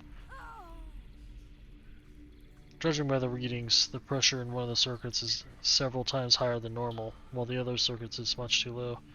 I equalize them. The system only seems complicated. Starting the levers and valves, you understand that it's all very simple, even primitive. You easily equalize the pressure. Under pressure. Quingo.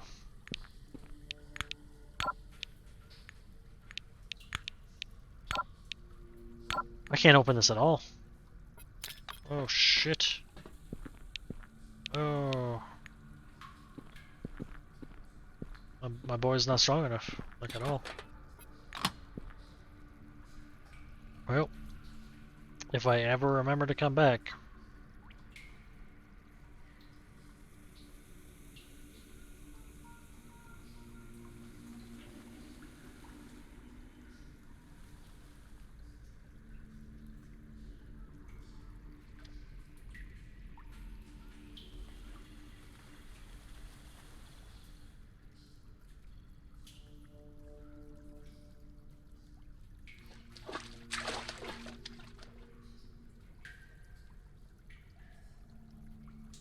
Skeleton.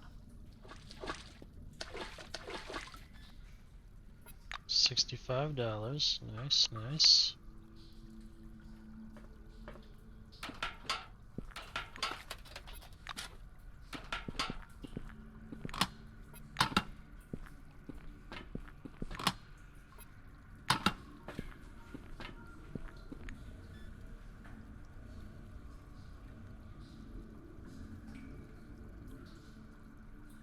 Or into the enemy's pocket. Okay, I can dig that.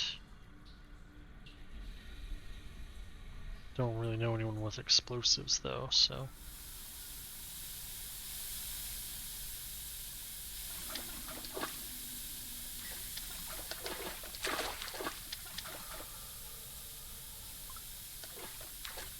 What's up, man? Arville Beers, you're kind of like bleeding to death. Glad to meet you. Arville shakes your hand. Are you a big one? If it wasn't for you, I'd be rat food by morning. I'll go find a medic. They'll stitch me up. He looks hatefully back at the door. Then I'll put a bucket on the head of the smarty pants who invented the system. Oh, am I pissed off. Have a good one. Alright. Guess, good then, huh?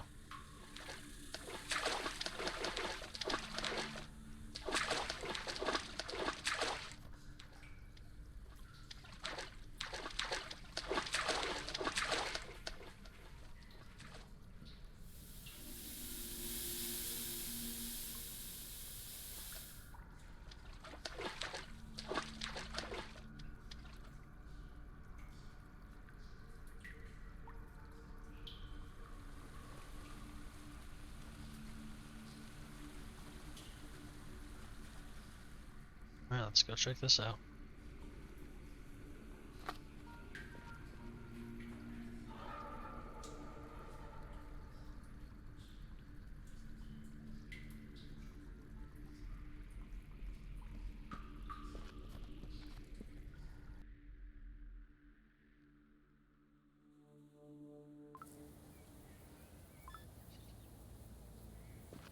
The bluff. Nice, jetpack.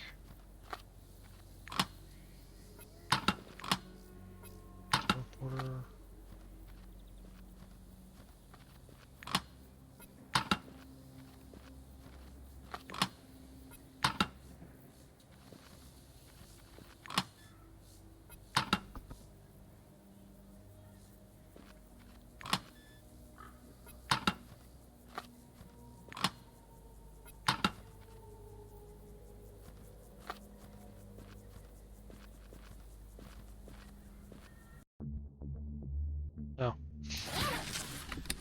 Oh.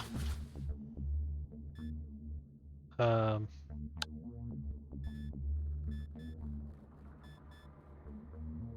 I guess I'll go.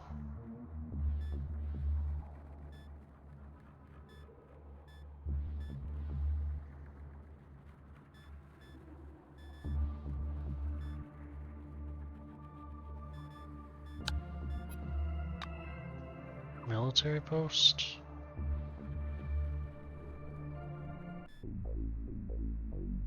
Floor level, -3. Garrison and isolation. I mean, I haven't found shit. Forgot something? Later. Is anyone in prison yet? Harry. Good luck.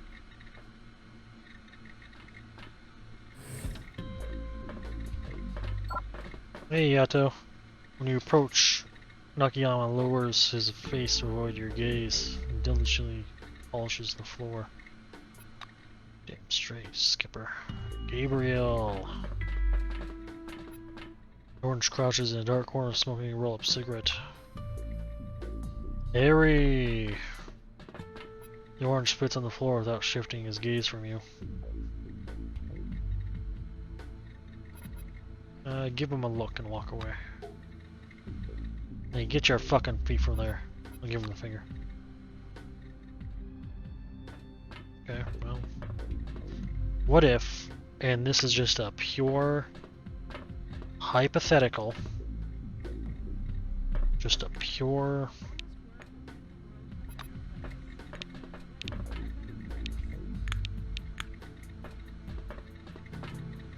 Don't touch that door. fuck you, bitch.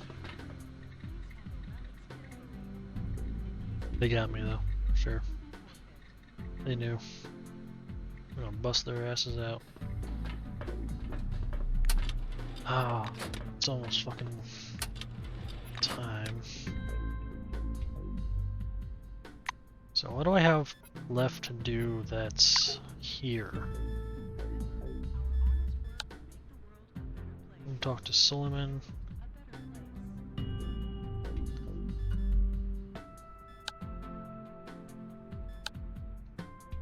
Alright. I'm probably gonna look up a guide for that one, honestly.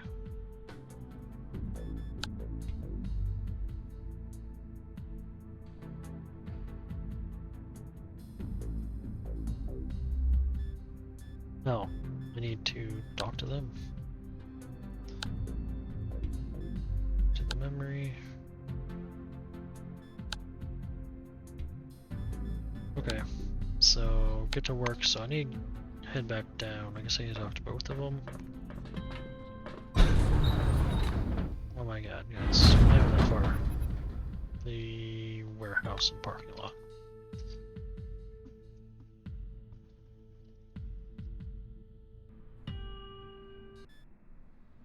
Floor level, -2. Warehouse.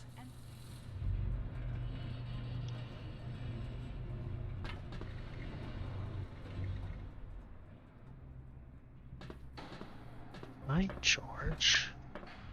Hi. Bye bye bye bye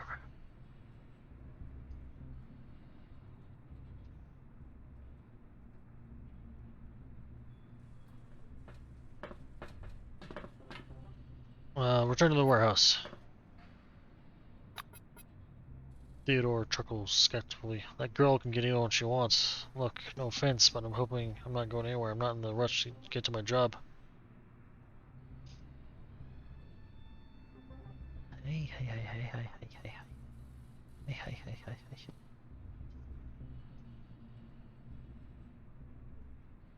hey. Convince him.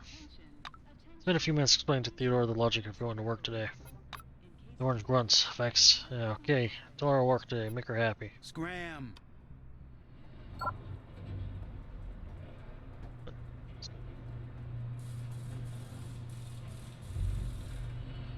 Why are you healing? I saw that.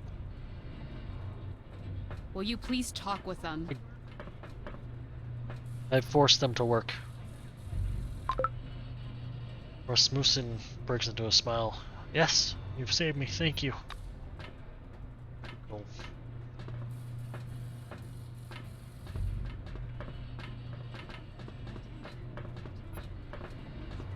Officer Stephen Moreau looks sullen and edgy. When you approach, he takes off his glasses and looks at you gravely. What happened? Guard pinches at the bridge of his nose. Nothing in particular, just the usual problems with the oranges. There's frequent talks of escapes and riots, now the surveillance system is having a breakdown. Man, that sucks. Oof. Where's my bay? I'm gonna talk to my bay.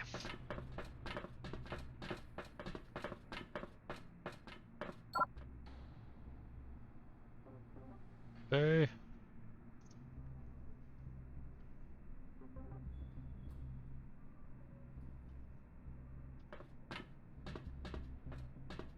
Wow, look what the wind blew in. It was Okay, nice nothing chatting. new.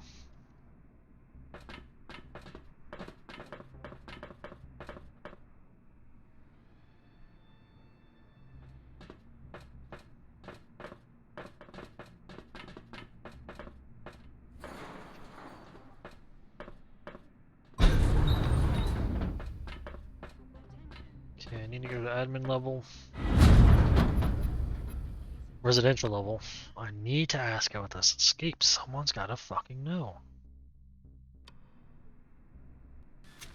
Floor level, -5. Living quarters. The moment you step out of the elevator, an inconspicuous figure in a dirty orange robe separates itself from the wall and approaches. The orange takes a cautious look around, then bends close to you. No, you're asking everyone about the escape. Want me to tell you something? Whispers. Well, yeah. The stranger gives you a friendly clap on the back. Come on, what's up? I won't do you no harm. Listen, I got an offer for you. Business type offer. Dig? I can give you the rat who's been squilling on us. You'll know about the escape, I bet. But you, well, how should I put this? Yeah? The orange falters, searching for the right words. Just beat the shit out of him. Beat 7 shades of shit out of him until he's wearing his ass for a hat. Get the idea, right? We're sick of this some guy. Or what's his name? The stranger brights up. His name's Abner. Abner. Want me to repeat that? He washes floors in the lab level. Flimsy looking guy, but hard-nosed. Watch out for him, will ya? The orange claps you in the back again. Well, looks like I will let my mouth run away with me again. Be seeing you. Okay, he's gone. It's in lab level, so. Wait, the guy who wanted the ring? Better not be, swear to God. Floor level, -4. Lab. Abner! You're the guy who doesn't know how to hold his fucking broom. Adamus is mopping the floor, his head down. Take a closer look. Yeah, I'm head to toe. About the escape. Excitement flashes for a fraction of a second in his eyes and is replaced by hastily feigned composure. The mop brushes the tip of your shoe. Go stomping around. What escape? What are you on about? I'll be polite. The raised mop stops an inch from your foot. He adjusts his glasses. People blab about all kinds of things in the residential area. You hear all kinds of stuff. You're willing to listen, especially if you're in a secluded spot. If you snitch on him to the oranges, they're gonna believe me over you, idiot. Abner considers you a very convincing threat. Once he's sure there's no one around to overhear, and walks up to you. I'll be a little bit more specific. There's a shower room in the orange residential area. They go in there and run the water while they discuss vital issues. If you ask me, that would include topics like escape. That's all I can say. What else can you tell me? The orange takes a couple steps back. That's all. Don't walk here. I mean, I could beat the shit out of him, but I'm not gonna fucking let some guy tell me what to do.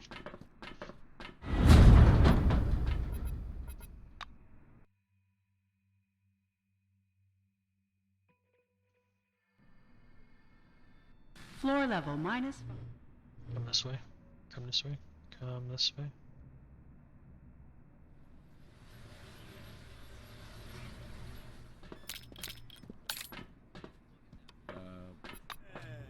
What were we talking about? Well, we were talking about books, Matt. Oh yeah, books.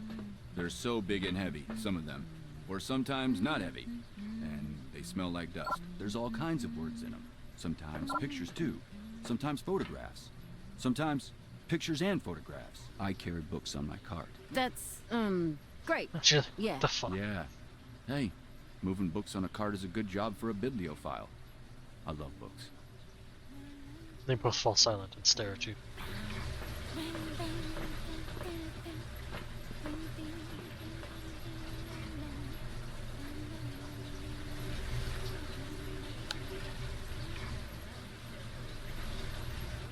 Dun dun dun dun dun dun dun dun.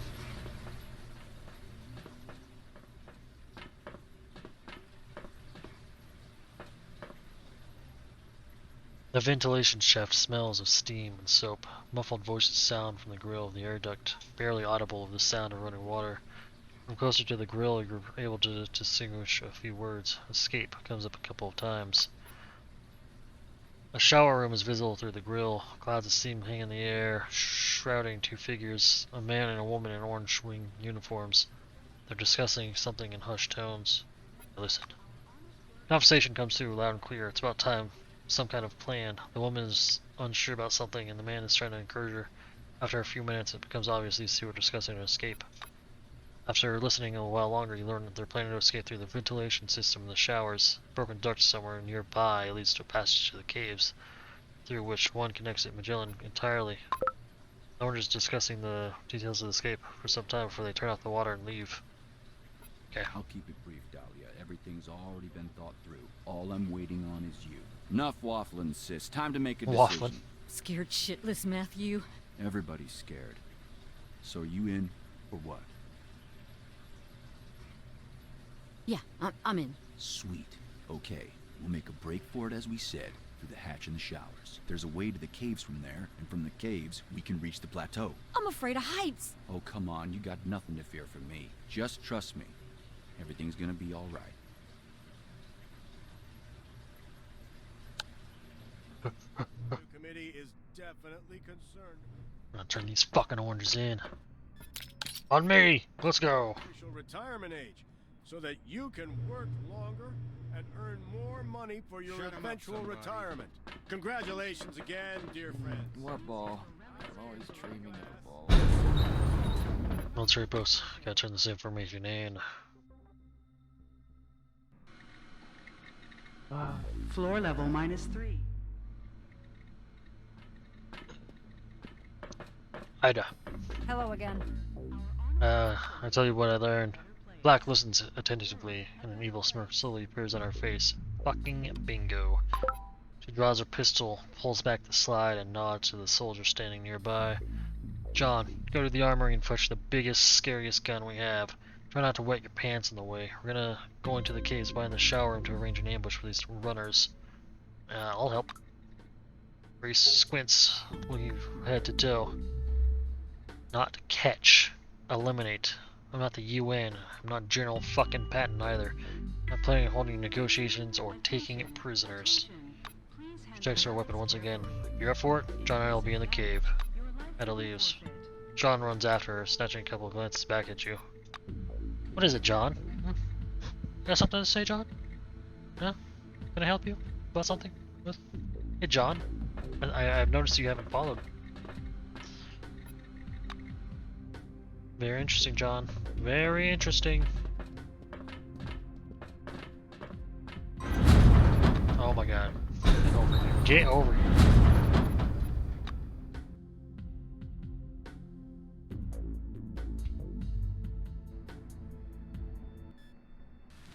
Floor level.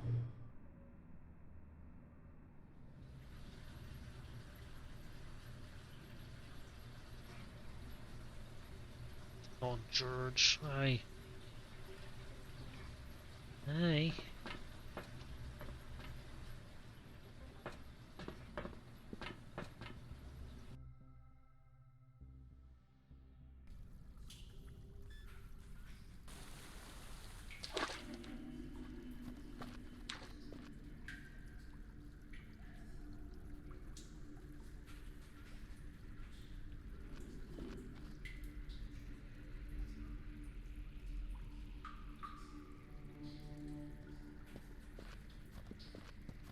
Let's do this.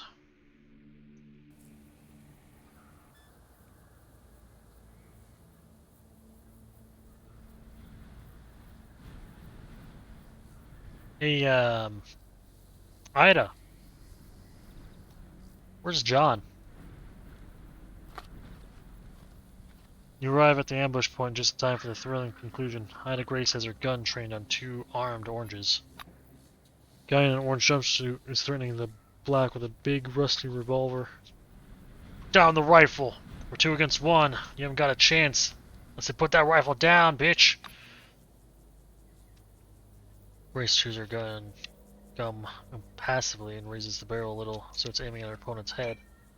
No can do, Chief. The only bitch here is her good-for-nothing mom who square out 5 of your kind at once, like a litter of mongrels.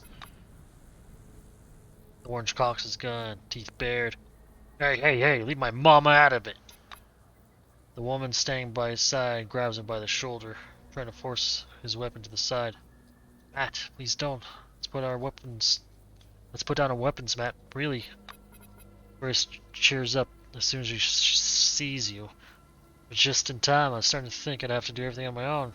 You deal with the broad, I'll go with the big guy. Talk to the female. The orange Dahlia Fleischer looks exactly the same as when you last saw her, only the watering can is missing. She stares back, horrified. Yes? You see what must be a stolen intruder in her hands. She probably doesn't even know how to use it.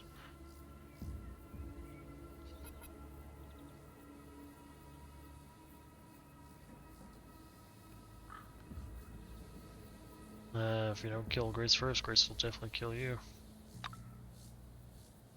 Your words reduce the woman to tears. The orange turns from you to look hatefully at Grace. She raises her gun with a sob. Ada spits and jerks the barrel rifle up to take aim. Talk time's over, you bitches. That could have gone a little better. But watch this. Oof. No health.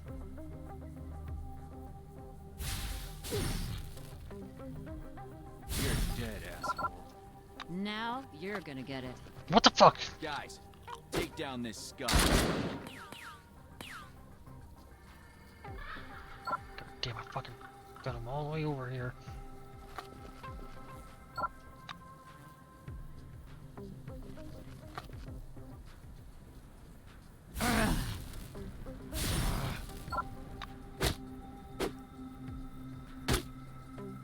That's it. Your ass is grass. Just didn't mean to fucking move. Oh well.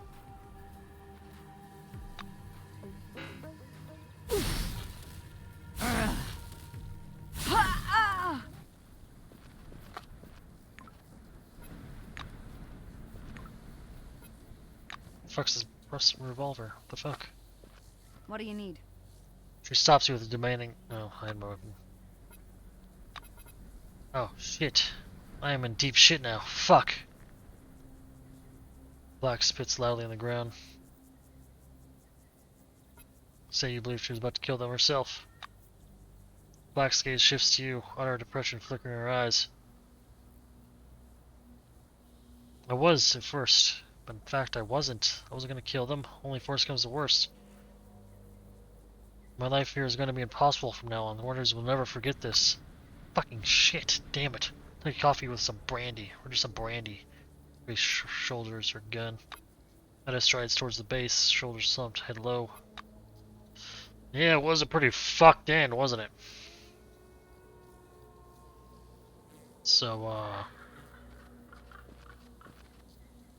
yeah, to reload that. Good thing I have the ability to control time. I am the Prince of Persia.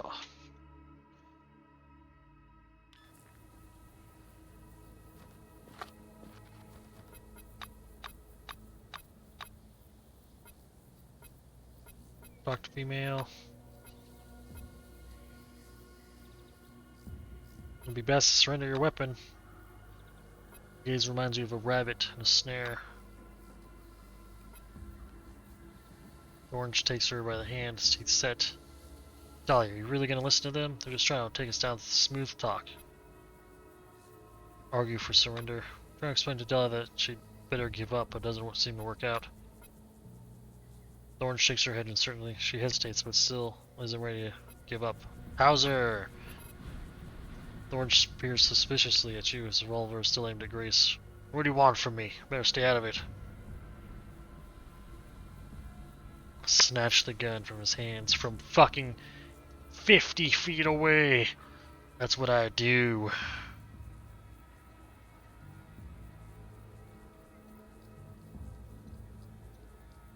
Fuck is my Google up? Pull the switcheroo. Say that you've come to talk to him out of any violence. The orange woman's hanging both on your words and Hauser's shoulder. Let's put down the guns, Matt. I'm scared. We'll get in trouble, Matt. He bares his teeth and the revolver begins to tremble in his hand. Well, what do you propose? I'll talk to the judge, and the term for his attempted escape will be short. Hauser muses silently to himself, his gaze alternating between Ida aiming at his head, you, and his companion grabbing at his sleeve. Gritting his teeth, he throws his hands in the air. Damn it all! Then Ida shoots him in the face. Grace grins triumphantly. Was the jailbreak worth it, Hauser? What do you say, Fleischer? Going straight to court, not the Magellan court. No, sir, you're under arrest. Come with me. There we go. Hands raised, Orange's head off towards the base, escorted by a Blackwing officer. Oof, I am tired. Let's head to bed. Head to a doctor, then head to bed.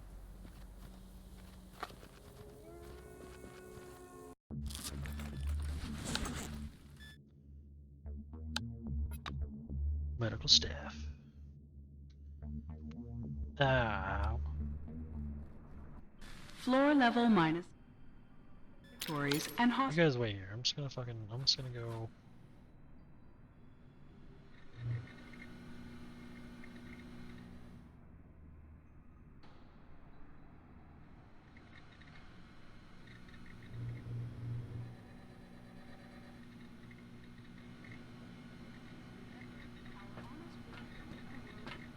Hey man. And I was stuck. It was nice chatting.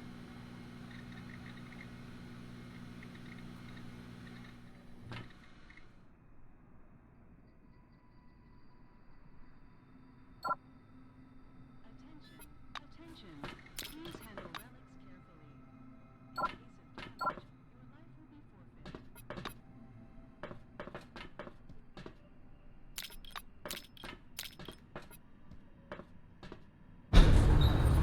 Residential. Get a little shut-eye. Why do I need shut-eye? Why did I decide I needed shut-eye? floor level -5. Living quarters. Seems fine. There's a little up there, but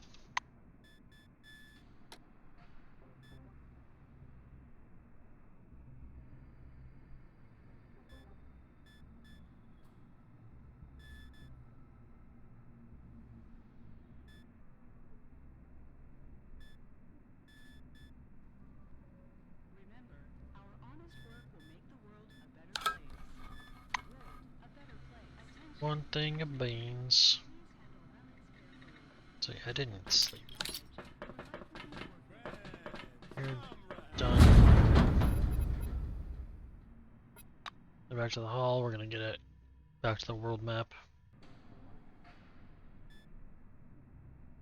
Floor level minus.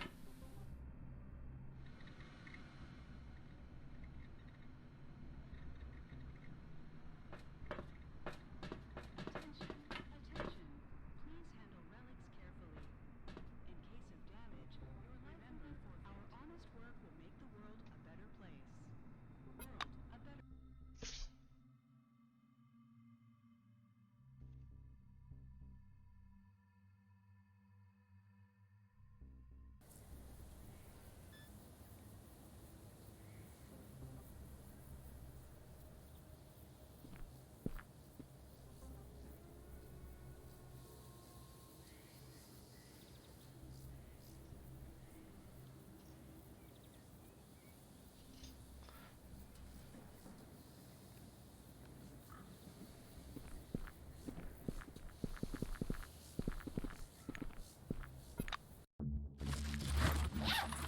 Alright. Sonora. That's where I get my other person, so we're gonna go there.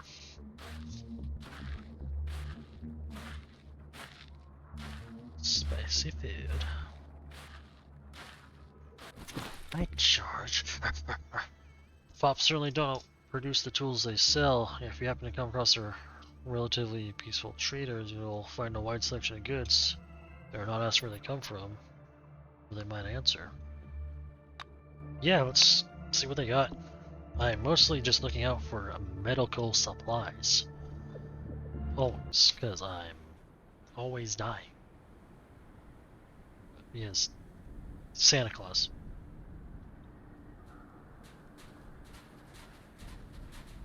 I can probably take him. Good day. A sonorous male voice comes from behind the Santa Claus mask. Ha ha ha, what a big boy. Too big to sit on Santa's lap, are you? Ha ha. Well, have you been a good boy this year? I did a lot of good this year. The lad is dancing in place, rocking about like a weeble wobble. Bully for you, haha. No money, no presents though. Harpoon.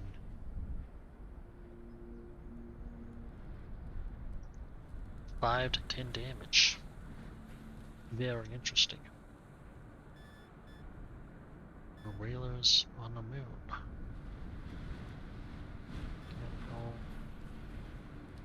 Hacker.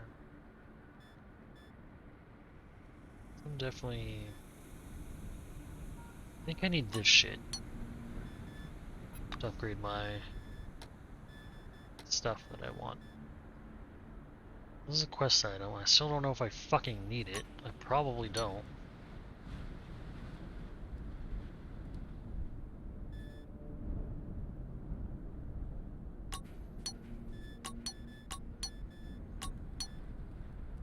Whalers on the moon. No, all four is only 1200. It's fucking. That's nothing.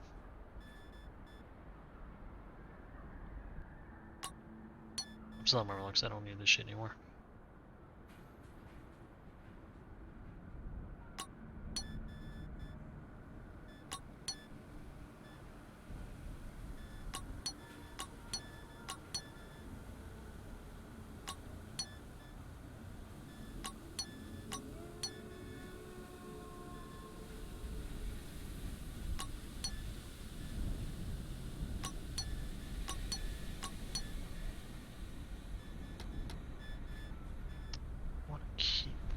Oh, relic slots +1.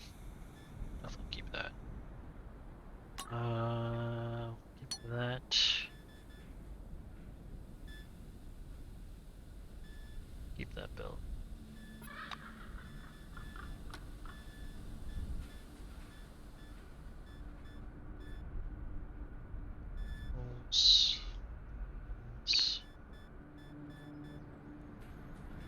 And a hammer. Except.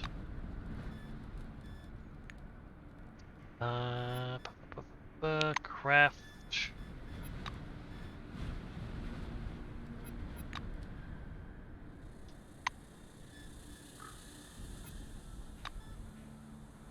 Upgrade. Repair kit, relic dust. I was right, I do need ore.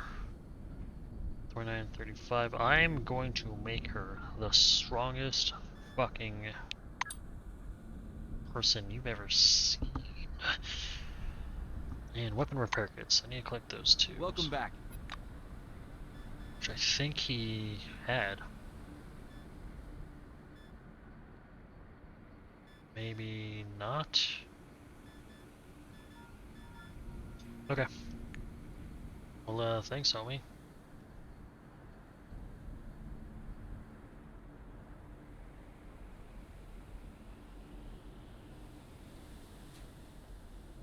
I think that was worth it. Great, my companion. My favorite companion, no less. Why am I still over encumbered? My gosh.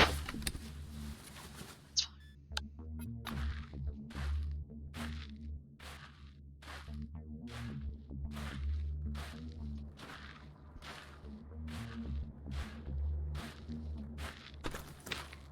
charge. You're so cute. You're so cute. Mwah.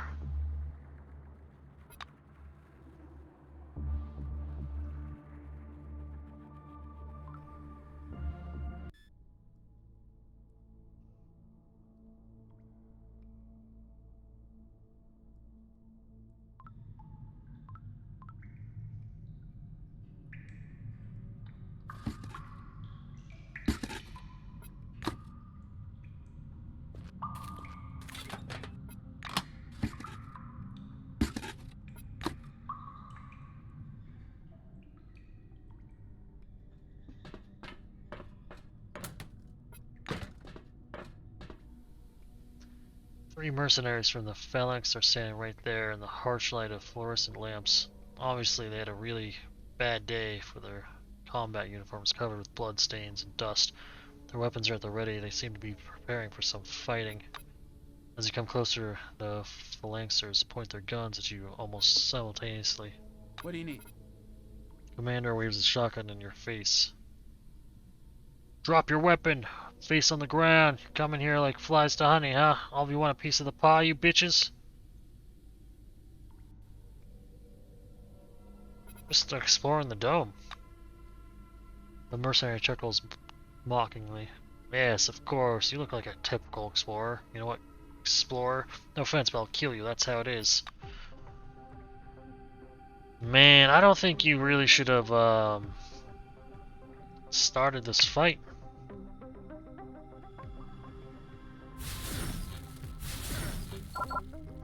Alright. Guys, take down this scum. Oh, not enough, really? As soon as Oliver's corpse falls on the ground, the fighting stops immediately. The Black raises her hands, letting you know she ceases fire. Hey, alright, that's it. Cut out shooting. The situation is fucked as it is. We don't want to make it worse. I accept your offer of surrender. Because you suck. The mercenary girl nods with gratitude. Thanks. Sandra and Sven lower the weapons and leave the bunker. Oh, I mean, should I talk to them first?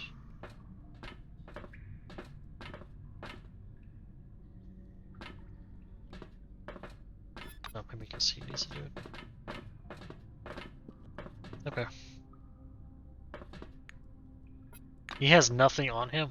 Fucking garbage, man.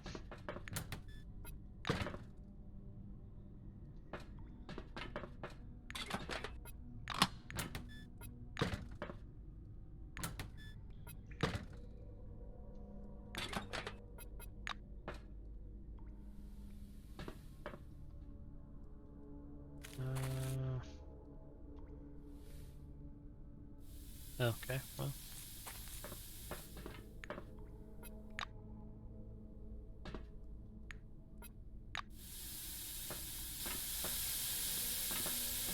You come up to the door without making any loud noise, but that doesn't help. Some bright child's voice screams, "Battle mode," from behind the steel doors, and after that you hear a deafening bang of a fire shot. It's really unfortunate. You see a hole on the door, within a couple of inches from your head. Your fist could fit in this hole. Looking through the hole, you see a robot. Or rather a robo-kid. The android looks like a little schoolgirl with a blunt bob and a huge rifle. Bright red lights in her eyes fade, and they become normal, just round. Social mode. You are not with them. Who are you? My name is Yoko. Move away. And then I talk to her again. Now that that's not in my fucking ear. You look through the hole in the door. You look through the hole in the door and stumble upon the muzzle of a rifle looking into your face. Yoko giggles, puts away the weapon, and gives Yoko blows her cheek. I was on an exploratory mission. I found radiolith, but bad people came and trapped me in this room. I'm in the defense mode now. Open the door. Yoko nods. We have a deal, Senpai. Call me Senpai, it's weird. You look like a good person, and I call good people Senpai. Okay. Yoko looks out into the corridor. Looks at you and squints, happy. Yes, there is no danger. Thank you. Yippers. She looks at the bodies lying on the floor. Human decisions seem irrational to me. Are they actually ready to die for some relic of low rarity? The robo girl goes through her backpack, takes out some strange thing, and shows it to you. Radiolith, a widespread but quite an expensive relic. If they decided to die because of it, could I calculate the average life value based on the value of the artifact? Calculations can rate. Yoko tilts her head and squints. Thank you for your help, but no thank you. I already mapped the return route in the course of my exploratory activities. I will be waiting for you in Magellan. Okay. Her eyes change color once again. This time, they are bright blue. Research mode. The robo girl says loudly and heads for the exit with firm tread. Alright, well. There's a ladder over there. Interesting. Okay.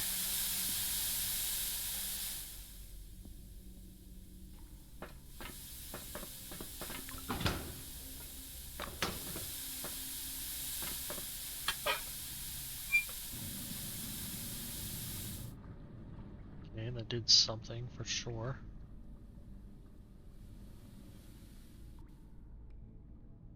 Let's check in here. Yeah, 2 more valves.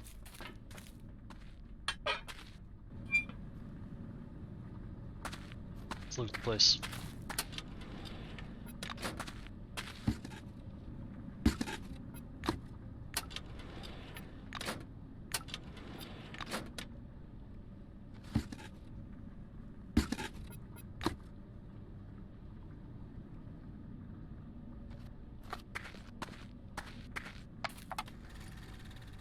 Now, is this thing recording?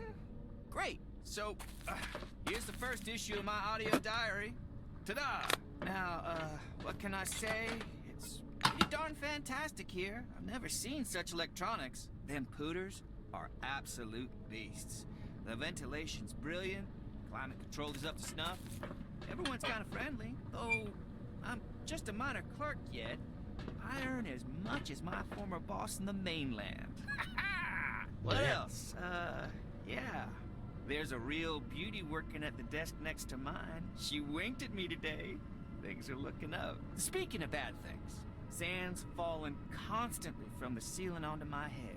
I keep telling the engineers, but they're just promising jam tomorrow. They say the shelter's construction itself is worthless, and they need a great deal of both money and paper to start fixing it. It's all fine and dandy, but, like, am I supposed to just relax and wait for the ceiling to collapse on my head? All right. That's it for today. I'll record some more tomorrow. Come on, George. Come on. Up. Good boy. Good boy, look at you. Look at you.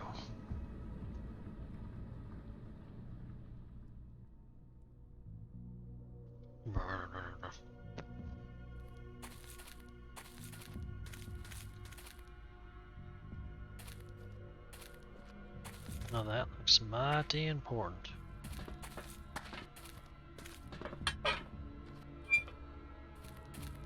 Safety valve goes off, the openers return to their initial position.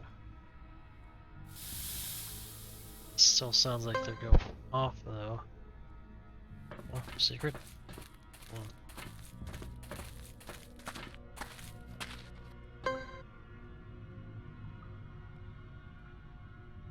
Okay.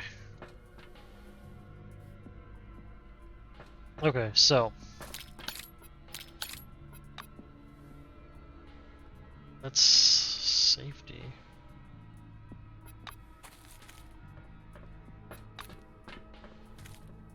Then do I have to start in a particular order?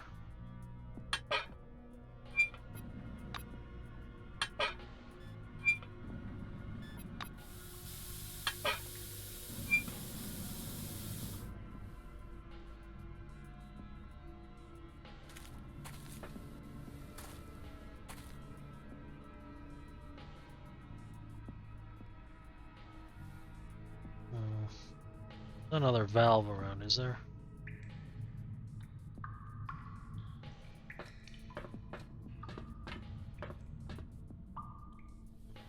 Seems like it's just those. Okay.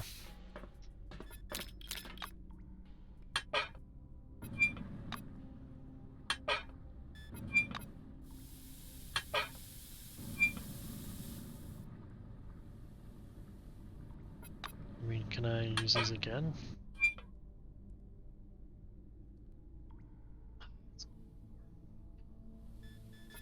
Okay, so that's not the safety one, it's just when you do 4.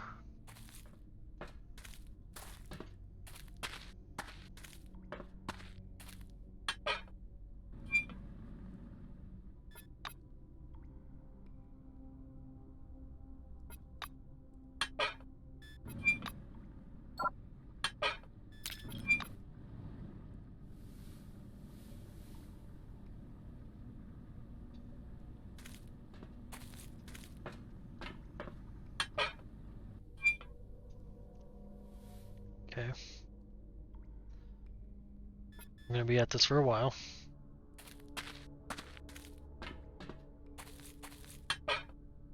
So this. You really, okay.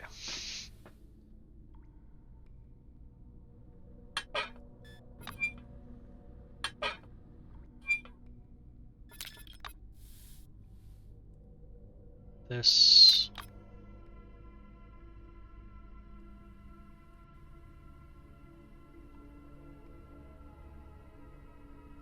This.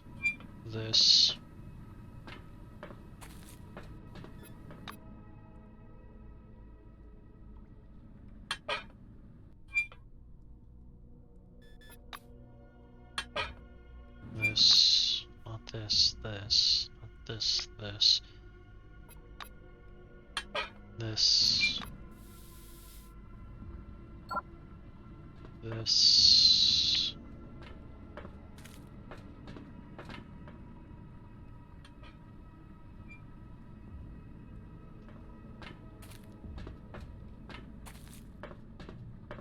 This.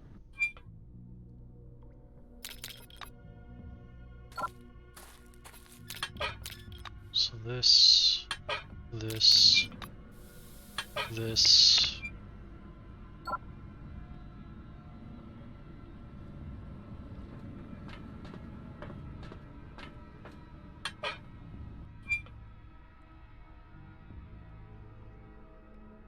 Hey, you know what it's time for?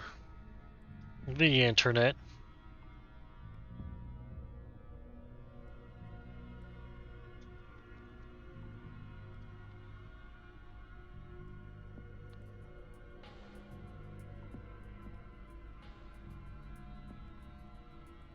What?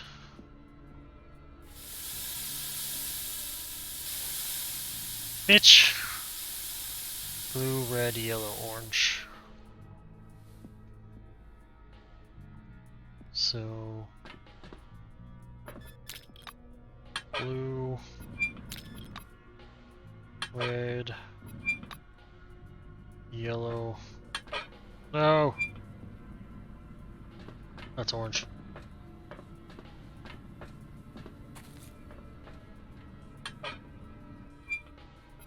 Okay, try this again. Blue, red, yellow, orange.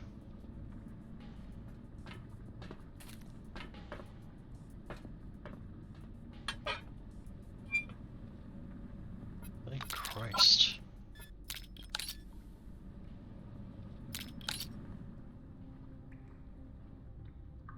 You gotta stop doing that, man. There's no reason.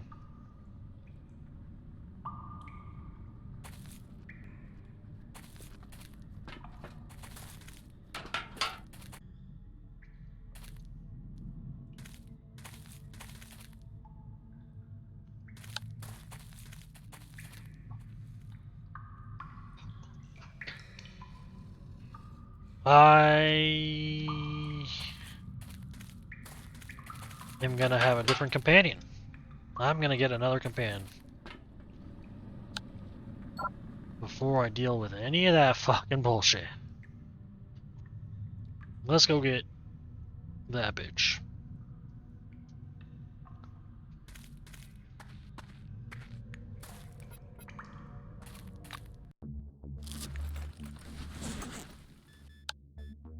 At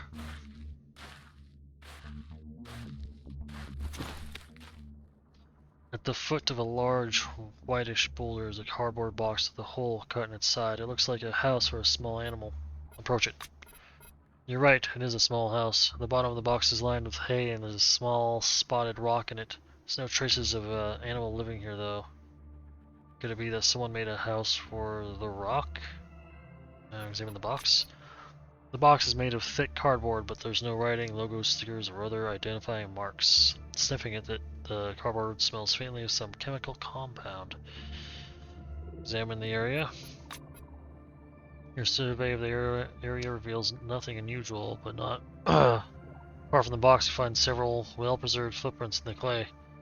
Fine articulation in the tread suggests they belong to someone from White Fang. Examine the rock. Toss the rock from hand to hand. It's a perfectly ordinary brownish gray rock covered with small dark spots. It's shaped somewhat like a clenched fist, but there's nothing else remarkable about it. It's free rock, I'm taking it. Something about this rock bothers you. Careful examination doesn't reveal anything new, so you decide to take it for yourself. Walking the stone, you leave. Yeah, it's mine. It's mine now. Is it in my inventory?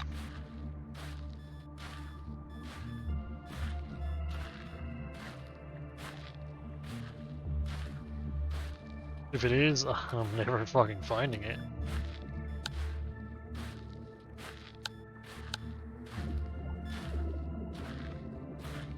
+1 to fortune.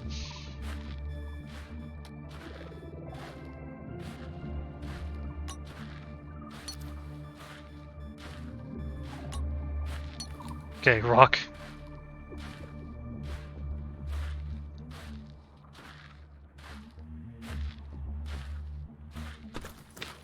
You want to go to laboratory. I'm gonna go get Yoko, so I have a fucking another gunner.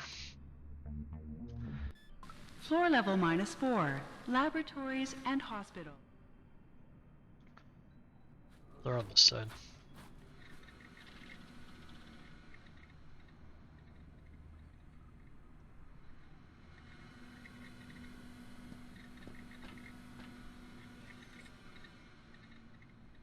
What's up, man? On your fucking robot. Welcome back. Yoko! Akawara presses his hands to his chest and rushes towards the robot. A strange couple, an android girl with a huge rifle and a grizzled, long-haired scientist, hold each other in a lingering embrace.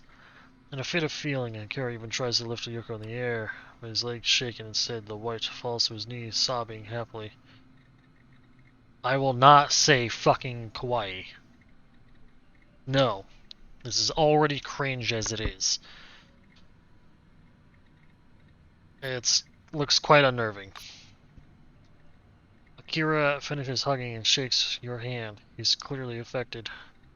Thank you. I don't know what I'd do without you, Yoko. Thank you for returning my daughter to me. A daughter? Yeah, okay. Bye-bye. Hey Yoko, you wanna tag along? I need someone with a Something huge gun. clicks in the head of a motionless Yoko. The white plastic of her eyes shines with faint light. You see her dark brown iris and bright pupils standing out. They're almost indistinguishable from the real ones. Social mode. Hello, Senpai. Please stop. Please. I'm begging you. I'm glad to be here. I don't have any changes in my cognitive functions that are caused by the emission of chemical substances into the blood flow. Please, specify the definition of glad. Is it contextual? Yoko tilts her head and cutely squints, just like during your first encounter.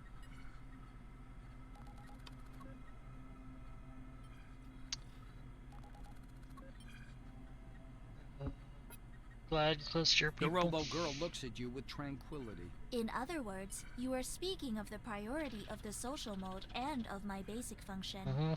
It is certainly so. That means I am glad. She suddenly stops talking and seems to freeze. Then she looks at you.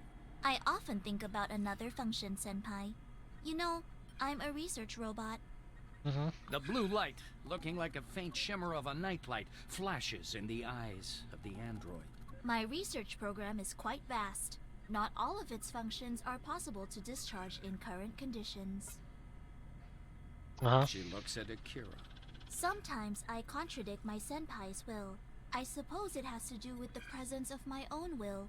In this case, this is an analytical construct that defines my functional priorities. Some little fan in her head begins to hum loudly. Her gaze starts to draw circles in the air as if she watches something rotating. By all appearances... Senpai, going to Sonora was my idea. Akira was against it. I showed my will in terms of the realization of my research program. She tilts her head a bit, but she doesn't squint. Her gaze is calm and indifferent.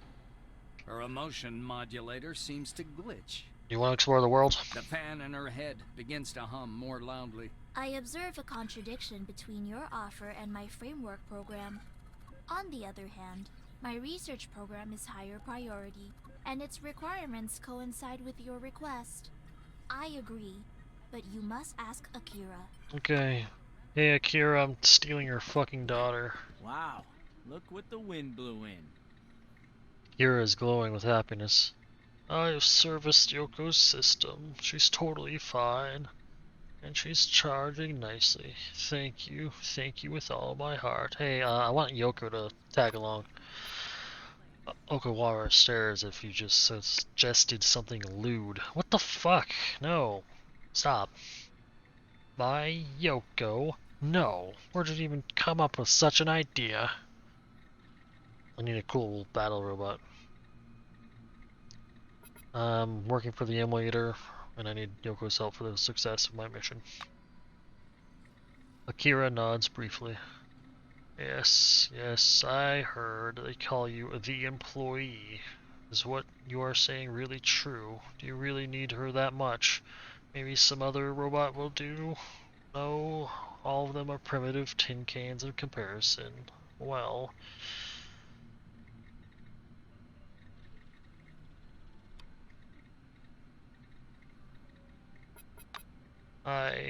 I'm a scientist, and I understand how important the emulator is for the survival of mankind. And, of course, I have no right to think only about myself. The White looks at Yoko. There are tears in his eyes. He shakes your hand. Very well. I will send Yoko on a research mission with you. Promise that you will take care of her. Okay. I'll take care of her, man, I promise. Alright, Yoko. Yoko's eyes light up again. She looks at you with carefully modeled curiosity. Hello, Senpai. I see you're exercising your research function. If I could, I would feel envy. Okay, you can come on. The fan in Yoko's head so. responds with an intense humming. My calculations show that my research function cannot be fully exercised in such a large squad. Your ability to lead is not good enough, Senpai. Sleep mode! Yoko says, loud and... Rump. The bruiser quizzically sticks out.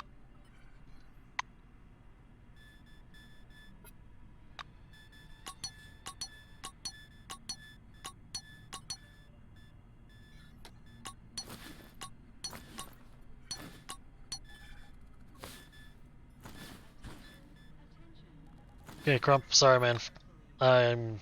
The bruiser quizzically sticks out his chin. Crump shrugs. All right then.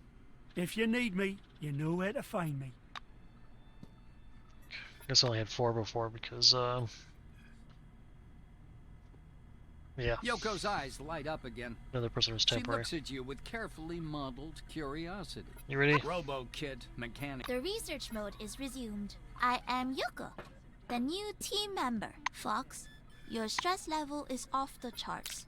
I recommend you to seek psychological aid. Fucking right off the bat, you're fucking starting shit. With Fox. Look, she's got this big ass gun. Look at this. Look at this. 36 to 45 damage. She's the sniper. I'm gonna have to keep her back, but she has her uses. Okay, I'm just gonna throw like random stuff on her first.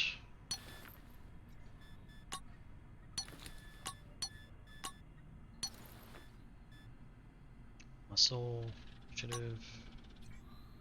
What do you want?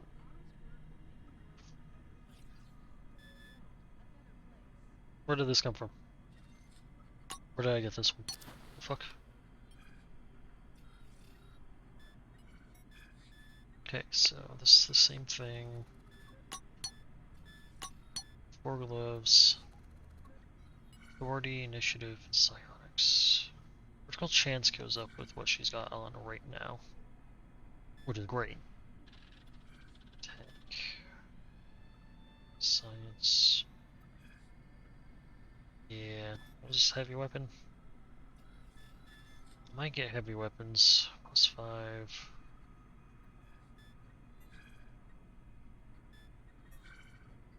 It's not very high though. +5 is like garbage. It's not worth it.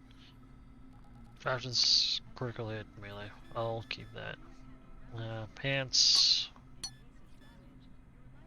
Encumbrance, mechanical, resilience, energy, biochem, energetic. It's fine. Yeah, it's pretty much solid. I cannot heal her like I can everyone else. She needs to use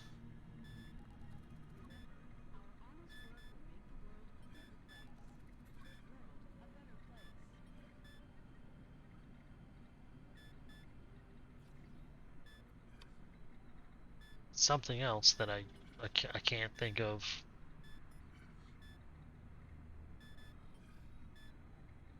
Really? Do I not have anything to...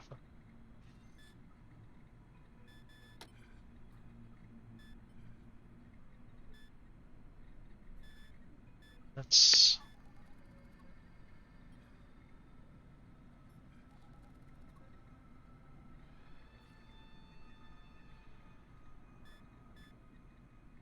Not sure how to heal. That's fine, whatever.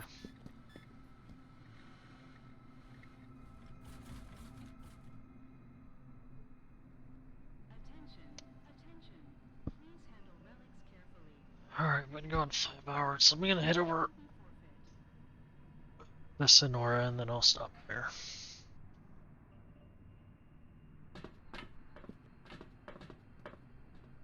Come on, Fox. You're still like my second in command, it's just structured like this so I can separate melee from guns, so. Floor level -1.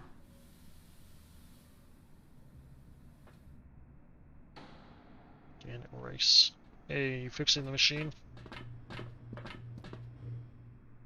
Female Blue Wing employees tinkering with a broken vending machine. The dead Vega drinks advertising panel has been shifted aside. A tangle of cables and a shiny metal coin box are visible inside. What do you need? Armed with a screwdriver, the Blue is swearing non-stop through her teeth. She doesn't stop until you approach.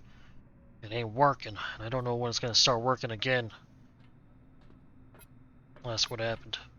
The technician gestures with both hands towards the dark innards of the machine. Have a look. This is the 6th time this month some moocher has broken it. It isn't even funny anymore. I reported the vandal. He's in jail now. A malevolent smile appears on the technician's face. Yeah? Hallelujah. I hope that Morin got supermax for property damage. As for you, many thanks from me and the other shift. Alright, cool. I was wanting that reputation boost before I get the fuck out of here. I need people to like me.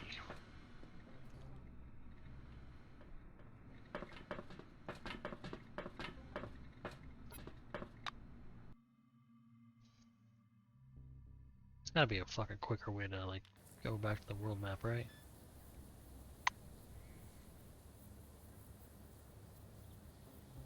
Seem like it.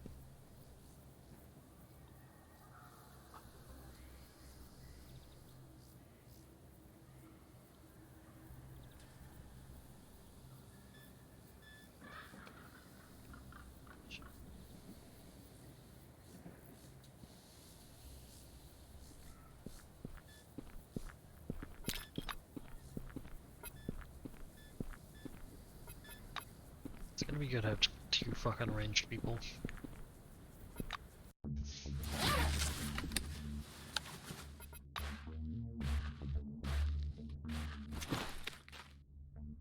The abandoned collector from the times of the first expansion appears lifeless at first, but only at first. The quickly fading echo leads you to the nearest tunnel. Looking inside, you see several dim figures in the distance. Let's come up. Oh man, we still gotta get that XP, you know what I mean?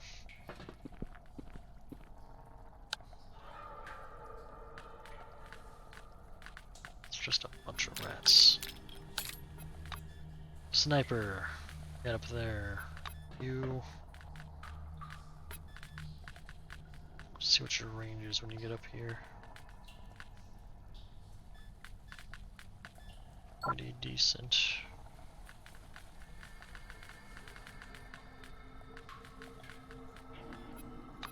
Fox, I just want you to watch the...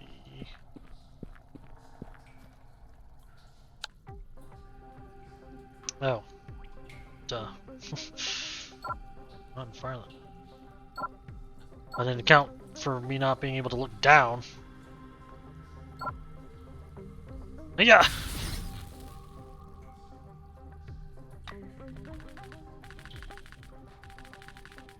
Rats! Oh god. Wait. Oh my god. On fire line. Base pack container.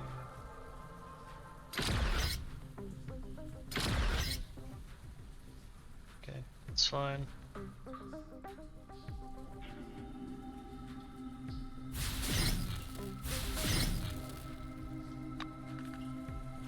Oh Jesus. We're gonna ranged rats.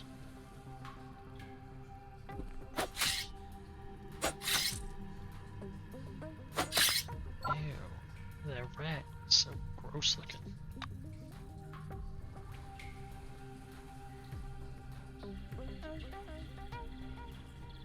On firing.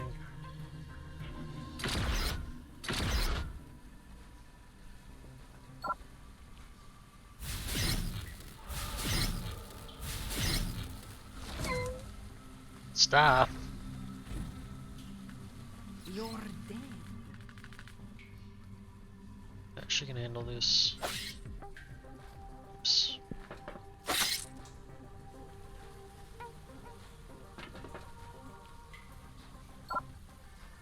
Fucking reload.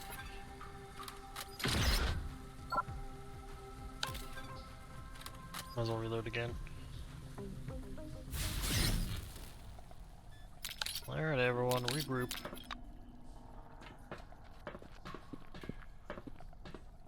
Loot some rats.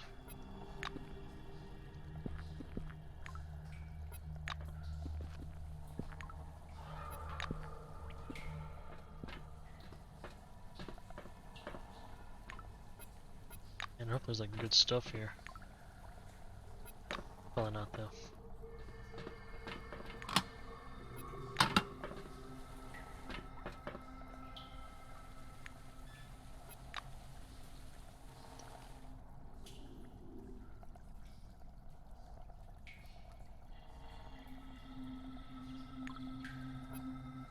Nah. What a rubbish.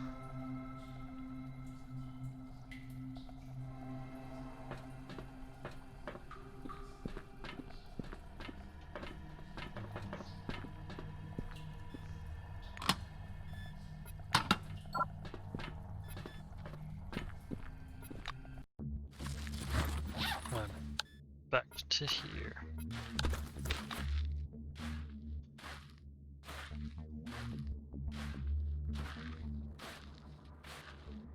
Bound film set will probably be next when we get around to it.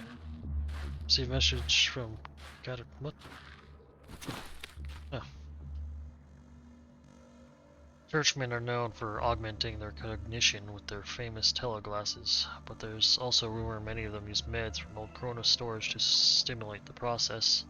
And it's therefore no surprise that church trading posts sometimes appear in the desert offering various drugs. Seems you just stumbled across one of them. Okay, I do possibly need drugs. We can look, you know, just we can look a little bit. Further Guy Hill. Terrible name. Health is pretty decent. Quick. I had my weapon. I always forget to put that away. I'll take the leaflet, whatever, just let me look at your stuff.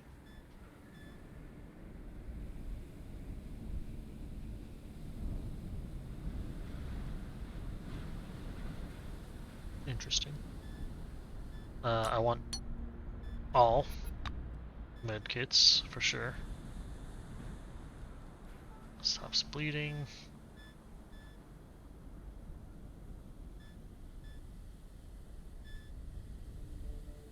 Okay. Do you want my drugs? Oh man, I can't barter for shit, can I? Thanks, man. Get the fuck out of here.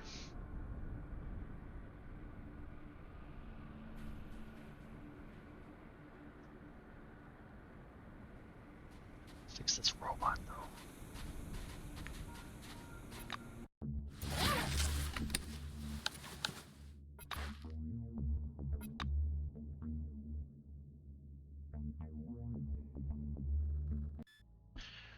Hey.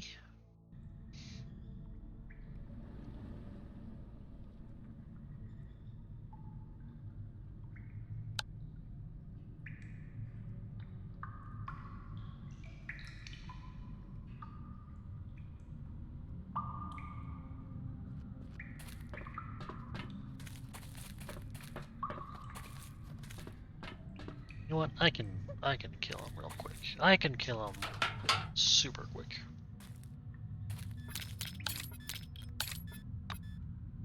So, it's you. 67%, 65. Shot, blind shot, arm shot, kneeling position.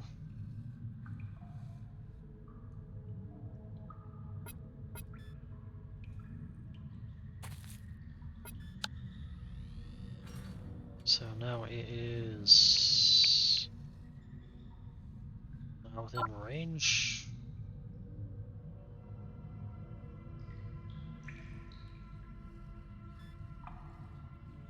Okay. So she'll have to kick it off.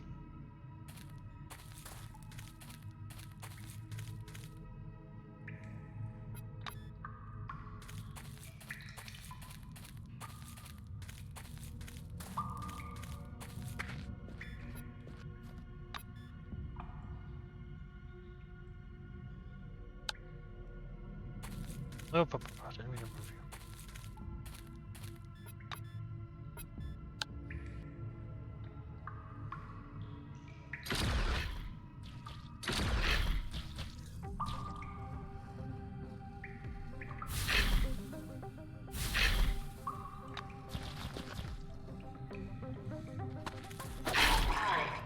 Oh, that's perfect.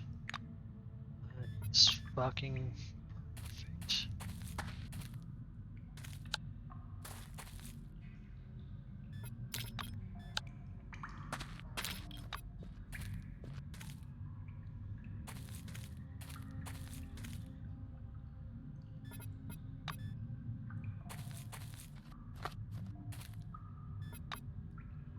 And just outside of range. Okay. Save again. Kneeling position. I didn't even reload.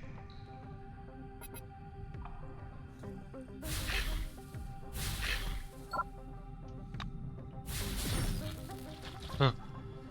Swapped us. Oh, fuck. Oh, they're kneeled.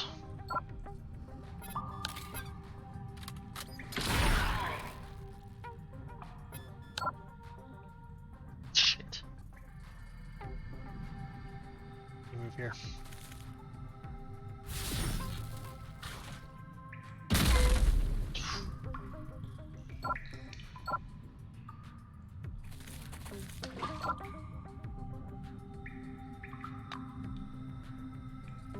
Now I'm gonna have her run, because she shouldn't be up there.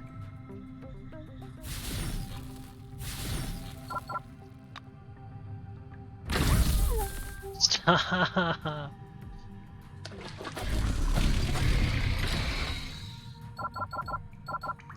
Senpai, may I explore it after I kill it? Hey, why don't you shut up?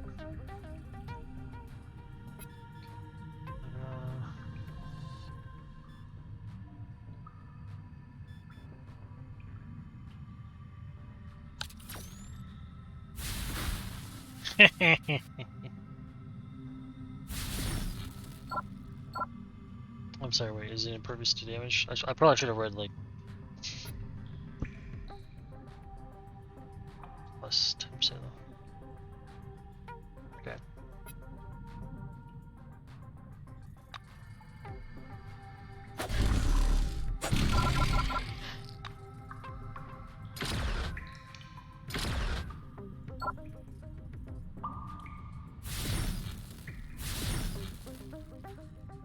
Let's seeing damage. Stop. Stop that. Stop that.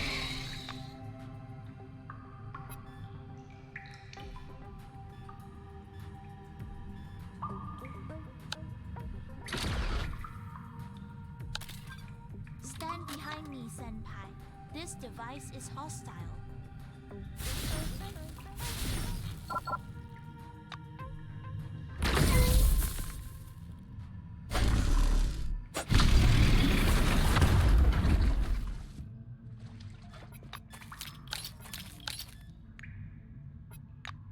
Nothing? Fuck. Piece of crap. Yes, relic dust, armor plate. Okay, some things.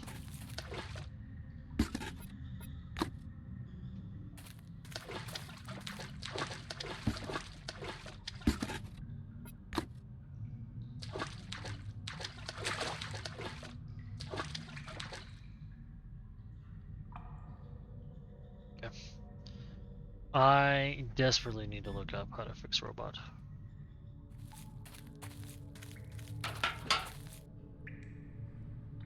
Cause this shit ain't gonna fly.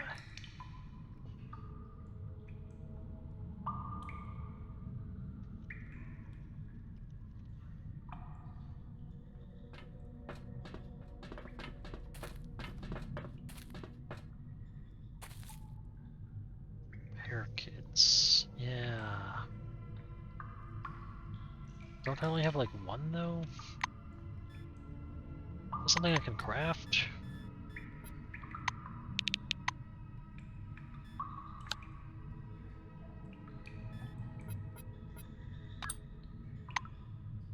Chemical repair kit. Okay, so you aid tools.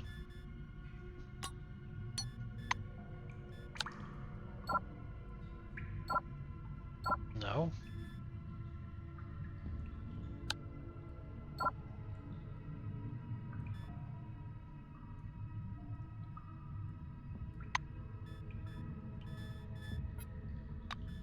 Also might be something that you have to use on like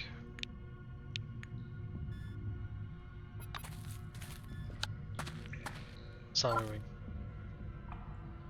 Also put it away. Freaking me out, kid. I don't think I pressed leave though. Whatever, I don't care. Look this shit up.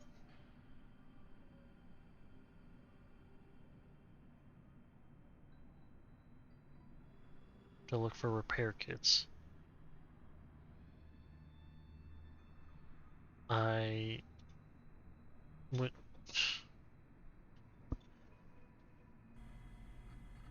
Oh,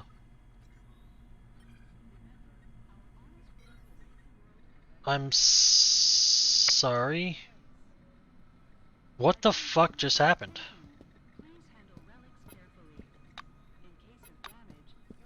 I don't understand. And I was starting to get bored. Good luck. What? What? Guys, how did I get here? I'm loading. Fuck you. Nah, da da da da da. How? How?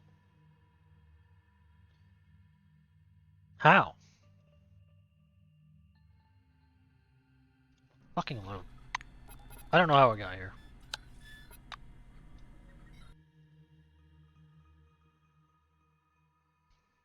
And regardless, that's gonna be me. I've played long enough. I have shit to do today. So thanks for joining me. Hope you all had a good time, and take care of yourselves. See ya.